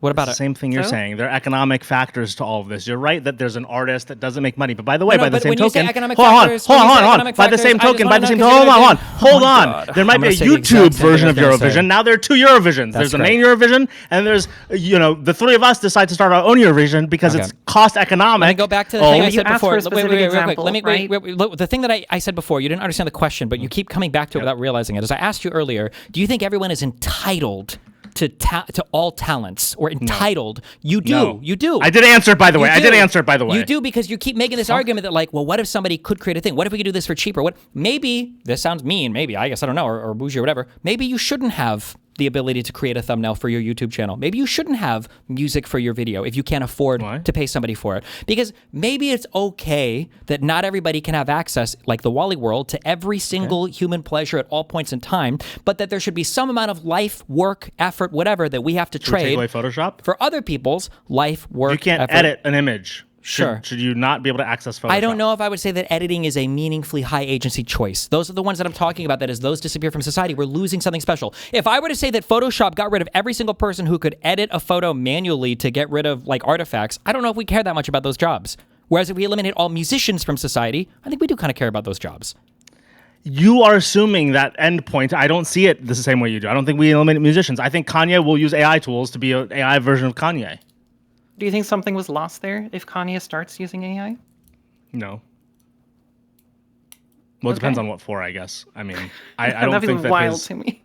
I don't think it, like, again, he's not valued for like being on the violin, right? So I assume it's like recognizing sound. Like, if AI... Okay, so do you feel like if every single artist in the entire world just stopped playing music, nobody was an instrumentalist anymore, they only used Suno for all the stuff that they do? Do I value the guitar and the violin? Don't you think and the we lost drums? something like valuable? We lost there? something. Hold on, yeah. So this is the same as other technology revolutions, though, right? Because we lose something and then we like get something else. So I think like if you What is told that somebody, else? What is that other thing Hold we're on. getting? I don't think we want you to revert as a technical artist to a paintbrush where you only have black paint, or like you're in a cave chiseling the wall. So we move that's from a not- thing. Yeah, but there's obvious like upsides to me having access to the current technology that we still have a lot of humanity and value in that we see today, right? What? But so there's a lot of upsides to me having access to more flexibility and tools, right? 100%. But if Kanye or whatever artist starts using Suno, like what are the upsides beyond they can make more faster? Because I only see downsides with that. Because I only see humanity getting removed from music. Why can't they create something that they couldn't have created, when they do it faster, right? When we say the word faster, we're trivializing what it is, right? It could be that they are spending more time in the creative process to think about stories they want to tell. It could be they spend more time in concerts. It could be that they learn more stories. It could be that they... but they're also choosing get to, by the way, like, people who don't want to do so much more labor get to do less labor. 5 beats a day for Sure. 3 summers, bro. 5 days a day for 3 summers? Nothing.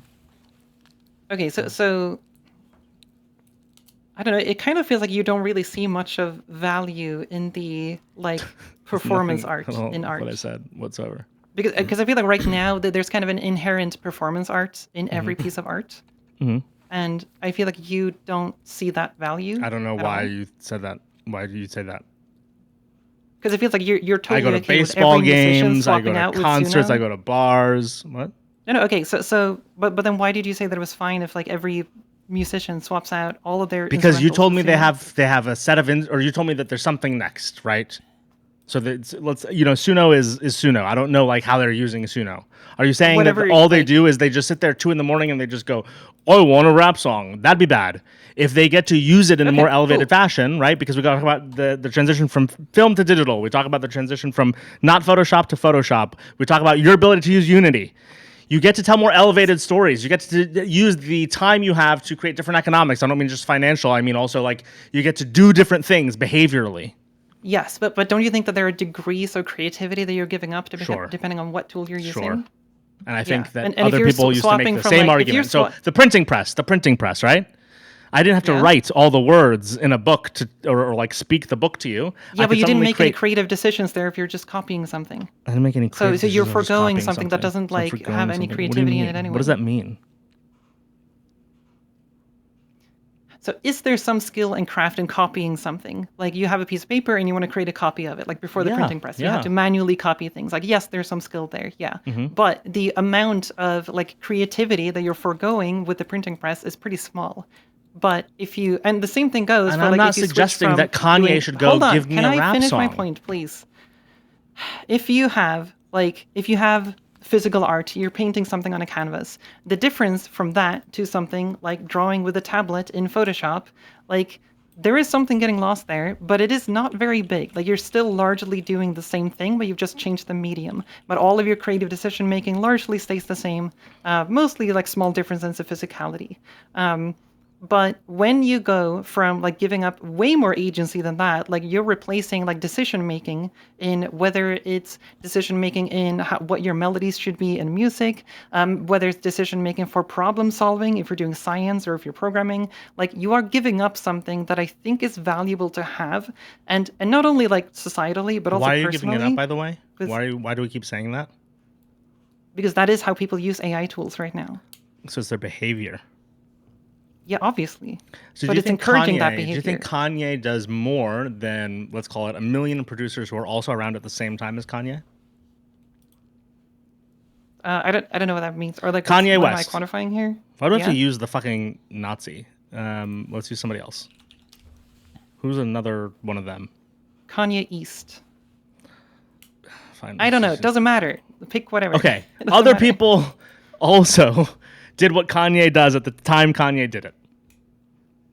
Mm-hmm. What differentiates him in those moments? Far less than it would have before. Yeah, Far like it less could be than any what number of of things, before. but yeah, What do you if mean- what does in a that mean? world where people are using AI, then the difference would be smaller, and we'd be in a world where it's just full of noise, and the standouts who are doing very human and very artistic work they're just going to be less visible. I don't understand why we assume that the outliers will always be the outliers. When you have access to the same set of tools, and we talk about this high agency activity, one of the things that we should recognize is people have an ambition to have more recognition than others, or to tell a version of a story that they feel needs to be heard, to influence others. And so the artist in that moment that sits with Suno, compared to the unmotivated artist who's just thinking in economics, is going to, on all of these technology revolutions, when the instruments change, still win. Now, again, I'm not saying it's perfect, because in moments of transition, just like with the printing press, the first concern of the printing press was who gets access to the printing press, Hold on, wait, how many copies do they get. Stop, because we're looping hard. Hold on, wait. When you changed the instruments, okay, walk me through the process of what's being lost and which decisions do you think are like high You agency walk me decisions. through the process of what's not being lost. What do you mean? So I think that if you go from playing a saxophone to pushing the buttons to play a saxophone on a DAW, I think you're losing a bit of like an individual saxophone performance. So Why? if Could you just define it for me? well, because the skill and the craft and the art of like playing the instrument, a lot of these decisions are now being made. Like, what room are you going to record in? What saxophone are you going to use? What style? But now these It's are also a really good example specifically with this when you are also making that switch from actually playing the saxophone to like plotting things out in a MIDI. Like you are also losing the dynamics of that performance, which also has a lot of creative expression. Sure, and yeah, you that's- could do dynamics in the MIDI, but you're encouraged not to because it's easier and more convenient. Sure, you could. Sorry, continue. Yeah, so I'm just saying that you're losing a little bit there for the performance. But if you were like crafting a whole orchestra, there's still like a ton of meaningful decisions that you can make that would separate a skilled person from an unskilled person in crafting a whole song, even if you're using a fake saxophone versus a real saxophone. Does that make sense? You follow that, right? Okay. If it was querying an LLM to create a saxophone song, you have almost completely eliminated all of the compositional skills that would be required to create a song. So all I of don't those. think you understand how AI works. I don't think you understand how AI works, and it's your job. I think that the explain to me. Okay, I'm going to explain how it works. I know I'm going to be correct, and you're going to say that I'm wrong because you want to debate on the point. Okay, but the entire point of AI, okay, is in life. We have the end result products of a lot of things that we interface with. We don't interface with anything on the back end directly because it's called the back end or any of these things that are underneath. What an AI allows you to do is achieve that front thing that you want without having to have any understanding of the back part at all. That's essentially what an AI is allowing you to do. What? How is that a description of AI? I'm 100% correct, and I know that I am. And I know that you want to fight on this, but that is the What do you reality think you just said? Repeat what you just said again. that you can create an effect without understanding what goes into the effect, essentially. That's what it's essentially allowing you to do. There's a program that I want. I don't know how to program or manage database or any of this fucking shit, but I know what the thing that I want at the end, and I can ask if I ask. And you think you asking for a thing is the same as someone else asking for a thing every single time? I'm saying that there's a ton of meaningful choices that have now been deleted from no, not deleted. Changed. I'm sorry. When I say deleted, I mean deleted from the human choosing process that have just been shifted over to a black box. Okay. Changed. Yes, to a black box. From human to a black box. Yes. No, the human is still steering the models. But by how much? Barely. A lot. I don't think you guys genuinely, for a moment, take away all the baggage in your brain about me. Here, question. What is the thing that you work with the most on AI? Everything. Like what product? One product. A real word. Don't say consulting. A real thing. A real word or a real product. Like, tell me a thing. What do you mean by an output? Sure. Yeah. What kind of thing do you work with? I guess. One thing. A thing. A tool codex. I don't know. Codex for like encoding and decoding media or what? No, codex is a. What's your question? What's the thing? I write code with it. I do research with it. I have it manage my computer. I thought you said your job was like AI or something. What do you do?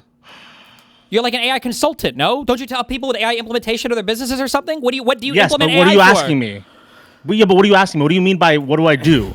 I guess like what do you? Okay. Someone comes to me, right? Okay, and they go, "Hey, I have an idea for an agent that will work in this specific subfield." I can't talk about my clients. I will either sit with their team or myself, produce a prototype that's an agent customized for their industry that acts a certain way and behaves a certain way such that the people inside their business and can what does the outsource agent do? And so the agent what, like helps with like HR, managing files or file transfer? What I don't know, what the fuck, what do these agents do? Give me an example of like one agent that you guys have sold to somebody. Yeah. A useful example here would be there's something called decision science.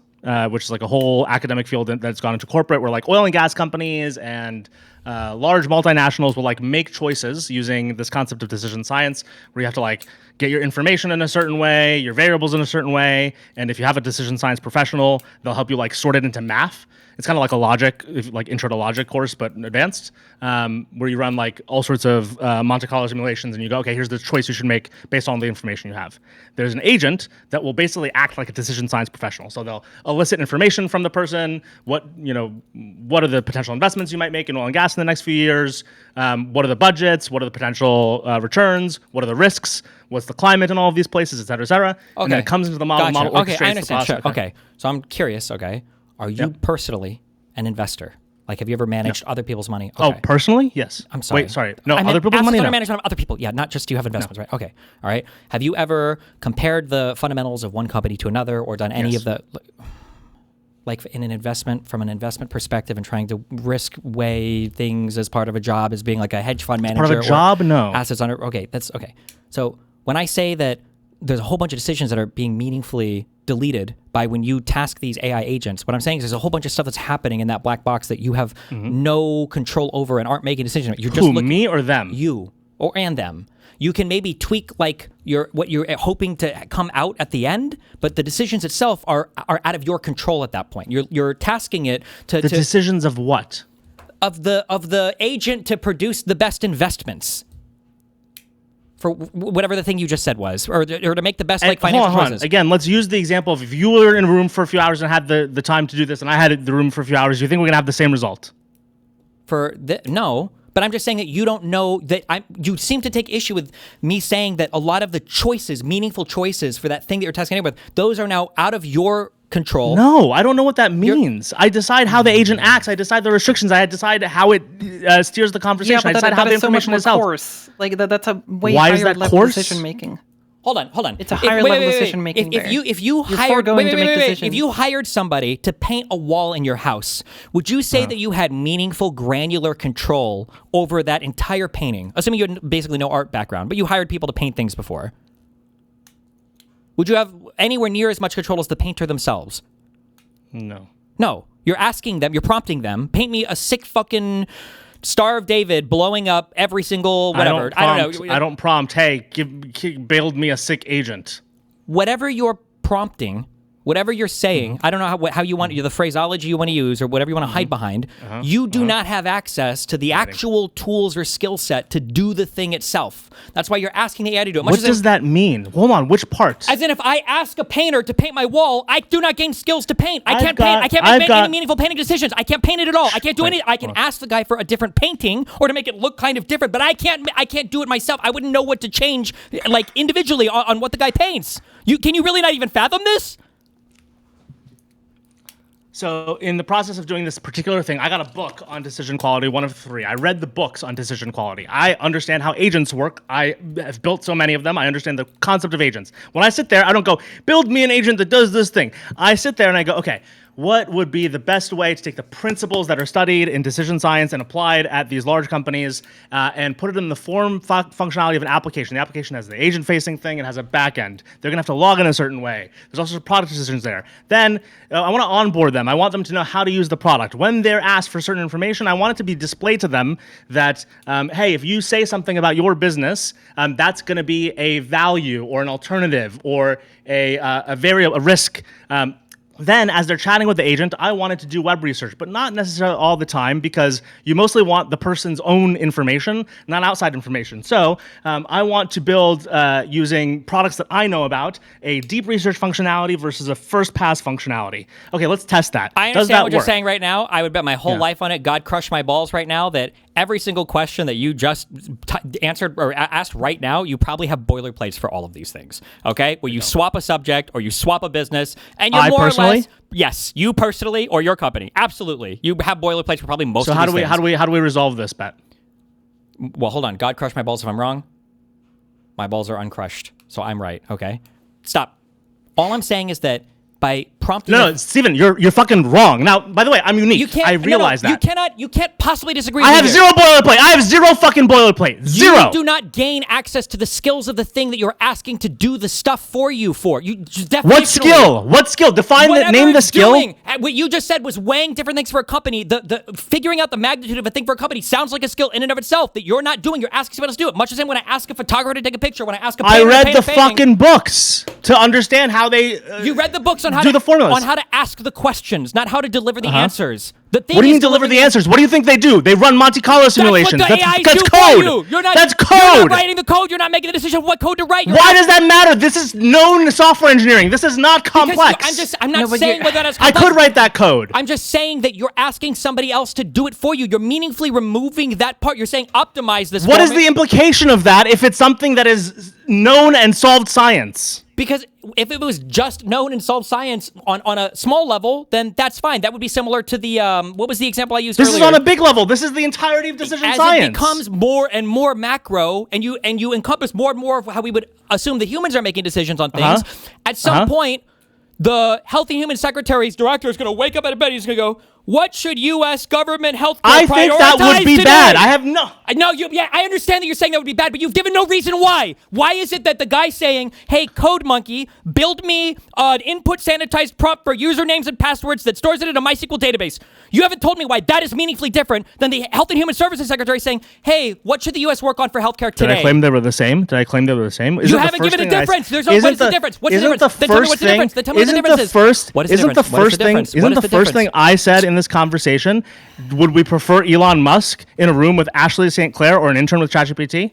Isn't that the first fucking thing I said? Yeah, and I totally missed the point of what I just said. I'm asking you, both people are querying AIs Tell me what the difference Because is when between Elon one does it, he's going to be just as lazy as he'd be with Ashley St. Clair. He's going to be just as motivated a reasoner as with Ashley St. Clair. It's not just that he's dumb, it's that he doesn't give a shit. He's just going to look for easy fucking answers versus the intern who cares, has a boss who's watching Easy them. He's gonna go, answers? okay, I did input the You're right looking for the information. correct This answer. information is No, going to be that's not reviewed. true. I'm going to do this a certain way. That's not true. Elon is not looking for an easy answer. He's looking to optimize what he wants to Oh my optimize, fucking which is God, getting you're rid out of of your fucking mind. DEI and affirmative action or trans people, whatever the fuck he's obsessed with at Yeah, that but particular point in time. he's just going to punch it. Look, he literally barely did anything. He like showed up to the I offices understand, and told but people. you're not challenging the use of the tool. You're challenging his normativity. It could be that Wait, there's sorry, a much so- smarter. so- Hold so on, do you think stop. wait. I'm saying that a better Elon Musk. What do you think we you're disagree pretending- about? You're pretending that a better Elon Musk is somebody that would use the AI more responsibly. A better Elon Musk might be somebody who, instead of deleting parts of the government to attack DEI, he creates new parts of the Do government we to oppress disagree minorities. about this? I agree that bad use is bad. I'm going to ask you the question again. What is the difference between the guy doing the Code Monkey AI versus the Health and Human Services Secretary asking an AI, what should we solve for healthcare today? Combination of skill and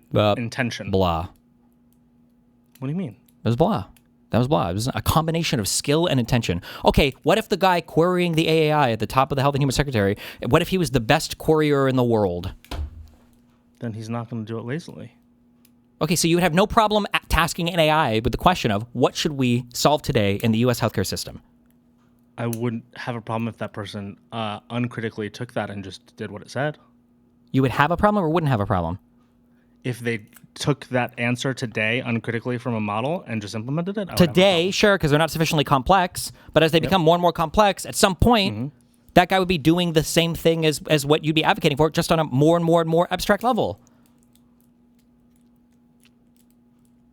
Are you saying because the AI gets smarter, you can have a more complicated conversation with it anymore? I'm saying that as it gets smarter, it's taking over more of the high agency choices that humans used to do. So so 5 years ago, I couldn't have queried a fucking AI to build me a program that fucking has cats running around the screen with a login user base, whatever fucking measure. My guess is today, if I downloaded the fucking whatever Sora, Kingdom Hearts, Claude 7.0, I probably could ask it to do that. It would probably spit out more or less a functional game that I might have to pay somebody to debug a little bit. But the decision making there is more and more and more and more abstracted. Maybe today I'm saying, make me the best cat game ever. Maybe tomorrow I'm saying, make the best game with the best animal ever. Maybe the next day I'm saying, like, just make the best thing ever, right? That more and more of these things are being removed from the human decision realm and they're being put off into the robot realm. And that feels kind of weird and not good. Bad. The Wally world. That's the Wally world that you said that you disagreed with, but for some reason you won't tell me what the difference is between the Health and Human Services Secretary asking the AI versus just like a code monkey asking the AI. That's what I don't understand.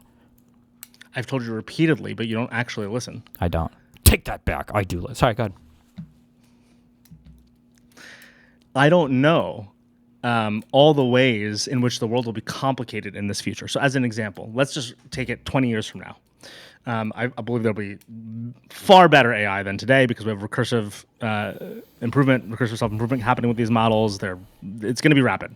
So I don't know exactly what that looks like. I'm not sure, though I am open to the idea that it's the Wally world and it's bad.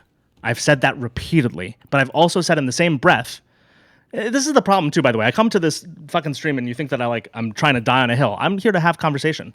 I'm open to that world. I also, though, think that there's a high likelihood health will still be complicated and humans will still want a human to be at the head of that politically, culturally, even if AGI is so good, even if we trust it. And so there's a chance that that person at that kind of position says, when I wake up and I'm competing, by the way, still politically to like beat other people who have this position, says it's important that I wake up and I take this job seriously. And I look at the data, I try to gather more data, I try to find what I as a human can add as context and understanding such that the output is better.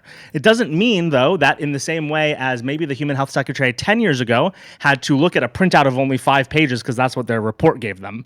That used to be probably what that person did. Versus today, they get to log into a computer and they get to see a lot more information. A lot more data is automated for them. And then tomorrow, they're probably and maybe going to be higher order conversations. That's all possible. Is it also possible that at the height of all this agency, we get into a world where humans can do nothing, we found no purpose, et cetera, et cetera? What are you fucking smiling at? I'm just listening. Go ahead. That's also possible. Yeah, Dan, you argued with me and you fucking lost, you free press ass bitch. And by the way, I was right about that and you have no idea about the free press and you're an idiot. Damn. Go ahead, Freya. So you must see that there's a very high likelihood that a lot of intent and meaning and human agency is going to get lost in this process, right? It's going to change. It might get lost. Well, do you think it's more likely or less likely? Or like, where are you on that scale? More likely, less likely what? Like, is it very likely that a lot of humanity is going to like disappear? I think it depends on whether or not we gain an communication? ability to be part of the conversation. So if the tech oligarchs had their way, I don't know what that means. You need to I was about to clarify that. I was about to tell you. He means poor kids in Africa can quarry Sona to make their own beautiful rap songs. Sona, the support in League of Legends? Yes. And I guess that defeats my whole argument if like some really destitute people have access to art finally. So that's rough. I just feel like there's such a right now there's a really positive feedback loop when you basically have friction when you're engaging in a craft, and that friction helps you grow. I think, especially in programming, I think a big part of programming for me is the process of problem solving. Agree with and you I think 1000%. the more problems you solve, the better you're going to get at problem solving. That's why I think And we should there's- change education to adapt to this. That's why I think we should change Substack to adapt to this. But the thing that you're not hearing, and again, I don't know why. What? No, go ahead. What? Sorry, Steve? no, we're listening. Sorry. No. Is the thing that I'm not hearing that you agree with everything that I say except Yeah. for the last bit, or like, like I don't know what I'm missing. Well, I don't know why that's not a difference we can. I don't know. Is it because we have to find a winner? Is that like what you two are looking for? That like what I'm saying says there's a chance that Wally and bad happens, but if we as a society decide that we want pro-social regulation around this stuff, pro-social approaches to this stuff, it doesn't need to be the case, for example, that we live in the Wally world. That is something that is a real perspective. Whether or not it happens, I'm not sure. Yeah, but because it I seems can't like even fucking people don't convince even people who are have- supposedly smart to Well, fucking have it. There's the same shit, by the way, with you, Steven, and you can't fucking convince a tanky about anything because you're so fucking brain broken. You don't believe in change. You don't think you can change someone's opinion. You think they're all broken and fuck them, and I can't have them in the tent. And it's the same fucking conversation actually that we're having now. It's as if we have absolutely no agency, no ability to change politics, to change business, to motivate CEOs to act a certain way, to motivate ourselves to be good users of AI and to dislike AI. I don't want bad AI. I don't want fucking socialism. But I come on this fucking stream and I'm like, hey, here's the problems. Here's a set of problems. Z was so agree. fucking I am smart. a low- Z was so fucking smart the other day. Don't change the I'm a topic. low Don't agency change the topic. believer. Yes, I don't believe that people have very much agency, which is why I do believe in like strong regulations and stuff to guide people in the good directions. The reality is, and I think this is an underlying assumption that you guys never really addressed earlier, is I think that you think that there is a meaningful world, or there is a world that has a meaningfully high chance of happening where everything doesn't descend into slop. The reality is over time, everything kind of becomes slopified. There is a lowest There's common always an denominator. increase. The moral arc of the universe bends Sure. towards slop. And if we are now slopifying things like human choice, which is a thing we haven't quite been able to slopify before, that's just a pretty spooky world. And it's weird to assume that we just wouldn't continue to slopify that like we have every other thing that has been hardcore capitalized on and hardcore corporatized and hardcore profitized. I don't know why we would assume that that's going to go true of any liberalism, right? We have unfortunately pivot. gone into a Oh my! world. I just heard the Stop, squeak all the like- way across oh my the God, court yeah. from that. My Oh bad, my my bad. God! The reality is like here. I'm this not is used the to thing. conversations where you can't like in good faith No, make a because it's comparison. such a crazy It's so- pivot. Here's like the It's most. not, likely it's not a pivot. I wasn't intending that we go Here's some other the direction. I course- was going to say here's the course we're when on. we AI is going to continue to be more pervasive in a lot of fields. People like you might say, well, human-made stuff might be better and has some advantage. You said before, it might have like an advantage in terms of at the end of the day, it's a quote-unquote better product. However, what is the most important part of a product? It's the cost of producing it. It doesn't matter if there's a better product if you can make 80% as good of a product at 1/50th of the price. So more and more artistic jobs, more and more code monkey jobs, more and more lower, medium, high agency jobs are going to be replaced by AIs. Those are things that are going to be pushed off into the side. There's going to be less money in those industries, so less people will go into art or go into doing this shit. More people will become fucking YouTubers and other degenerate jobs like that, and we're just going to lose all of that aspect of humanity. And then especially 50 to 100 years from now, we're going to be having culture that exists in cyberspace that's being iterated upon by these fucking massive AI cum tanks with fucking Elon Musk sitting on them in Utah, and we're gonna have no fucking idea like what to even say. Like, oh, remember the culture of the 40s? Oh yeah, ChatGPT 9.7 was really spitting when they were making rap songs with ducks, quacking in the background, and now like the next iteration, like our form of the Criterion collection of like some actor going through, oh, these are the movies that I like. It's gonna be asking Claude like, hey, why don't you summarize like the last 30 things that you fucking looked at to make this song? And Claude's gonna go, well, I looked at Claude 9.4, and then I looked at ChatGPT 7.4, and then here's your song. And you're gonna be like, oh, that's cool. It'll be fine because other people will still be working on some other thing because we're gonna be in a post-scarcity society where people on the commune will do stuff for fun. I don't know. Did I say that? Yes. Did I say that? Yep. When? I have a question for you, Sherveen. Can I just say one thing to what he said before you ask the question? Okay, go for it. I agree that that's possible. But by the same token, there are other interesting things that are also going to happen with AI. As an example, I do believe, and we're already seeing, that in medicine, a lot of medical research and drug companies and pharma companies... Not related at all to what I just said. Why is it not related to what I just said? Your mom. Because the question of like curing diseases, the normativity on that is already beyond the point. Of course we want to cure diseases and figure out ways to cure diseases. I wasn't making that point to convince you because sorry, of you just this. chose the worst subject. Okay, sorry, go ahead. Keep going. My bad. I shouldn't have cut you off. Can I ask Because... No, I didn't okay, you were not. finish the Right. point. Okay, never mind. Because of the improved health outcomes from things like that, one of the things that we will probably deal with is people will have more disposable time and lifespan.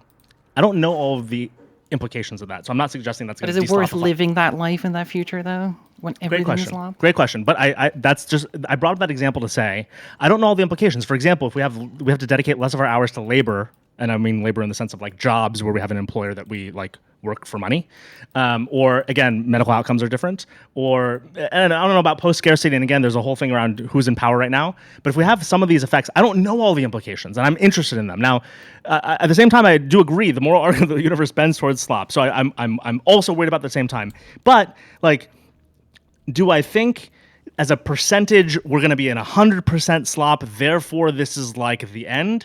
No, because I think as an example of this, if we have to spend less of our time, if we do cure some percentage of health ailments, or if we have better drugs, or if we do have to do less labor because kind of the cost or productivity required to achieve what we all need is lessened, and we agree that that's one of the implications.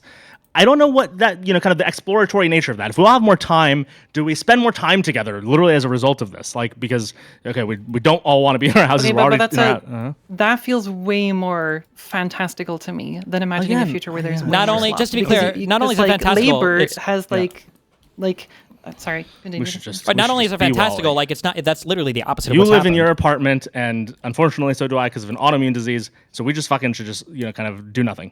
Hold on. We should just. Do you think that that's? Everyone should be us. Wait. Hold on. I'm sorry. Do you think that social media has made it so people are meeting each other more in real life now? Is that your assertion?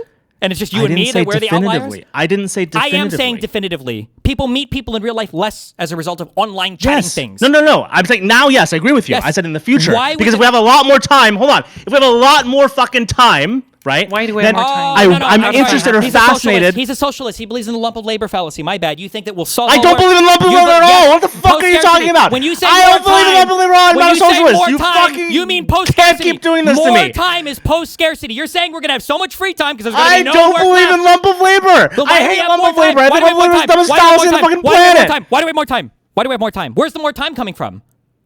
Did we get more time when cars were invented? Did we have more time when cell phones were invented? Did we have more times when Excel spreadsheets? What does that have to do with lump of labor? What does that have to do with lump of labor? With your argument, don't get stuck on lump of labor. I don't care. No, because you're implying you're implying that AI is going to solve so many things. We're all just going to have so much fucking free time, lollygagging around all day, like we're not going to find more work to do. When has that ever been the case in all of human history? Marx is literally rolling in his grave because he thought this would happen, and it didn't. He thought it would happen in his lifetime, and it didn't.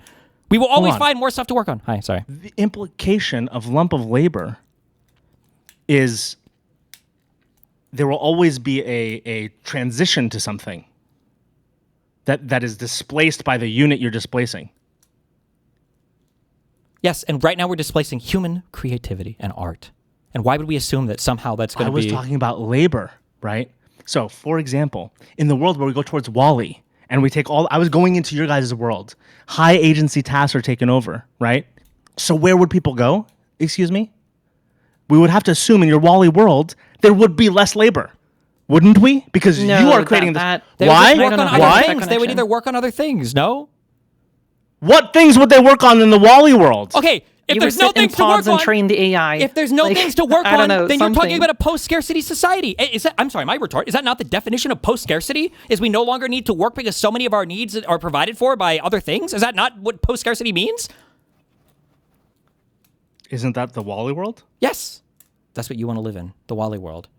And in your world, everybody would put on their AI goggle. Oh my God, you want to go into the experience machine. That's what you're advocating for at the end of the day. Every single human being gets their own experience machine where they put a goggle on, they're in a fake world, and they live like that until they die. I think that's pretty likely. Do you think that's good? No. What if that's what you're in right now? I just made 4 people in my chat schizophrenic with that comment. Way to go. Ooh, I snorted. Okay, I have a question, Sherveen. So it's been a few years now. What is an example of an inspirational piece of AI art that you've seen? I don't save art at all.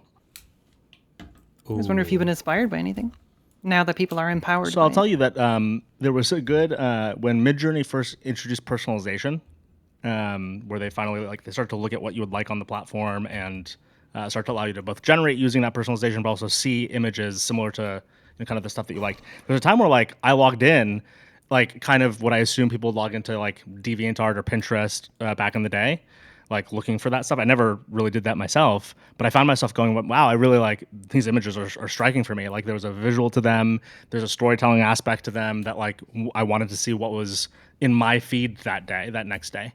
That was, again, that's the not first time that ever. inspiration, though. Okay.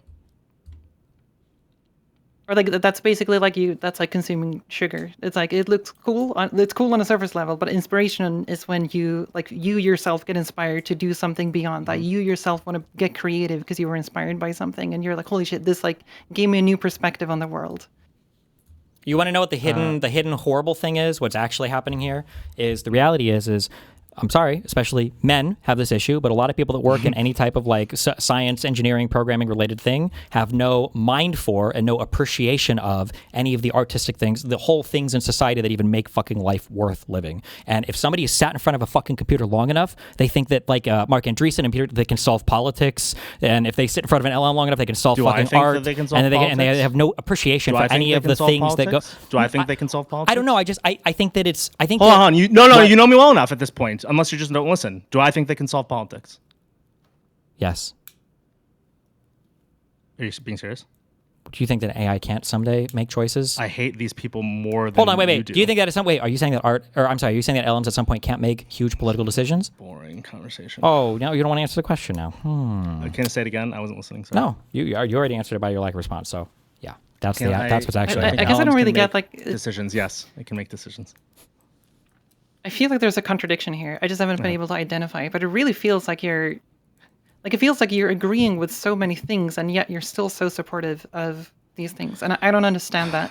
Because we don't get to the positive stuff, right? We just keep going back to this portion of art. So as an example, when I think about how many people can access really good. I'm sorry. I'm so sorry. Just every time you talk about the pot, I know you're gonna make the starving kids in Africa can now make LLM music. I'm sorry. Go ahead. That's not what you mean though. Go ahead. My bad. Anyway, go ahead. I'm okay. No. Go ahead. Make your. What were you gonna say? Go ahead. I'm okay.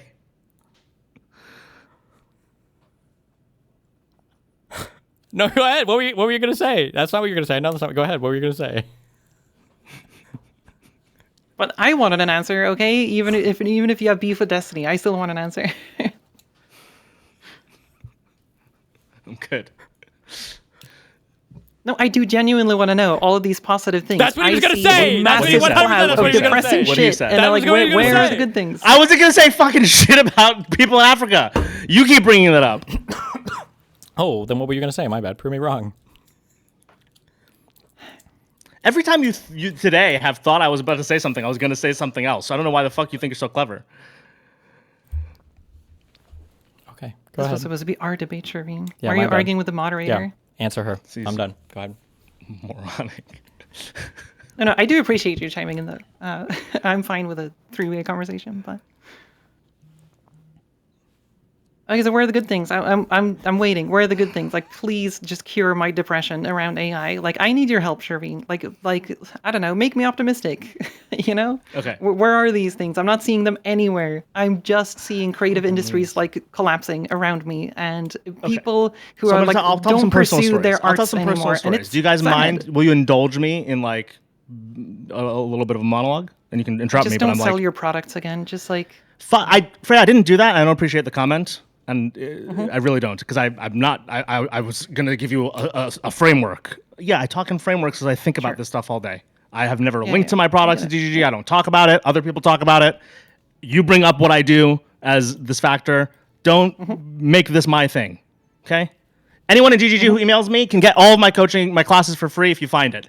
I'll give a And you coupon code. I'll just make did it $0. right there. You just did it right there. That was not even subtle. You were just like, go get my classes. Oh my god. Okay. Sorry. I'm good. Next question. Wait, did he answer the one question yet? No, I want the next question. What are I'm the not interested in goods? that question. Wait, we want to know what the It's your goods mom. are. Please It's your just mother. can you please tell us what the goods are? I want to know. Oh, it's your It's mom. behind a paywall. Yeah, it's behind a paywall. We don't get to know. You need the really good models to know. Yeah, you need the really good Oh one. shit, he We ran just out of. don't know I think anymore. We have he, to ask. he ran out of AI. tokens. He can't answer the If you question. subscribe to ChatGPT Pro, then I'll get $10. Cool. Great. Well, I don't feel particularly optimistic.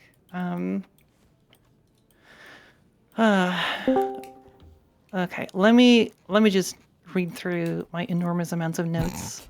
Are we we're still going here? Yeah. Why? What do you want? I believe so. Yes. Okay. What? Yeah, that's right. Get him out What? of here. I'm glad he's gone. I feel like we could have done a little Q&A with Mooten. I feel like that would have been cute. All right, I'm back. You want a Q&A? I was thinking like just with you if you had any questions. Yeah, I don't know if got we some wanna drag in fucking. randoms. I got some fucking questions. Really? Mm-hmm. Really? Yeah. Question number 1.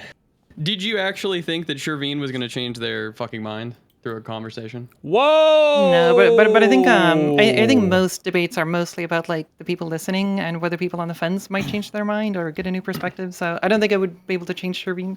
My biggest like fear ahead of this debate, like I'm just gonna Platforming meta Sherveen. talk about this. Oh, platforming a yeah, pro AI guy. platforming you. I'm a little bit worried about that. Like I don't know, like do I put your name in the thumbnail and like I don't No, know you if don't I have should to like put anything. Don't advertise put you anything. or if you No, should just that's be okay. like the AI guy in the thumbnail. I'm not The sure. AI guy. You could even use like AI I was- and make him Yeah, him use art AI. over his Hide me. thing, you know? Hide him with Yeah, just like AI. AI generate a face that's not even him. Yeah.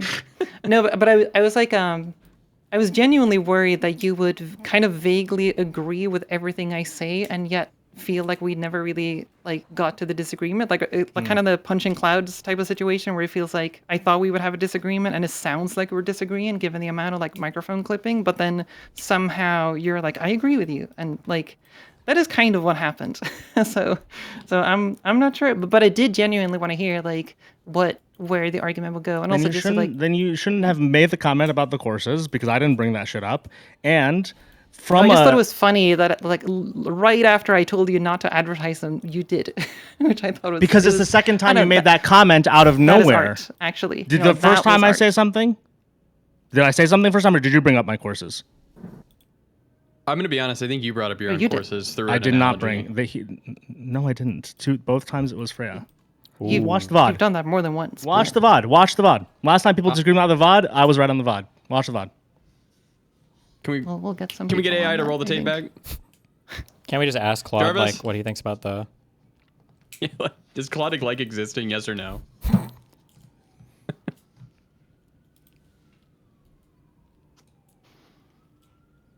Okay. Okay. Did you have any other questions, Moot? What are your thoughts, Moot? Let's hear, or maybe you don't have. Do you not have thoughts, Moot? Wow. I don't have any nice thought. one. I'm waiting for Steve to give me the talking points. No, I mean, I don't know. I think that AI can be useful, but I think that if you're using AI to actually like meaningfully replace people who do art, that would be bad. I don't use AI for any of our anything else shit. I pay artists out the ass. So, and I support local artists. I have mrGemzar on every single Monday. So yeah, I'm not a huge AI guy for stuff. I think it's really nice to have in research.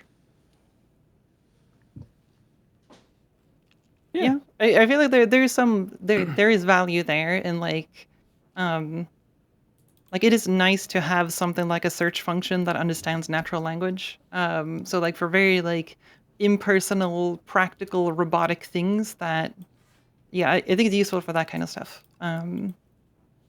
For like search, but then you're not really replacing creativity. But there is also an argument to be made there that there are websites like Stack Overflow that are basically dying now because of AI. And yet AI was also trained on Stack Overflow, among other things, and now that's gone. So I don't know. That feels weird to me, that it's kind of like gobbling up the things that it was trained on and also simultaneously erasing a lot of these spaces that it got the data from, which is especially insulting when it comes to art. Who? They didn't want me to answer the fucking question. Shut the fuck up. What? Who are you? What? Who? Who are you screaming at, you schizo? Chat. Are you having AI? Oh, he's AI psychosis. He's having it right now. He's hallucinating, yeah. He's The talking to person's Jarvis. name is who? What do you want from me? Or all who? good. You? Don't worry. I don't fucking know. Jesus. Sorry, Freya, they cut you off. Yeah, it's okay. Yeah, I don't know if I had any that's like my whole take on it. I don't know. Yeah, it just feels like I don't know. I just feel like we're like, as a society, not to zoom out too much, but I feel like there's a lot of, we've seen a movement towards things like, not being religious anymore. Like people don't go to church as often anymore, so we don't really meet that many people there. We have self-checkout, at the grocery store, so you don't actually meet a cashier. And you know what? Maybe you can just order food from home instead. And maybe you work from home as well, so you don't even have a workplace that you go to, because, it's nicer that way. It's convenient, and it's really, really nice. And then we're kind of just like, okay, but then maybe you have your human interaction online, right? Like on social media, but then that place is filled with bots and it's filled with slop and filled with garbage. So that's kind of starting to erode, but at least you can engage with the arts. But you know what? That's also a place where we're removing humans. We're just going to have like CGI Luke Skywalker with AI voices, and no actors are going to be getting any jobs anymore, and voice actors are just going to be AI. Every background is going to be AI. Matte painting is not going to be a thing anymore. 3D modeling is also going to be AI, and no more cinematography, no color grading. All of these things are just going to be replaced by AI, and we're going to sit in our fucking apartments wondering, like, why am I so sad? Like, where is humanity? Like, everybody just disappeared, and I'm just supposed to sit here and scroll and feel happy about eating my junk food day in and day out and do nothing with nobody. Can't you I just think not that use is it? depressing. Ooh. But Sherveen will probably disagree and be like, it's just how you use it. So. Wow. Got him. She basically just called you bad faith. Oh, there you go. Your bad faith. Trimple. Any final words, Sherveen? Or is Jarvis not? Did you run out of tokens? Why? Why are you bullying so much? I seriously don't know what's wrong with the Mootin. two of you. I don't know why This Mootin. is It's fine. Mootin. I haven't bullied at all. Mootin just came in Mootin's here to fine. bully for no fucking You reason. brought up the He's just tokens having fun. first. I was being genuine. I thought maybe he really did run out. You're just making fun of him. Shit, that's my bad. Okay, I'll give him my final words. First of all, the two of you genuinely are so fucking rude. Not you, Lucas. You're fine. Because I'm come here in good faith to describe these things from my perspective. I acknowledge I'm not sure what's going to happen. I acknowledge your world, and you go, "Aren't you disagreeing with me? I was worried you're going to disagree with me." I'm not coming here, Fred, and going, "Wow, the first hour of this conversation, you basically didn't say anything, and I was being patient until you found your voice. I didn't bully you during that hour." But I'm going to say the first hour you didn't say anything. I was going slow on purpose. So I couldn't bring up all the things I wanted to bring up because we couldn't paint a positive I vision. more during the first hour than the second hour. Yeah, that's my I point. don't know. And so Okay. I will Wait, bring up wait, now what did the you wanna bring up? positive. Yeah, which, go ahead. I will Sorry. now bring up the positives of AI. Okay. When we talk Okay. about... Okay. I don't know what's wrong with you, Steven. I don't know. You have like a stick I'm up your not ass. doing Attitude, anything, just bring Steven. him You up. need to- You have such a stick up your ass. I come here in good faith to have conversation with you, and you Get out act there. like such a little bitch. Thank you. Go ahead, Sherveen. Sorry about that. Are you two okay? Me and Steve? No, he's my mortal enemy. I'm going to become what the chat says I'm going to become. What was I saying? So, good uses of AI. So, the thing that is happening right now for a lot of people who are embracing this as a tool, personal life or professional life, can be called productivity, but I don't like the word productivity because I'm not talking about like GDP or like stuff for CEOs. So I want to use personal examples because I think they at least will allow some, even though they're small, they'll allow some understanding of why I'm so optimistic. My sister is an MD PhD who does medical research. Yes, that's the category I know you like, but I just want to point out what happens for her. She writes code as part of her job for statistics. That's not like her, obviously her primary. She's a physician first and foremost. That person who doesn't write code as a core function. This isn't just true in medicine. This is true in economics. This is true with journalism. Joe Weisenthal, Noah Smith, who Stephen talks about all the time, the folks who do Hard Fork, which is not a particularly pro-AI New York Times podcast, all talk about this. Professions where they're adjacent to like wanting to crunch data as part of their storytelling, or my sister, again, wanting to do as part of medical research.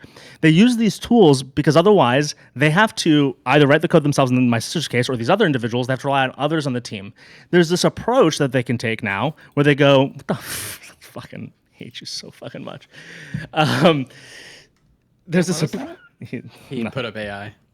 His approach that you can take where you augment the parts of your job that limit you. So for example, for my sister and for a journalist, none of them have the budgets, except maybe the New York Times, to have like the number crunchers that are dedicated to Joe Weisenthal or the number crunchers that are dedicated to my sister. They have to either do it themselves or they don't do that work at all, which makes their work worse, right? If I'm an economist or I'm a journalist or I'm a medical researcher and I don't have the budget to go hire that person and I don't have that person on my team, I'm limited because I can't do the code writing or the analysis that might be required. That's one example.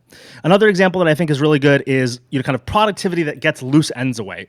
Just as like trivial thing, I use these models to work on all of my machine. I have like a bunch of different computers that I want to, at different points, troubleshoot, connect to each other in ways that will increase my personal kind of satisfaction in my work life. And I do things that I wouldn't have done otherwise without scripting or installing third-party programs or whatever else. The other day, as an example, my GPU was acting up, and through 3 hours with Claude and Codex and solving a problem, I have something running that manages the cores of it's like an Intel 13900 that's like, should be RMA'd. But is being managed by this process that runs on my machine to make sure that the cores don't go out of violation and cause me to get a blue screen of death. It's a small example, but again, I think it's something that I wouldn't otherwise do, and it's just a conversation that I have one day, and it solves something for me. I have NAND lights that I otherwise would control through an app that it creates a small application for me. Then we go to the next order of business. The code that's being generated for applications, startups, big companies. I don't think it's good that people will not have jobs. I think we need to take care of people. I prefer that we have that conversation. We take care of people, kind of whether through retraining or if we have to do UBI at some point. But I do think it's good that individuals who are getting laid off or getting displaced can start startups. We see product people, designers, other people traditionally in tech can't by themselves have create a business, raise venture funding, and start their own teams. Now, will enough small businesses replace enough of labor such that like the equivalence makes up for it? I don't know. That's where I worry too. But I see a lot of my friends who wouldn't have been able to, without either hiring an engineer or finding a technical co-founder, create really worthy businesses because of an expertise they have in insurance or an expertise they have in medicine. And I think that's fantastic too. I think we have the ability of the individual to go outside of their standard bounds. What are you smiling at? You I just read a funny joke in chat. ugly. What? I just read a funny joke in chat. Don't worry about it. Okay. So I think that's fantastic too. The next order beyond that goes to, okay, what happens when AI gets to orchestrate a lot of these systems or make these high agency choices? I don't like the HHS secretary. I don't like a lot of CEOs. I don't like a lot of people in politics. I think when they consult AI, if they do it properly, I'm not saying they will, but if they do it properly, you're getting a lot more information on the web research side, on the synthesis of data side, and then considered reasoning that allows you to come to conclusions that they won't otherwise come to. Let's take a trivial example. I don't know that he did this, but if Mamdani, while he was trying to build his city grocery store in New York, consulted AI to go, okay, where in Manhattan should this be? Where are there food deserts? Where is there a density of people but not a low-cost supermarket, which is how we think about food access? All of those things could be better done with AI, and this doesn't otherwise take maybe like 6 months. And government could do lower cost initiatives around things like food access to deliver a grocery store in the right place at the right time. Now, again, not all of these things will happen. I think this is, again, where I agree with you. I'm not agreeing with you in bad faith to go, oh, we're not having an argument. I'm agreeing with you that if we only support bad use of AI or people who have malincentives, and we don't encourage this notion that like, hey, this can be used well at the same time that it can be used poorly, yes, we're agreeing to the slopified WALL-E result. I'm 100% afraid of that. I would not prefer to live in that world, but I also like the upsides that we're going to get in medicine, we're going to get in senior care, we're going to get in, again, a bunch of other categories. Maybe it winds up being that good, and being in the WALL-E world is a happier place because there's less illness. I don't know. TLDR, if I go back to the beginning of this conversation, is the technology anti-humanity? I think it is in the deployment, it is in the usage, and I guess I have a little bit more confidence that we can change the usage through a combination of regulation and social norms. I think the Substack example is a good one. I think there could be other expectations between creators or capitalists that can basically establish that we don't want to be deceived. There are going to be pro-social dynamics around some of this activity, especially, by the way, when we get to security and, again, robot dogs and everything that AI is going to do, especially with our current power players. I think it's worth trying because, to your point, otherwise we're all going to sit here and live in WALL-E, and I don't want that. So ultimately, the goal is to say that technology is not inherently anti-humanity. It can be used anti-humanely, and we should try to avoid that. And part of trying to avoid that is embracing, however that means for you, whether through conversation or through the tool use, the positive uses of AI. The end. Okay. Cool. Great conversation. What's so funny about that? What was so funny about that, Moot? I didn't laugh. Freya laughed. Oh. Bring up Oh, you smiled. the people who want to disagree with me. I don't want to yell at Freya. I'll yell at anybody else. I think you've had No, because I have to be nice to this one, and this other one's a dick. Bring up other people I can yell at, please. Oh man, you think I'm bringing people up to talk about AI? I need to actually argue with somebody. Absolutely not, man. Come on. I'm going to try and convince Steve to do a drinking stream. He said yes. He said fucking do it. Let them argue. Bring one up. Radiant wanted to come up. Fucking bring up Radiant. He's been crying. Radiant agrees with me. Bring someone I disagree with. I mean, you bring him too, but I also bring disagrees. Okay. No, you disagree, right? Like Radiant is pro AI experience machine, I think. So. Yeah, he can be here, but bring up disagreements. Hello? Yeah, you're on. Yo, hello, Mr. Mutant. Do you remember me? This is not about Mr. Mutant. This is about AI. I was arguing about AI. Thank you. I mean, Jesus Christ. My God, I do remember your ass. Thank you. Anyway, so I want to talk about AI art. I appreciate Freya fine on the front line. Thank you. But this has been some nonsense. Uh-oh. I want to generally articulate what is art, why do we value it, and why AI art is a perversion of that. So art, I think art is transcendent communication, i.e. when we communicate something for not a sort of in real life utility, right? So a stop sign on a random street corner isn't art necessarily, but a stop sign in a walk-in play or a sort of like art exhibition is, because it's trying to communicate something transcendental, something, about something, magical and something about the human experience. And in that, we value some technical execution, we value some aesthetic or general appeal, and then we value what it's trying to say. And I think AI fundamentally cannot do the first and last part of that. I think on a technical level, when we talk about generative AI as it's used today, i.e. big titty anime girl, on the technical level, and then on the third level we get in terms of it's like inherently cynical. It doesn't convey the humanness that we value in art, and as such, I don't even necessarily want to consider it art. That's generally how I feel. Akin to the movie Her. Great movie. Right. So how Joaquin Phoenix, he's in that company and he's writing all these like, was it letters to sort of like supplant actual people in relationships, right? We don't value AI, ChatGPT, wedding vows. We don't value that type of stuff. I think that's like there's an actual importance to that. So yeah, that's how I feel.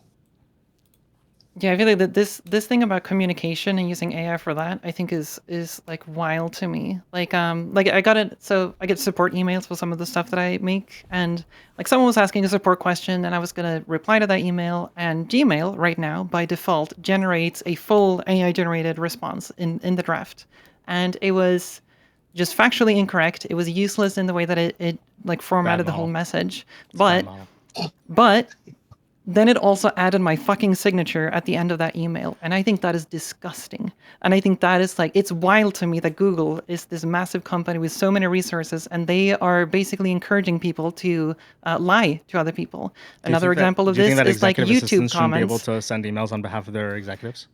The other example is YouTube comments, where when I get YouTube comments, can I finish my thing? Now I'm asking you a question. You had your closing statement. Can you stop? Why can't I ask this question?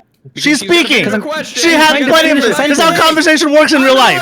I'm the moderator. Let her speak. Go ahead, Queen. Okay, as I was saying, so as a YouTuber, you get a lot of comments from people on whatever videos you make or streams you have. And on YouTube right now, they will provide auto-generated automatic responses to comments right now. I can click a button in order to generate a message, which basically is me pretending to say something to someone. I think that, once again, it's one of these things where removing humanity from that piece of communication. I think if someone like made a comment on my video and they look up to the stuff that I do, it's genuinely meaningful and cool to like have a response from someone you look up to and respect. And the fact that they added these like automated responses, I think is just genuinely depressing. And it's like, it's lying to people in the way that it formats the message as if, I actually wrote that, but I didn't write that if I click one of those buttons. And yeah, so yeah, sorry. I just wanted to add to that. Okay, Sherveen, you may go ahead. Do you think executive assistants should be allowed to send emails on behalf of their executives? Oh my god. That was a question for Freya, not for you. Wait, sorry. I wasn't listening. I was reading chat for once. I'm sorry. I thought you weren't reading chat. Do you think that executive assistants should be able to send emails on behalf of their executives? Yeah, but not by pretending that they're that person. Then you just have a problem with how humanity works, because I promise you, CEOs, but C-suites in general, about 80% of the emails you get are not sent by the CEO. Yeah, then they're also anti-humanity idiots who pretend to do things that they don't. Can I please interject here? Yeah, go ahead. Okay, on a large scale, in fact, this is my problem. Okay, Sherveen, is that how I say your name? Yep. Okay.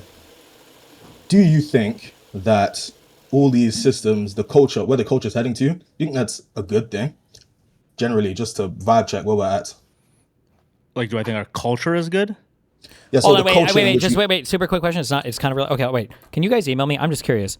I would be surprised if C-suites are usually having people answer and signing as them rather than just like an assistant themselves doing it. You're saying that you think 80% of C-suites are responding to emails, but it's not actually them. It's like an assistant and they sign their name. Not 100% of the time. Hold on. You're 100% wrong about this, and I mean that in good faith.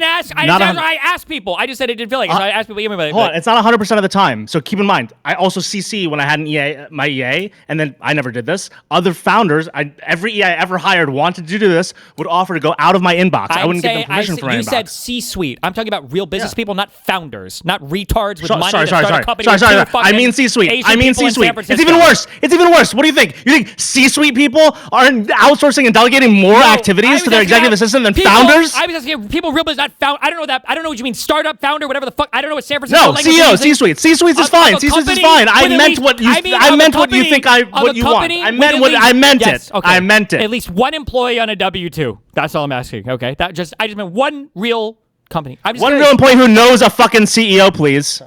Okay, I'm just curious. People email me to answer that experience. I'm just curious. Okay, go ahead. Sorry, don't let me interrupt you. Go ahead. Okay, yeah. My bad. Go ahead. Yeah. Do you think that do you think that like culture is heading in a good place where we automate art? No. Okay. So if you don't think culture is heading in a good place, why are you sort of arguing for the affirmative? I don't necessarily understand. Because I think that the things that are causing culture to go in a bad place are... I'm sorry about all the yelling, guys. I'll try. Can I actually add a limiter in Discord? I think that the things that are causing culture to get a bad place are political and inevitable under any scenario. AI or not we are headed to the bad place. Again, I think like a good example is our tech oligarchs and the way we have the way in which like liberals, and I don't mean liberals as in Democrats, the way in which like liberal society has given up. And like we gave up, I think, for the first time in 2016, but really going into 2024 election, where basically everyone was like, Trump again? Fine. Like, it was tech, it was finance. Everyone's just like, okay, like we don't have power. We're going to give him a slush fund. No one's going to do anything. And some of that is limitation of power, but I think that started before the limitation of power. It started in about 2022, 2023. Everyone basically has capitalistic FOMO, doesn't want to miss out on a deal, doesn't want to miss out on being considered cool, and has caused all of this. Without AI, does it go slower? Maybe. I don't know for sure though, because I think AI in some sense is also democratizing. I not always, right? But I think in some sense it is. And so when I say culture is bad, I think it's bad at a higher level than AI. And so I'm not sure that with or without, I actually don't know which is worse. Again, I'm not going to take a stance. I'm open to both. Problems exist, without AI, of course. But I think that when we talk about art, the arts, movies, illustrations, 3D, all of this stuff, this is one of the like sort of in our era of people being pessimistic, not having community, especially for us Zoomers. I don't know how old you are. Nice. For us, like all our institutions, the grandeur are gone. Even our Nazis don't have swag anymore, right? Trump is posting these shitty That's such a good line. That is such a good line. Holy shit. Yeah, so like we've lost so much of like these transcendental things that have meaning to us. And so the idea that one of the last bastions we have left of like doing things that aren't for, I don't know, I don't want to sound like a socialist, but like amassing capital. One of the last things we do for ourselves is just going to be like fucking Can I ask you a question? What's Do you up? think if I don't have let's say I don't have hands, just an example, and I use AI to generate art, I'm not saying, this art is more valuable, less valuable. I think it can still make people feel something, to express themselves or to see someone tell a story that is then generated. It might not be as good as the version they would create if they had hands. It might not be, as compelling in those ways. And again, I'm not the one of those people who like doesn't want these things to be watermarked. I think all of them should have a watermark that should be irremovable, and there's ways to algorithmically do that. And I do think there's a sense to which like there'll be differentiation between fully AI generated, human generated, and somewhere in the middle. But don't you think, like, if you don't want to call the whole category art, there's still value in it, right? It's not all negative, even if right now it's being used tremendously in that way. I feel like you're low-key's wagering me right now. Not to be pedantic. Low-key's wagering you? Yeah, we're at some sort of like we're at some sort of niche sort of threshold. Obviously, there's going to be the entire line where art begins, or like where it's going to be valuable or not, is not going to be 100% like sort of like clear cut. I low-key swagered you. Right, but agreed. Somebody with no hands, Swagered. right? No, I swagered you. I swagered you. You said you don't believe that I made a real point, so don't. No, it's not like I'm not. It's not to say you're indicative of bad faith or something. It's just. What does low-key swagered mean? Low-key's wager. What does that mean? Go fucking Google it. You Google it for me. Why do I give a fuck? Oh my god! Listen, that was a throwaway comment. I'm not trying to discredit you, okay? Love you, bro. What does low-key wager mean? Loki, the Norse god wager. Loki's wager is the insistence that because two or more categories exist as poles on a spectrum with a gray area. Oh, this is a real middle, concept. Oh, cool. I'm locked back in. My bad. Defined. It sounded like you were saying I was bad faith or something. Please continue. You're a dope guy, man. I love my millennials. Okay. Appreciate it. When we talk about like somebody with no hands, yeah, I know a guy with one hand. But listen, when we talk about people with no hands, yeah, making art, right? Yeah. Sure, art is relatively inaccessible to those people. Art as we know it generally is inaccessible to those people. Yep. But those people can create art, right? They can direct other people, they can use their feet, they can use blah blah blah blah to create art. But like fundamentally that doesn't necessarily change like what I said, right? Like if we use art is ultimately communication, right? And if we use talking, for example, like if somebody let me just interrupt you really briefly. I guess I agree with you. I wouldn't want human art to go away. That's something that I feel like implied in what you just said.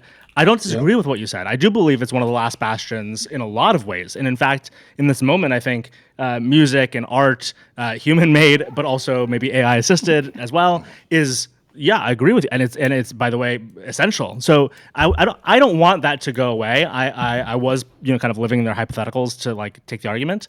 I do think it's not inevitable. And the reason I think it's not inevitable is because the same reason I think I will always watch human baseball, even if there is some robot baseball. I think we will seek out and we'll find ways to verify with each other the same way we might verify a photograph is real, or we have like photojournalism has ethics to it. I think we might seek this stuff out proactively in the future, and there'll be kind of, I would hope there's a standard there. And again, I'll seek out human baseball, and sometimes I might go watch robot baseball, but we will still seek this other thing that you're talking about. So agreed that is valuable. And so that's why I kind of said what I said as a compliment to what exists, not necessarily in opposition. Okay, What's the name of your cat? my prescription is more extreme. I think the state should intervene in order to protect art as it exists, in the same way that the state intervenes to stop factories pouring sludge into rivers.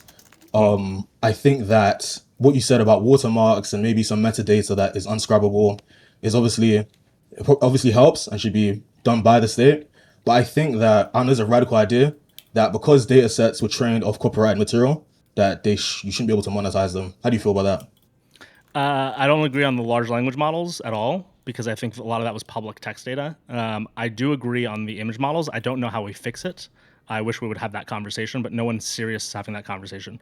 I think in that case, the idea of like duplication and this wasn't like, kind of the rights to this was questionable, was violated. The good news is a lot of the newer models, they're finally like using only data they have technically access to, but they're also adding synthetic data from the data that they scraped. So, does this get resolved at some point? There are some lawsuits that might actually get payments out, but even those lawsuits, right, it's not going to go to the artists. Yeah. It's going to go only to the artists who have lawyers. So I wish there was recourse there. I don't know how to do it. I don't think it should mean that we kill the industry, but I agree. A lawsuit can't like do recompense. Yep. I can't retroactively like fix everything. I think that if you want to be like from a capitalistic framework, AI generative art is like, it's perverse. It like is rent-seeking behavior. It's antithetical to what we value in art and generally in capitalism. And I think that like the ways that these companies operate, like, is it a good outcome that more people are gonna generate, like, I don't know, tung tung sahor, like SLOP X1000, right? Like, is that something that we want the market to optimize for? And I think that like I don't know, I feel like we don't really talk about this conversation with the gravitas that it deserves, that like we're going to like literally like rape away the like one of the last like bastion pillars of Western culture, and it's like, oh, we're just talking about it as if it's like the next like iPhone. It's a bit weird to me. I would go further than that. I feel like it goes further than just like, I don't know, just Western culture. Like, I feel like language and art are like the things that make us human. That's what sets us apart from all other animals. And I feel like these are the very things that we're eroding right now. I think it's weird. We are going to move on to the next caller. Real quick, this is really important, okay? Mr. Mutant, okay? When I joined last year, the first thing you said was like, I said, oh, hi, Destiny. And you were like, is that a brother? What color is your skin? Sorry, what the fuck? What was up with that? That was really, are you a brother? Like, yes or no? Sure. There we go. All right, yuniDev, go ahead. God. Yeah, I feel that's something that was kind of talked about a little bit, but not gone over that well earlier, was this idea of what seems to set creative stuff apart, that I think possibly it was hinted at with this idea of intentionality that I think Destiny brought up, and possibly agency. But I feel like the big thing, which I'm not sure Sherveen was necessarily getting in terms of the difference between sort of different job markets and that kind of thing, about how it might be different for a lawyer to be replaced versus a musician to be replaced, is this idea of like agency of creative stuff is generally, at least the way I do it, is it's a series of decisions, and there's some amount of maybe perhaps physical skill that might go into it, but ultimately it's a set of creative decisions that you're making. And I think it does play into this thing of, well, there's not that much creative decision making that's going into, say, a lawyer looking through documents for a large part of their job versus a musician. I think you're right about certain portions of a lawyer's job, not all of a lawyer's job. You don't think a lawyer actually. It's the actually police. Sorry. There's a reason I said specifically. There's a reason I said the kind of parts where Don't. they're I just looking keep going. through- Literally everybody knows what you mean. Keep going. You're fine. But yeah, I think it plays into really nicely why I think intuitively people don't see like an AI art person as, if someone's generated AI art, people don't tend to intuitively see that as, oh, they're an artist. You might say colloquially they made the AI art, but people wouldn't consider them an artist. And it's because it is the same thing of agency, where you're not making the same kind of creative What is decisions agency? to go in. Define agency. I define it as... Pisco. I guess- Pisco. It was Pisco, yeah. I didn't say that.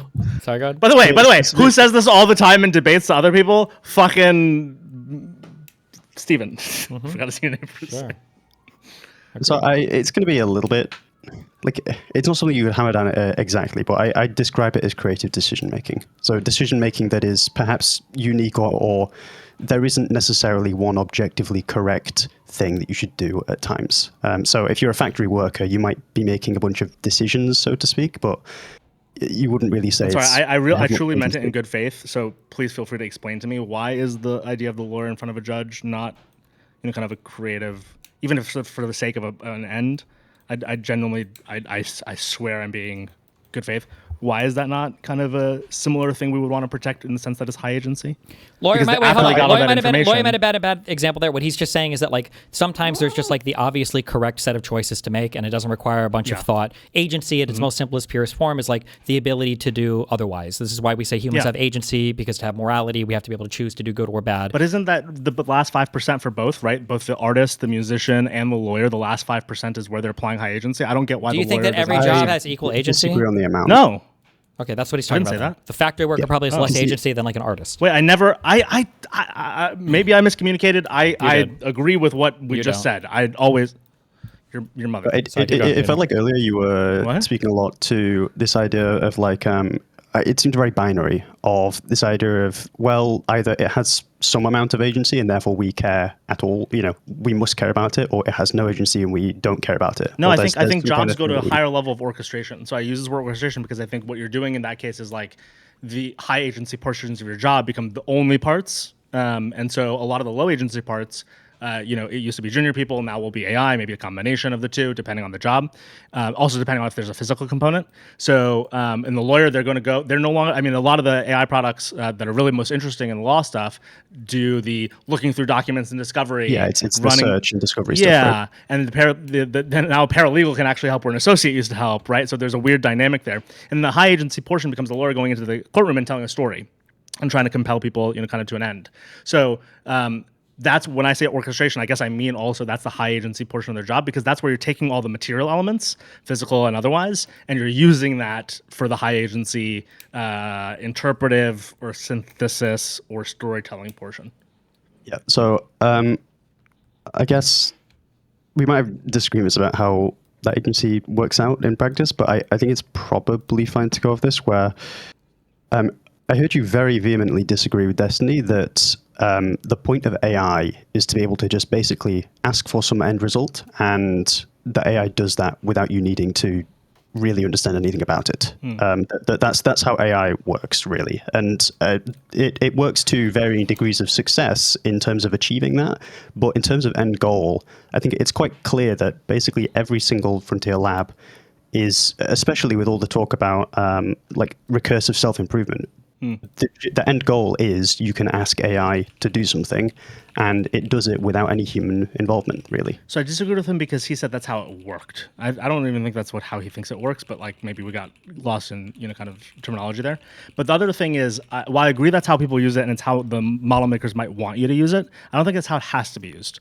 And so, for example, he accused me earlier of having boilerplates with my clients. I've never had a boilerplate anything with AI. I'm not interested, because part of my process, as an example, when I write, I don't use AI ever for writing. I hate AI writing. It doesn't sound like me, and will take a long time, and maybe never will. But I like to use it for research. So I'll take a piece that I've written, and I'll go, hey, like, who else has written on this that might have interesting thoughts? Is there anything else I missed? And do some web research on this portion of the topic that I don't know much about. And so That's like just an example with writing. If I'm making an app, I'm going to go back and forth on the technical stack and, okay, is this going to work if I want to build this feature? And we're going to go through an exploratory process. I have some health issues. When I talk about my health issues, it's not I want an answer. It's, hey, what about this nuance? What about this nuance? Now, I am, again, worried about bad use. And I think a lot of bad use is proliferating, especially among students.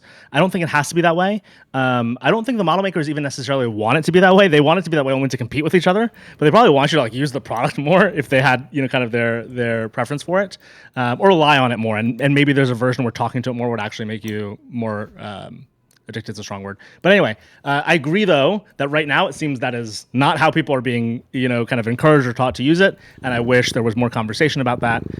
Just as a simple example of how we can mitigate some of that, beyond like, education, because that's hard.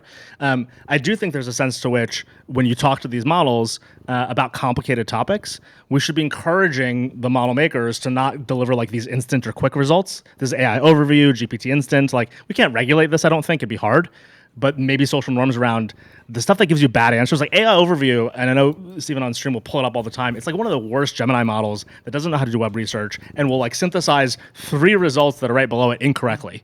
And I don't know if a regulatory framework makes sense here. You shouldn't be using AI overview as just your de facto, like this is the facts. You should then go and look at the sources if you're not only that, hold on, Lucas, not only that, you should just go to a thinking model inside one of these applications. The AI overview. I don't care about that. Oh, okay. Yeah, that's. I don't think that's really relevant because all that's really saying is it's not very good at the moment for certain things. Or yes, but they're putting it in the wrong places, right? They're putting it in the email auto draft for Freya. They're putting AI overview that Destiny reads all the time. They're putting it in the free version of ChatGPT, obviously because it's free. So I think there's the sense to which what you're getting. Yeah, but my issue with that was not the competence. My issue was that it put my fucking signature on it. It was just an example. I was just giving an example. That's another place where bad models exist. People like these features though. Like people use AI overview. I agree. I guess this is a societal thing. I agree with you on the bad portions of this. How would you solve this though? Never going to change.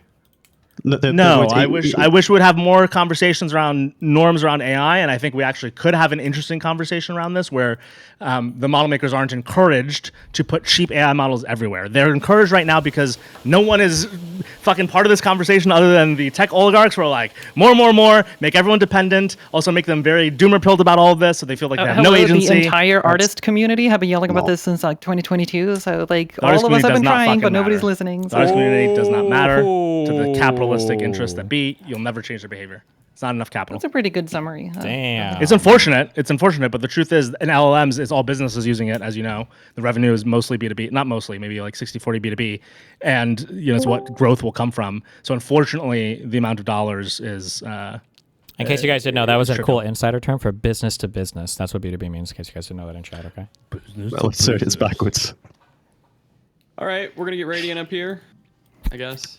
Oh, shit. Oh, boy. yuniDev, did you have any final words or anything? I just it seems pretty clear that people aren't people like the SLOP. People want to use all these features. That Sherveen himself has said that it's the things that he thinks perhaps shouldn't be happening. Yep. And I don't see that ever changing. And if anything, the tech itself and the capabilities of the tech itself encourage people to do that. Can I ask you a question since you represented my view right there? I come into that and I go, I want more people who are smart and thoughtful about this to be thinking about it and part of the conversation, which means getting familiarity with the models and being part of the conversation versus we do nothing. Because I don't see we're banning that. It's just not happening. We're not stopping this train. Where do you stand on that? I'm curious. I don't know what other option we have. The easiest thing is just going to be, I don't know. I'm kind of doom on it just because, it's going to happen no matter what. I think there's not much we can do about it because most people don't care or even understand why it might be bad or what the issues are beyond. The only real complaint I ever hear is, it gets stuff wrong. But that's a stupid complaint. That's not going to be the case forever. But yeah, I think the issue, the bigger issue is just that even if you had perfectly benevolent, everyone was doing stuff right in terms of the people in charge, the AI tech, if it can get to a point where you can just ask for it to do anything and it will do it, then you're basically asking every person who ever engages with it to artificially limit how they use it in order to, because they want more creative control over the process. And I think artists would be perfectly happy to do that, but the average person doesn't care. They just want the slop at the end, and I don't think that's ever going to change. And It's so interesting. One of the big credits I'll give only to the conclusion artists would be, well, sorry, Yeah. you don't get the AI in the first place. One of the cool things about the artist tools, like all the image generation and video generation tools, is that because creatives actually really do care about their output and there's like a sense of authorship more than like a business user, like Midjourney, Stable Diffusion back in the day with like what was it called, Comfy UI and a bunch of like the workflows actually created a lot more utility and tooling around like having influence on the output that I wish were actually also kind of existent in the LLM space. I think like a lot of the ways in which you could customize and be very particular in kind of your input, the artist community demanded more and got more in the early days because of that kind of desire. Well, also there just wasn't like the image models weren't good enough, even close to be able to just ask for anything and get what you wanted. You needed to exert that kind of control in order to get passable results, and you don't need that anymore. And it's increasingly moving in that direction where there's less control offered by any big labs for their models because there needs to be less control because you just prompt it and it does what you ask. And I just, that's going to keep happening and people are going to keep using it that way. So like, I mean, if I could, I'd press a button and only people who are going to, I guess, use it in a creative way would use it. But obviously that's not something you can do. So I think it's just, it is what it is and you got to learn to live with it. It is what it is. I don't see where... Like, Sherveen, I don't see where your optimism is coming from around this. I have a question. Oh, God. I have a question for the anti-AI people. Go ahead, Radiant. Go ahead. Yeah, so do you think in this world, let's say like where AI can generate masterpieces, right? Do you think a good, like the Leonardo They're just going to say da Vinci, that it's not a masterpiece. Okay, do you think like the Leonardo da Vinci prompter would not be able to create or would not be able to generate better art than some random like off the street? Like No, they're going to argue that it's not art.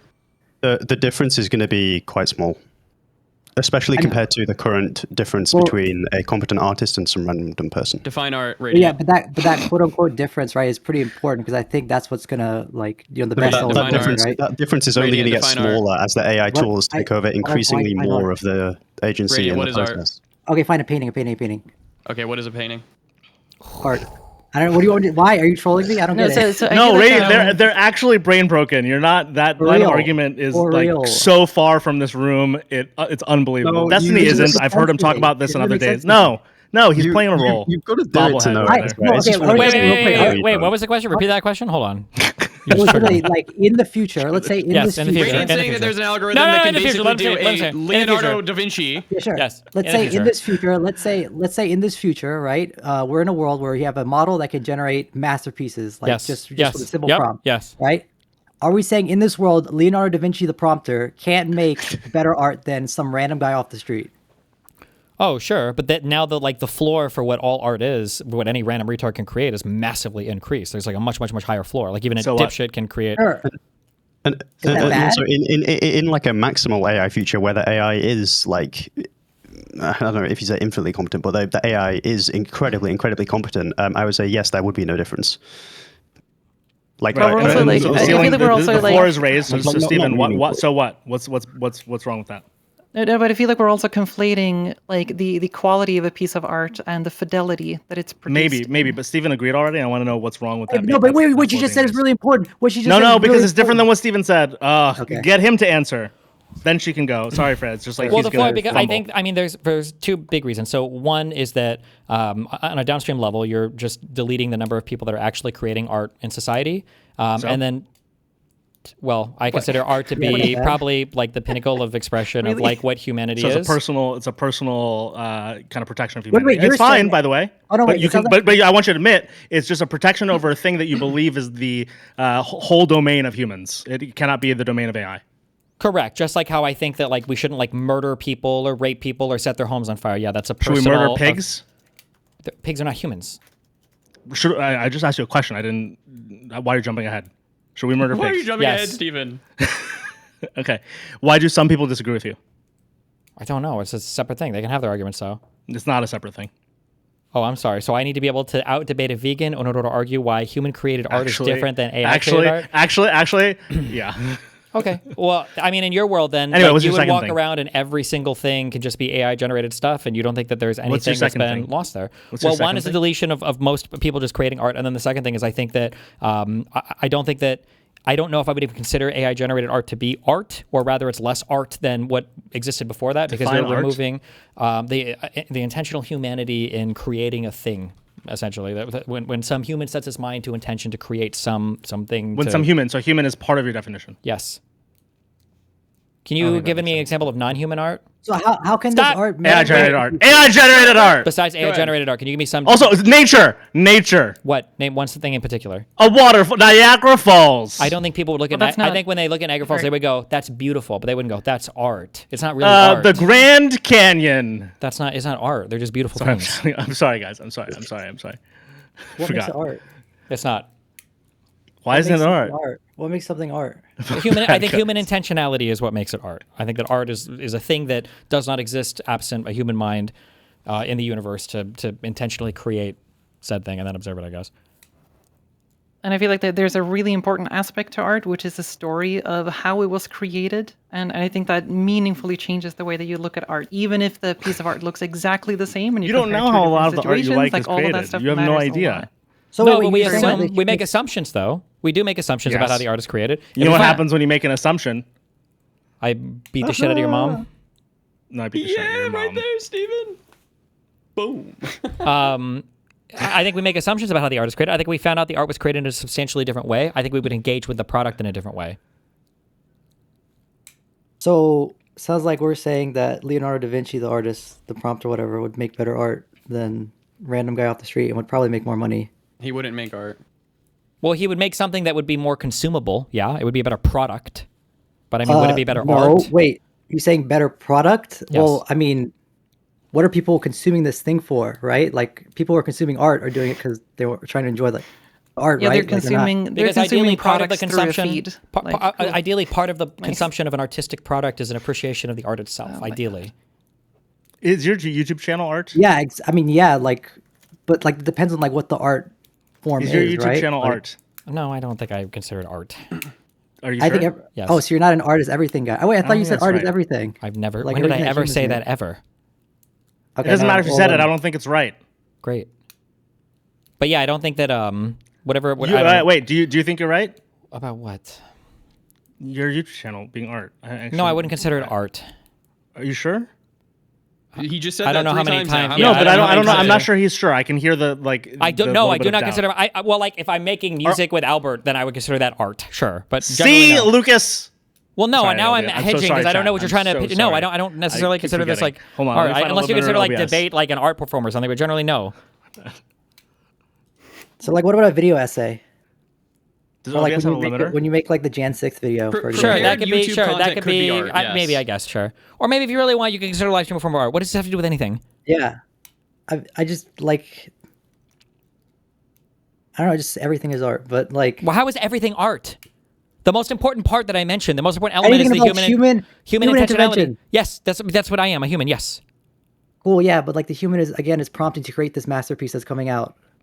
Sure, but I think that at So? some point you've removed like so much of the choice past that. I don't know if you would necessarily. But again, Leonardo da Vinci could probably make better art than some random guy, or for a prompter as a prompter, right? Yeah, he might be able to, and somebody might be able to tell somebody to paint a better mural idea than I would, but that doesn't make either of us a painter, and it doesn't make the other guy a better painter. He's just a better prompter. But an artist, I don't know. I don't think so. Like Da Vinci being a better prompter would be the same as like someone being a better commissioner of art. Like you could ask for something that aligns more closely like, to every some time you say this, intention, it's but like the we're result like might be smuggling- like the same every time you're quality saying no this, matter you're what. If smuggling it's a good in enough the- AI.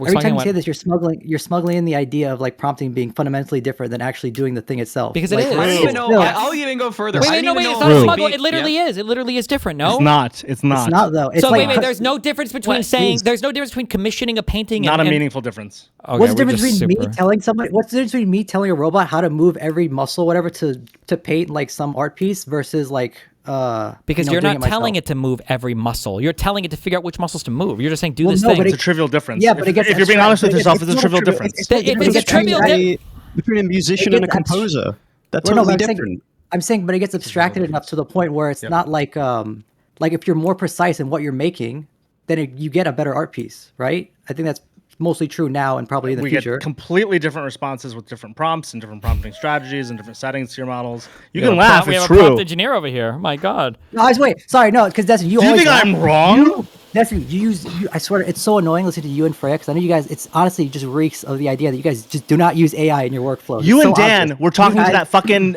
Maya and what was the other Miles back in the day. You were so much fucking better at getting Maya to say shit and unfortunately to moan than That's 'cause Dan Dan's was. retarded. True. That's where I was going this entire conversation. Yeah, but in neither of those Dan, circumstances I would I say secretly that like you, I would never so say that if I'm you're a out better there. creator of AI bots or whatever. Like I'm prompting a thing. Yeah, just because There's you're one dumb. of the I understand that, but the difference is not okay. I'm gonna be mean now for a second. I don't care. Okay, I don't agree with a lot of Freya's arguments. I don't agree with, and I actually do say fuck the art community. I don't care a lot of them. I think most of the arguments they made are fucking retarded because they want to make more money. But you know what? I'm sympathetic to that as an artist. Okay. However, Yeah, I think on the 100%. prompting side of things, the reason why I asked you what you did for work is because I don't think you guys have any fucking idea what goes into actually crafting a real talent. The fact that you can literally say that prompting a thing is more or less the equivalent of doing the thing itself shows that you That's- never. I don't want to say that until this I don't get hour. to finish. So- I don't get to finish Let him anything I'm finish, saying. let him- You don't. Go You, ahead. you don't know what all goes Let him finish, into let the him finish. concept of like building a talent or building towards some particular thing. If you think that prompting a guy to do a painting is anywhere, the difference between prompting a guy for a painting and doing a painting yourself can be a 5-second ask versus like 20 years of skill. This is a totally different Okay, thing. but who's gonna make the better art? Who's gonna make the better like thing that's gonna come out of the other end of the AI? Is it Consumable gonna product. be, When you say better thing, that's a loaded question. is it You- gonna be Leo da Vinci? It's a or is it's it a gonna loaded be question because what is the thing? If you're saying a consumable product, the robot will create the better consumable An product, art which is piece. why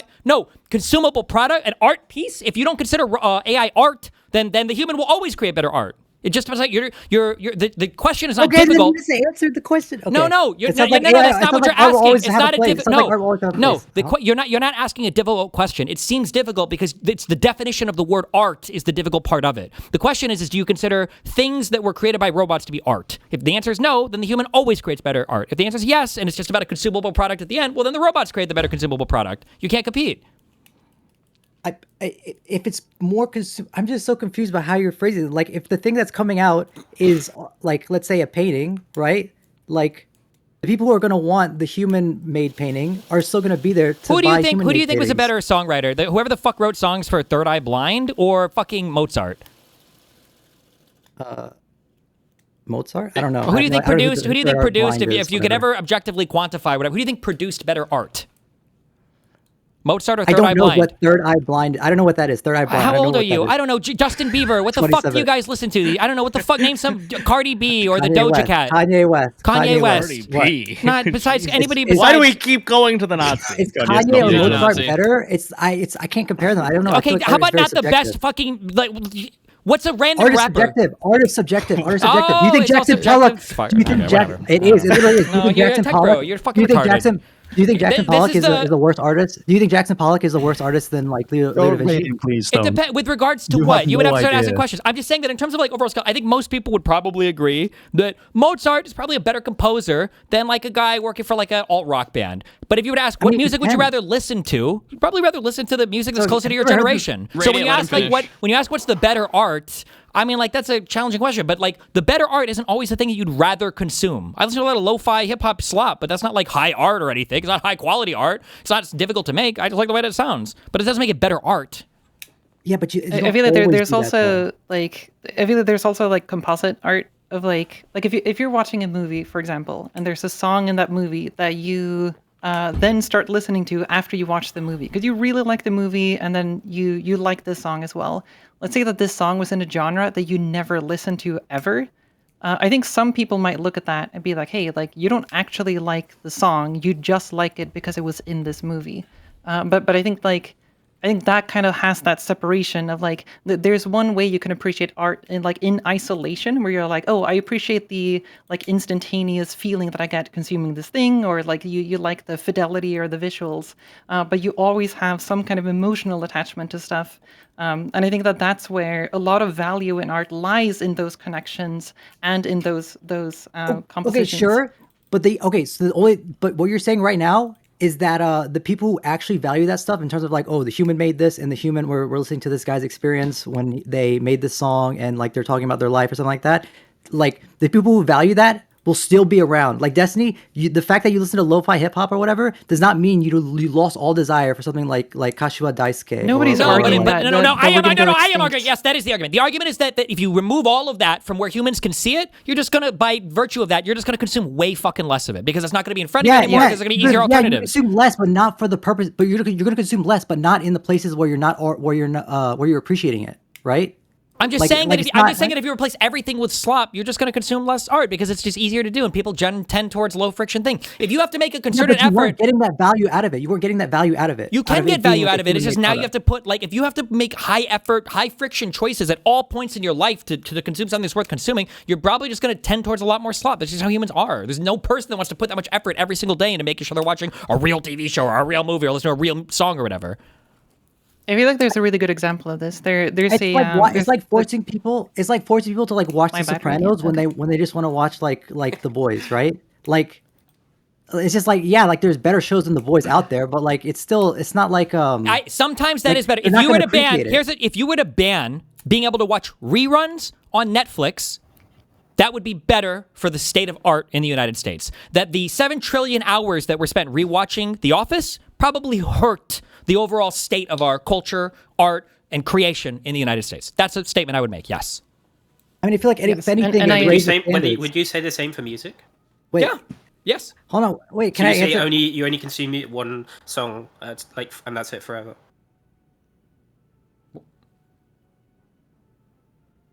I think it's the opposite. Like a single song, one time. Oh, what? Yeah, that is what he said.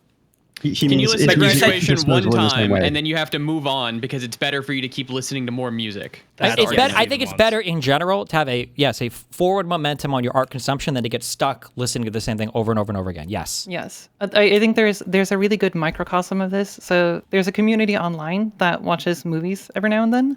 And you kind of have to make a decision of like how do you decide what movie to watch? And you can either go the democratic route where people vote and like submit movies to watch, or you can go the dictator route where someone just kind of picks a movie straight up. And I feel like whenever you have a democratic vote, you tend to guide towards very popular and very safe choices. And usually these are like, they're fine, they're entertaining, and it might be a good experience, but usually when there's a dictator choice, you are way more likely to get exposed to something that you might never have seen, and you might get a completely new experience. And that friction usually leads to some kind of growth or some kind of new appreciation for a new perspective, even though it wasn't really the thing that you wanted. And yeah, so I think that a lot of people kind of want to avoid this type of friction naturally, but usually friction is what leads to growth. And I think that is something that we need to take care of and not just like shave off every single bump everywhere. Yeah, go ahead. Why are Destiny and Freya so confident that the world that you proclaim to happen is going to happen? True!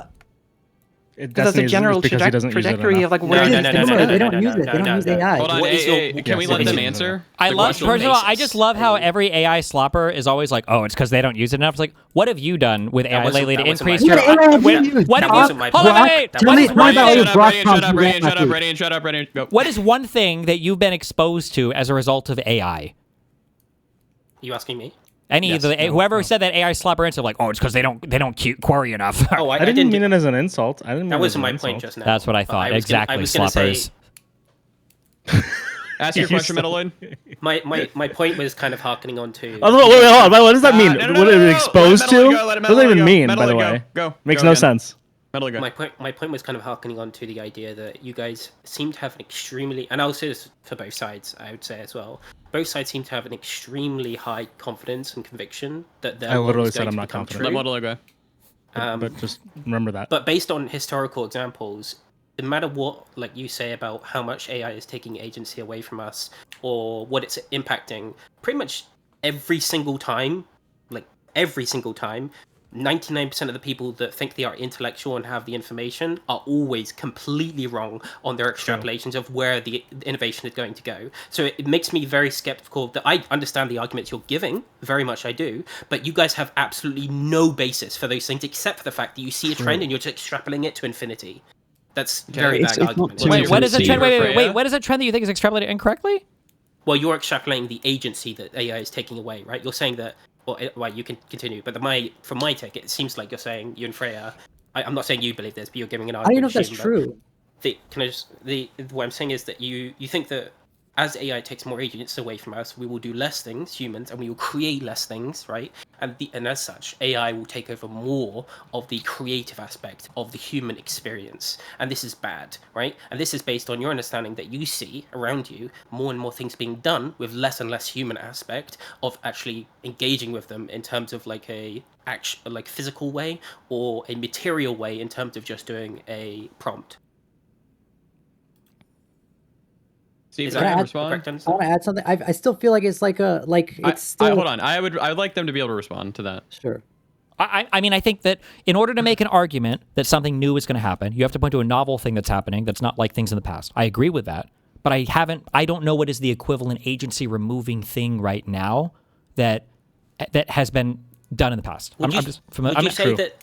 I would agree it's definitely nowhere near the same, but there is definitely analogs. So, for example, would you agree that the internet took away much, much more agency from humans than engineering and mechanics did? To some extent, I think you can make that argument, but then that just tends in a bad direction that I think is not good. I would agree that the trend is towards less agency in terms of like for example, if you go back to caveman days, we were writing on walls. That is pure human interaction. Like, I would say that's the purest. Yeah, but remember right? that the internet. I agree. Can we let Metaloid finish his point? Go ahead. Yeah, Metaloid. so I would agree that like we're heading towards the kind of if you look at the human trajectory, we're definitely heading towards a world where maybe we just don't create anything and it's all created by some mainframe, right? But the idea that we are going to head to this world in the next 10 to 30 to 50 years or even 100 years, right? I don't find that much like convincible or very convincing, because through history, every single time people have predicted, they usually predicted it on the very like, it's imminent, it's coming now, we're all going to like face this kind of thing. And it's usually not what happens. Like from the internet 2000, a lot of the world has changed a lot,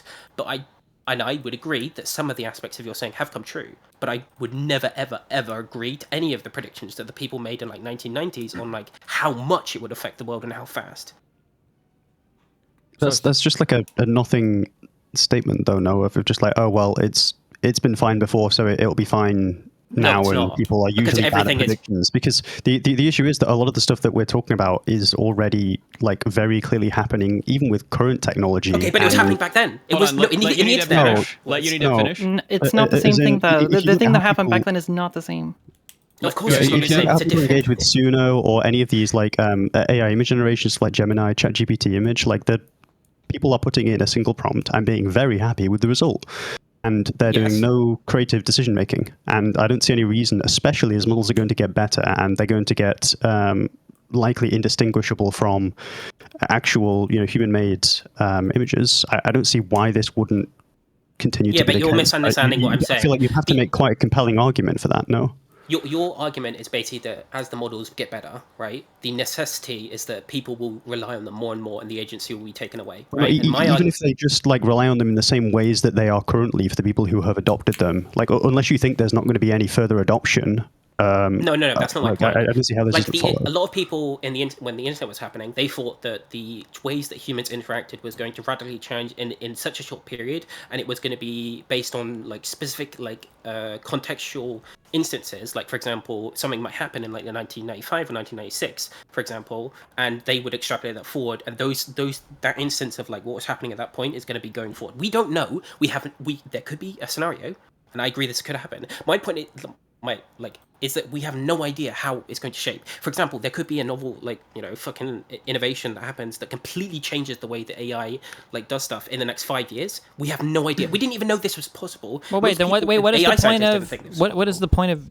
I mean, yeah, anything could happen. I mean, maybe in. Isn't he just saying you're disasterizing? Well, no, I'm saying, but that's like, in your point. I don't have that much. I'm not saying there's like a high quality. I'm just saying this is the trajectory we're on right now. But like maybe in 5 years, a quasar moves into our star and eats it, and we all start to die because there's no sunlight anymore. I don't fucking know. I mean, I guess that could happen, but I'm just saying. This is very minimizing what I'm saying. You guys sounded like I'm minimizing it because you can't because I'm saying here's like the things that we see now. Here's the things that it's likely to have an impact. It's already had this impact, and it seems to be going in that same direction. And you're saying, well, maybe a novel, crazy new thing could come up in the future that's completely, totally wacky and unpredictable. You have apps. You are doing the exact same thing every single person that's done before you, and you'll be like, no, they were all wrong. I'm right because this time it's taking away agency. When every time it was before, it's just this time it's more, and every time it was before, it was also more. What is your basis for having this, hold on. this thing, People except were for right. I'm right, they're People, wrong. no. Here's the things you guys are missing. People were right in the past. They were just right about things that just weren't quite as consequential. We did lose something kind of magical when instruments became possible to just do on software. We did lose something there, and the people that were worried about that were right. Shut the fuck up, you fucking retard. Okay, so that is a thing that we've lost. There are probably fewer people that get paid jobs to do music now. You don't have as much control because it's not a real life fucking musician, right? However,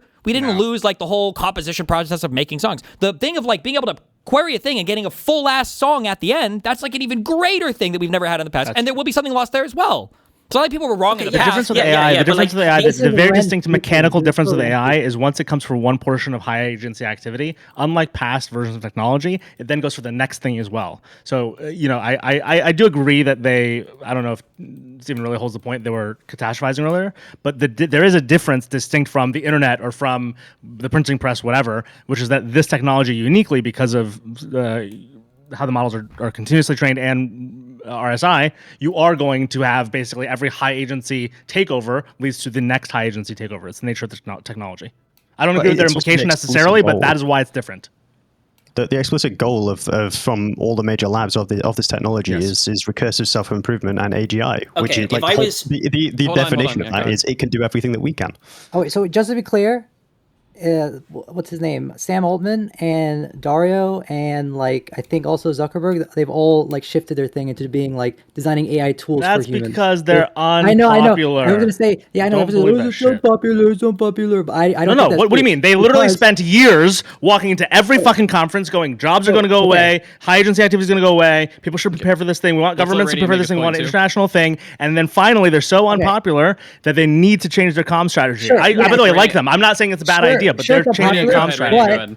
But I can tell you, the best programmers, at least that I know, are people who know how to take advantage of the AI tools really well. Like people who know how to design GitHub issues, so they can send out agents to go and just one shot the thing or whatever. Or people who know how to I don't know, divvy up tasks and I guess design like system prompts using what is I can't remember what like the thing is where it lets you like fill in the blanks for certain prompts. It's a Python package. But like the people who know the best, how to take advantage of that stuff the best, are by far the most productive people. So like I don't know, I feel like yes, but this is not anything. This isn't remotely related to what we're talking about. You're talking about productivity and like in the ice cold capitalist, can you produce dollars for capitalist overlord sense? That's not really what we're talking about. I mean, no, not just that. Like these people aren't just like these people are also really good at programming. Like these people aren't just like when you say good at programming, you mean like insofar as they produce a profitable product. Like that's we're talking about a totally different thing. No. I mean programming prior to this. Like prior to this, they're really smart people. Right? I'm not saying they're not smart. That's not. I'm just saying it's a different type of thing. That's got nothing to do with not really smart at prompting. They're really good programmers before AI. Happen to transition to this happily because they're tech people. Like no shit, a lot of the people who are most bought into the tech stuff are going to have been, competent software devs because they're the ones who are going to be experiencing it most. I mean, not just bought into it. I'm just saying, like people who before this were also really good programmers. That has nothing to do. We're not talking about if they're good programmers. It's just it's a different type of problem solving. If there was one of these guys who was a really good programmer and in his free time at home he painted models, do you think the same guy that learned how to prompt AI for his fucking job or whatever is going to come home and is then just going to prompt a 3D printer to just make the models pre-painted, the thing that he did as a hobby before? Like no, it's like a totally different type of skill thing that we're talking about here, rather than like just doesn't. There's a lot of nuances that you don't know unless you actually done the thing or know these it. Things don't matter. Things don't matter. These are temporary. When I was thinking about like the best way to go against what you're saying, because like your guys' argument is very valid, and I think it possibly could come true. And I don't think any of these gotchas like, oh no, it's actually really useful today, or like I think I could tell you it could cancer and you guys wouldn't give a shit because your opinion of where the world is heading is materially worse for the human experience, right? I was talking to someone in chat and like the idea is essentially our core disagreement, or at least mine in terms of Freya's and Destiny's, is like I don't think the experience machine is bad and you do, and every time we move towards a world where we take away the experience or the agency from the experience, you think it is a materially bad thing. So the way I would thinking to explain that this might be, you probably wrong or maybe wrong, is like when it comes to times like these when huge innovation happens, and I don't want to come off the way where it's like, oh, you can't talk about the future and you can't predict the future and you can't be right. It's more just like these sort of events are going to materialize and they are going to force you into these hard line positions. Like you are going to think the internet's going to destroy the world or it's going to be the best for the world. or the AI is going to destroy the human experience. Can I just or ask it's one going to question on be this? better. Just one question, okay? Because this is why I think it's a uniquely different thing. When in the past was there a new creation that allowed you to just like completely and fully form an end product? Like there have been things that have accelerated your ability to use tools or to be part of some creative process or whatever else. But when has there ever been a thing that's allowed you to do a thing and then have an end product done? When you not say part of another thing? completely, it's kind of hard because like I could say that when we were like when we made machines that could literally go from what like take a core material like I don't know like an apple and turn it into like a pie in a single product, right? That would be comparable to what I think is like today, where at AI you have to make all the chips, you have to do all this stuff to make this stuff to actually make it work. So you build all the infrastructure and then it just makes shit, right? It just takes your prompt or the material and then it makes shit, right? That would be a comparable thing to before, which was wildly different, where you needed hundreds of different supply chains, right? Would that not be comparable or not? Can you create art with like a 3D printer? Would that not be comparable? Oh no, wait! I don't even know what the that comparison was. I'm saying like I'm at home and I want to enjoy a product and I want to push a button and have like a new product created for me that I can enjoy. 3D printer. I mean, it's not as simple as pushing a button. Is the difference? Like, I don't like. Hold on. I think a 3D printer is a good example. It's a 1-to-1 nearly. Yeah, because you can make a toy. But you have to make the model, though, don't you? Yeah. Or you would technically have to either make it or download it and like put it in like there. Moot could make all of the Lego he made at home in a like 3D printer. Yeah, but he would never have to copy and buy. paste He never from have to the rely on anything. He just buys the plastic, puts in the thing, and then he creates it. I mean, and like that's that it. could be true, but like only if it's like also creating the designs as well or something, right? Well, no, because he could. He does. It doesn't have to be what you think it is. Like it could be a mound of dirt. Like he'd literally just go on Blender and just make some weird shit. You're putting. No, you're but that's not. your Come own on, that's not what we're subjective thing on it, talking right? about though. Is like it's like 3D printer, or I'm sorry, AI does not give us mounds of nonsense. They give us things that are passable. Well, that's what you are arguing for. That's what you are arguing for, the slop of the future, right? Where we just consume slop that like appeals to our like. Hold on, wait. None of us have been arguing that it's slop nonsense. is not bad. Slop is like highly consumable. Slop is like candy bars. Slop is like highly consumable, super palatable I meant like stuff. slop, like actually slop, like let's say like noises. Like in the future we're just consuming noises. Like No, that's I the don't end think it'll result, be isn't noises in the future. It'll be stuff that sounds better, like sonically, than a lot of the music we might listen to today. I imagine that's how it would go. That's why people would eventually switch to the prompting. Do you not think that in like extrapolating your timeline that like eventually we're going to Yeah, but this has already where the AI could happened. just We've take had advantage AI of us? music topping the charts. Like this has happened. Where? Right, but that's I don't know what you mean. you're putting this into the current circumstances. Let's say like 100 years down the line, we have no idea if our current circumstances are still going to be a thing. Like for example, people could like the consensus thing could just be noises, like boop boop boop boop. That could be the best thing, right? It's not even like music what we listen to. Sure, like, but for example, noises generated by humans are going to be different than noises that have been chosen by machines. It's a fundamentally different type of creative process. Oh no, I agree. I'm just saying that the end, your disagreement there with like the mound of dirt from the 3D printer was like, oh no, obviously we're not like people want to play with like Lego toys and stuff like that, but then you're talking about the fact that like AI is going to eventually make some sort of idea of what you think is slop, which is based on the current period. Like, how do we know that is what it ends up as? Like, when I say slop, what I mean is like low Why does that effort to matter? create thing that just appeals to the baser senses of like things that sound good or feel good or look junk good, food? like not like it high matters quality art. yuniDev because he said my point about making like a mound of dirt in the 3D printer does not like it's not analogous to. No, what he the wanted. reason it's not the reason I don't think it is analogous, but the reason it's not analogous is not because the stuff that AI is producing is random. It's bad. that you can ask for. It's something that you want, right? Like if you're just making some random amount of dirt on Blender, that's not useful. Yeah, sure, I'm sure Mootin could do that. Mootin probably couldn't make some really cool looking minifigure on Blender without spending rock. ages learning this. Yeah. So like, No, I hear what you're saying there. But Yeah, with that makes sense. AI, he might be able to. He might be able to say, "All right, create me a minifigure from I don't know some character from Star Wars," and it would Or like, do it, and what it'd if there's do a a passable band? job. There's a band. I listen to a song. I really like it. Oh. In the past, like you have to listen to other songs from the band or find equivalent bands or projects I've hold worked on, on. this Whereas is- today, I can just play like make me No, more songs Radiant. like this. There's a lot of presupposing you're doing. Like, Jeez, Can you finish up, Steve? that was my thing. Oh, okay. I think okay, Radiant, go ahead. thank you. Yeah. Okay. Wait. How is it supposed to know exactly like what is the best thing for your taste or whatever? Are you saying like what does it have like a neural That's not implant important. or like? What do you mean? Hold Yeah. on, this is trivial now. It's just going to go by what I've listened to already. No. Okay. I mean, I guess you it keep trying to depends on, argue like the what music you mechanical like. aspects of AI when they're trying to talk about the subjective like experience. Yeah, but you're aspects of also it. Like, you're also arguing mechanical aspects of AI that are already solved. What do you don't think Spotify knows my taste? I'm pretty sure I could ask it for a random play. I'm pretty sure it's been able to do that for like 2 years. Like, oh, spit me out a Yes, random playlist, yeah. and you generally like the songs on it. Again, sorry, just to be clear, like, do you not think that is the right aspect to kind of approach that? Well, you're like, okay, like from the argument you're giving is whatever it's going to be, right? Like these, like Sherveen or whatever, like seems like everyone's arguing this on like a gotcha It's like the method. It's worst like, outcome. oh no, Sherveen. AI can do this, or like AI gives us this, or like today AI is like doing this. That isn't the correct way to argue against the idea that like it's going to slopify experience, right? There is a correct way to argue against it. I would say that it's more like assessing what has happened historically through human history, through many different iterations of innovation. Sure, they aren't applicable to this scenario, comparable at all in any way, like in terms of like the. Then why would we compare them? No, sorry, in terms of the magnitude, okay, from our experience. But from their experience back then, they were very comparable, right? Sure, but who was wrong back then? Who was wrong back then? Well, a lot of people. Who? Do you not agree that most people were wrong when they were calling like the significant like extrapolations of like each innovation? I don't know. Were they? Which ones? Well, at least from my understand, from what I've read on the internet and well, the internet is like the worst example because one of the guys that gets made fun of more than anyone else, and you know this, is Krugman or whatever. When he said the internet wasn't going to make much of a difference at all, and it ends up being like literally the most life-changing fucking thing in the universe. People probably downplayed how innovative the internet was back in the day, right?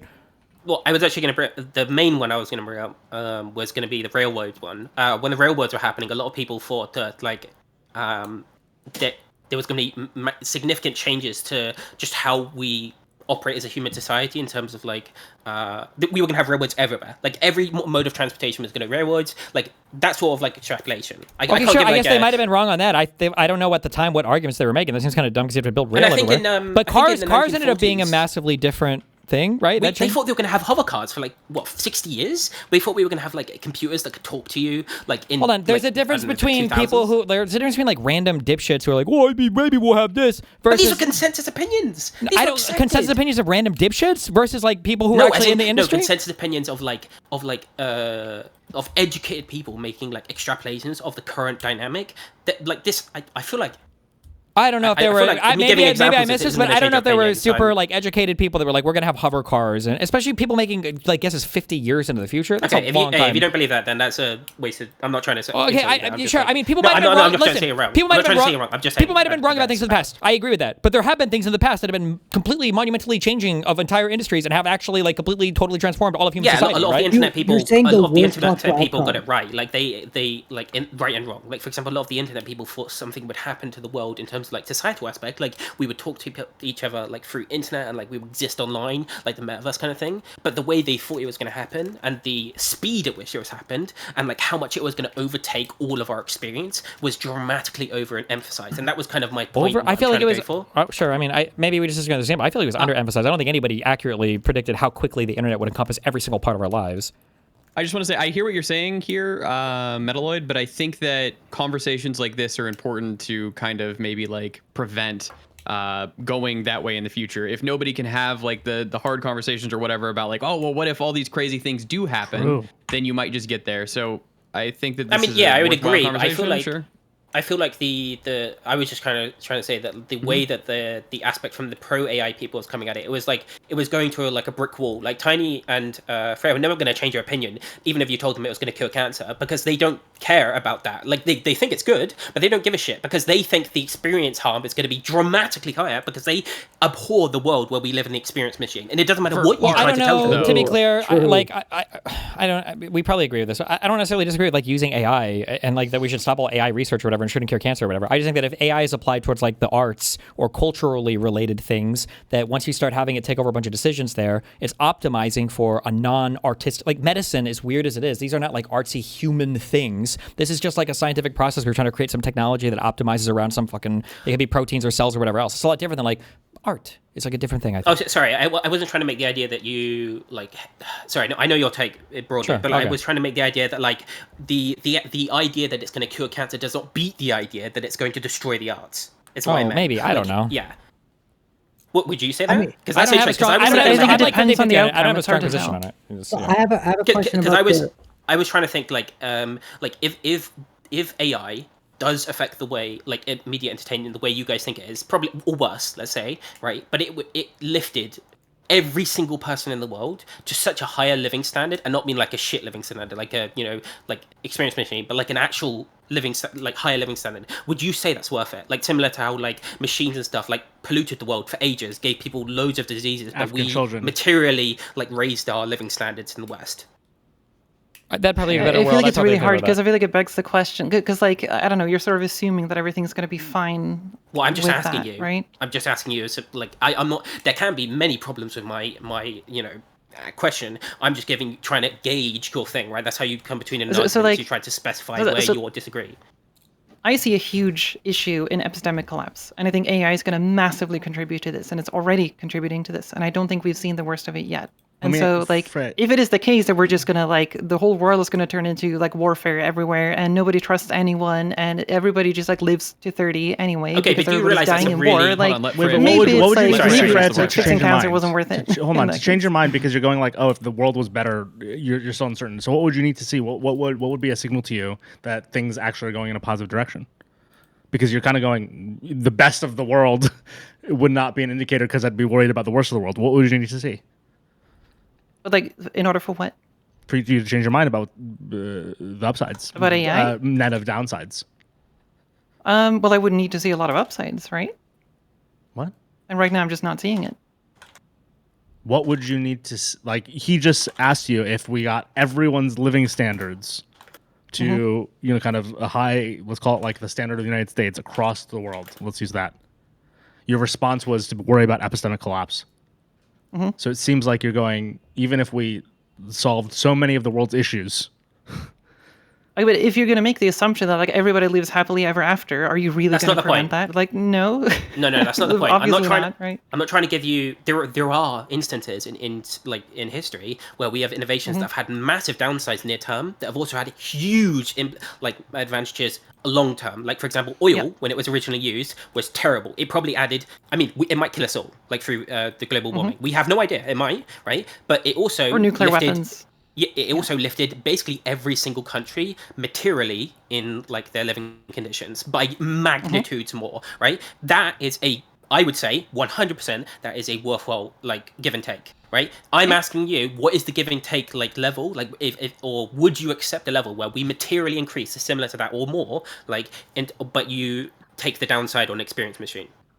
Also experience. I mean, I think there is a trade-off there for sure. Like, it's not like I'm like super hardline on this. But I mean, it's really hard to tell as well because I am very like personally colored by the way that I look at this. Like, I get a lot of meaning out of art, and like if like to me personally, You value art more than people's quality. Yeah, and of that's actually where I was Like- going to point. Right? Yeah. like I would give up quite a Go few ahead. years of my life, like in order to save, like still having that feeling, like genuinely. But I don't think everybody would, and I'm not going to project that onto everybody else because that's kind of weird. So I don't know. I don't know where people's lines go when it comes to that kind of stuff. But like I'm guessing we all have a line there, right? Like how much do we want to make the world a horrible place to live versus longevity? Like nobody wants to live forever and feel miserable forever, right?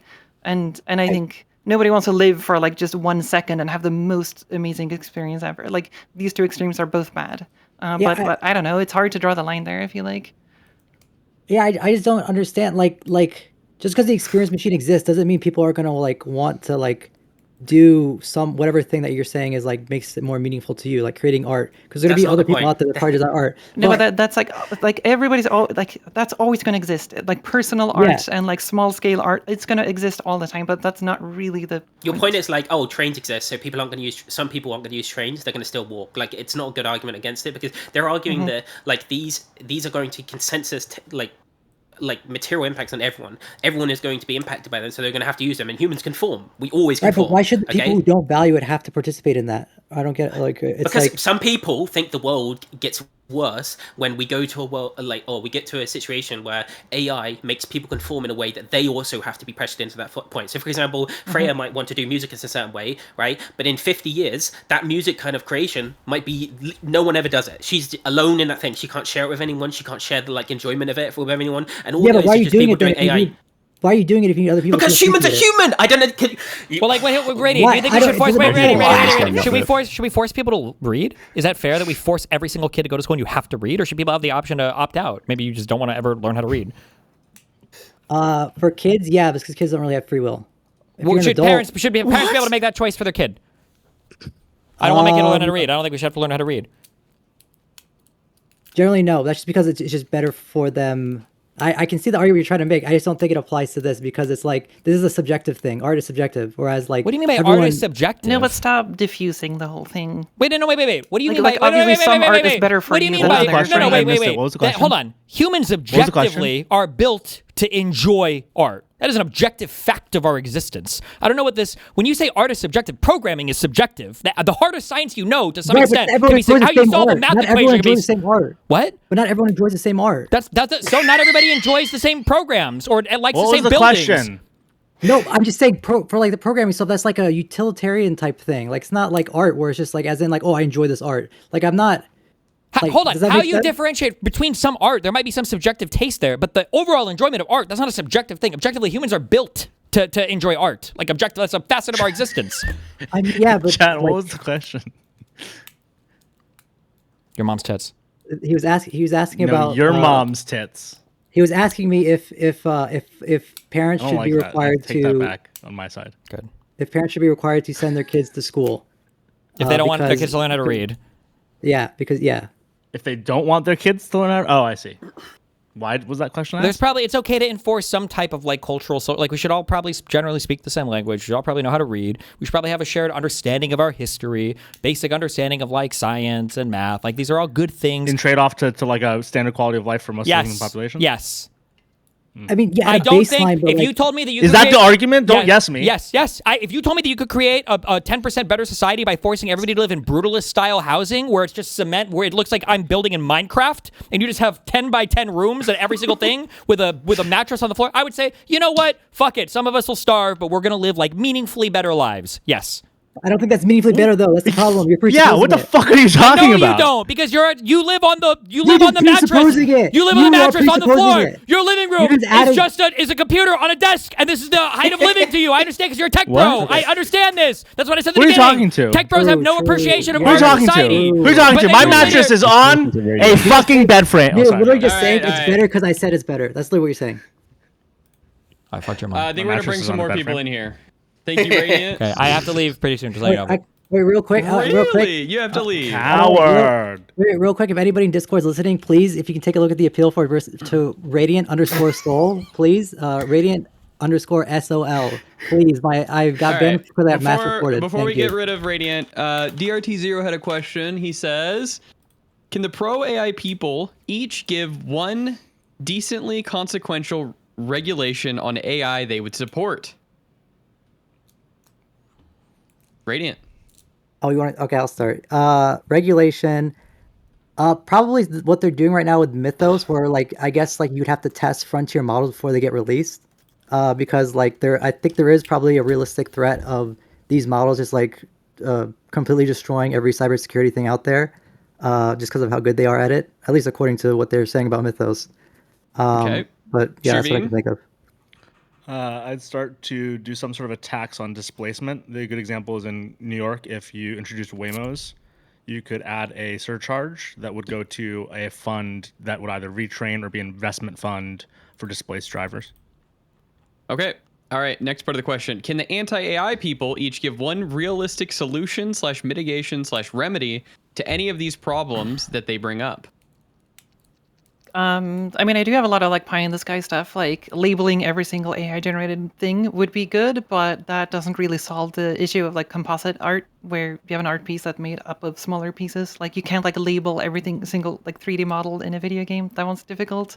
I think for the epistemic collapse, I think on social media it would be really good to whitelist humans. I think it's going to be really hard to ban every single bot, but I think if there's like an actual verification process to mark like actual humans, I think that would help a little bit with the disinformation stuff. Oh, like the blue check mark on X, right?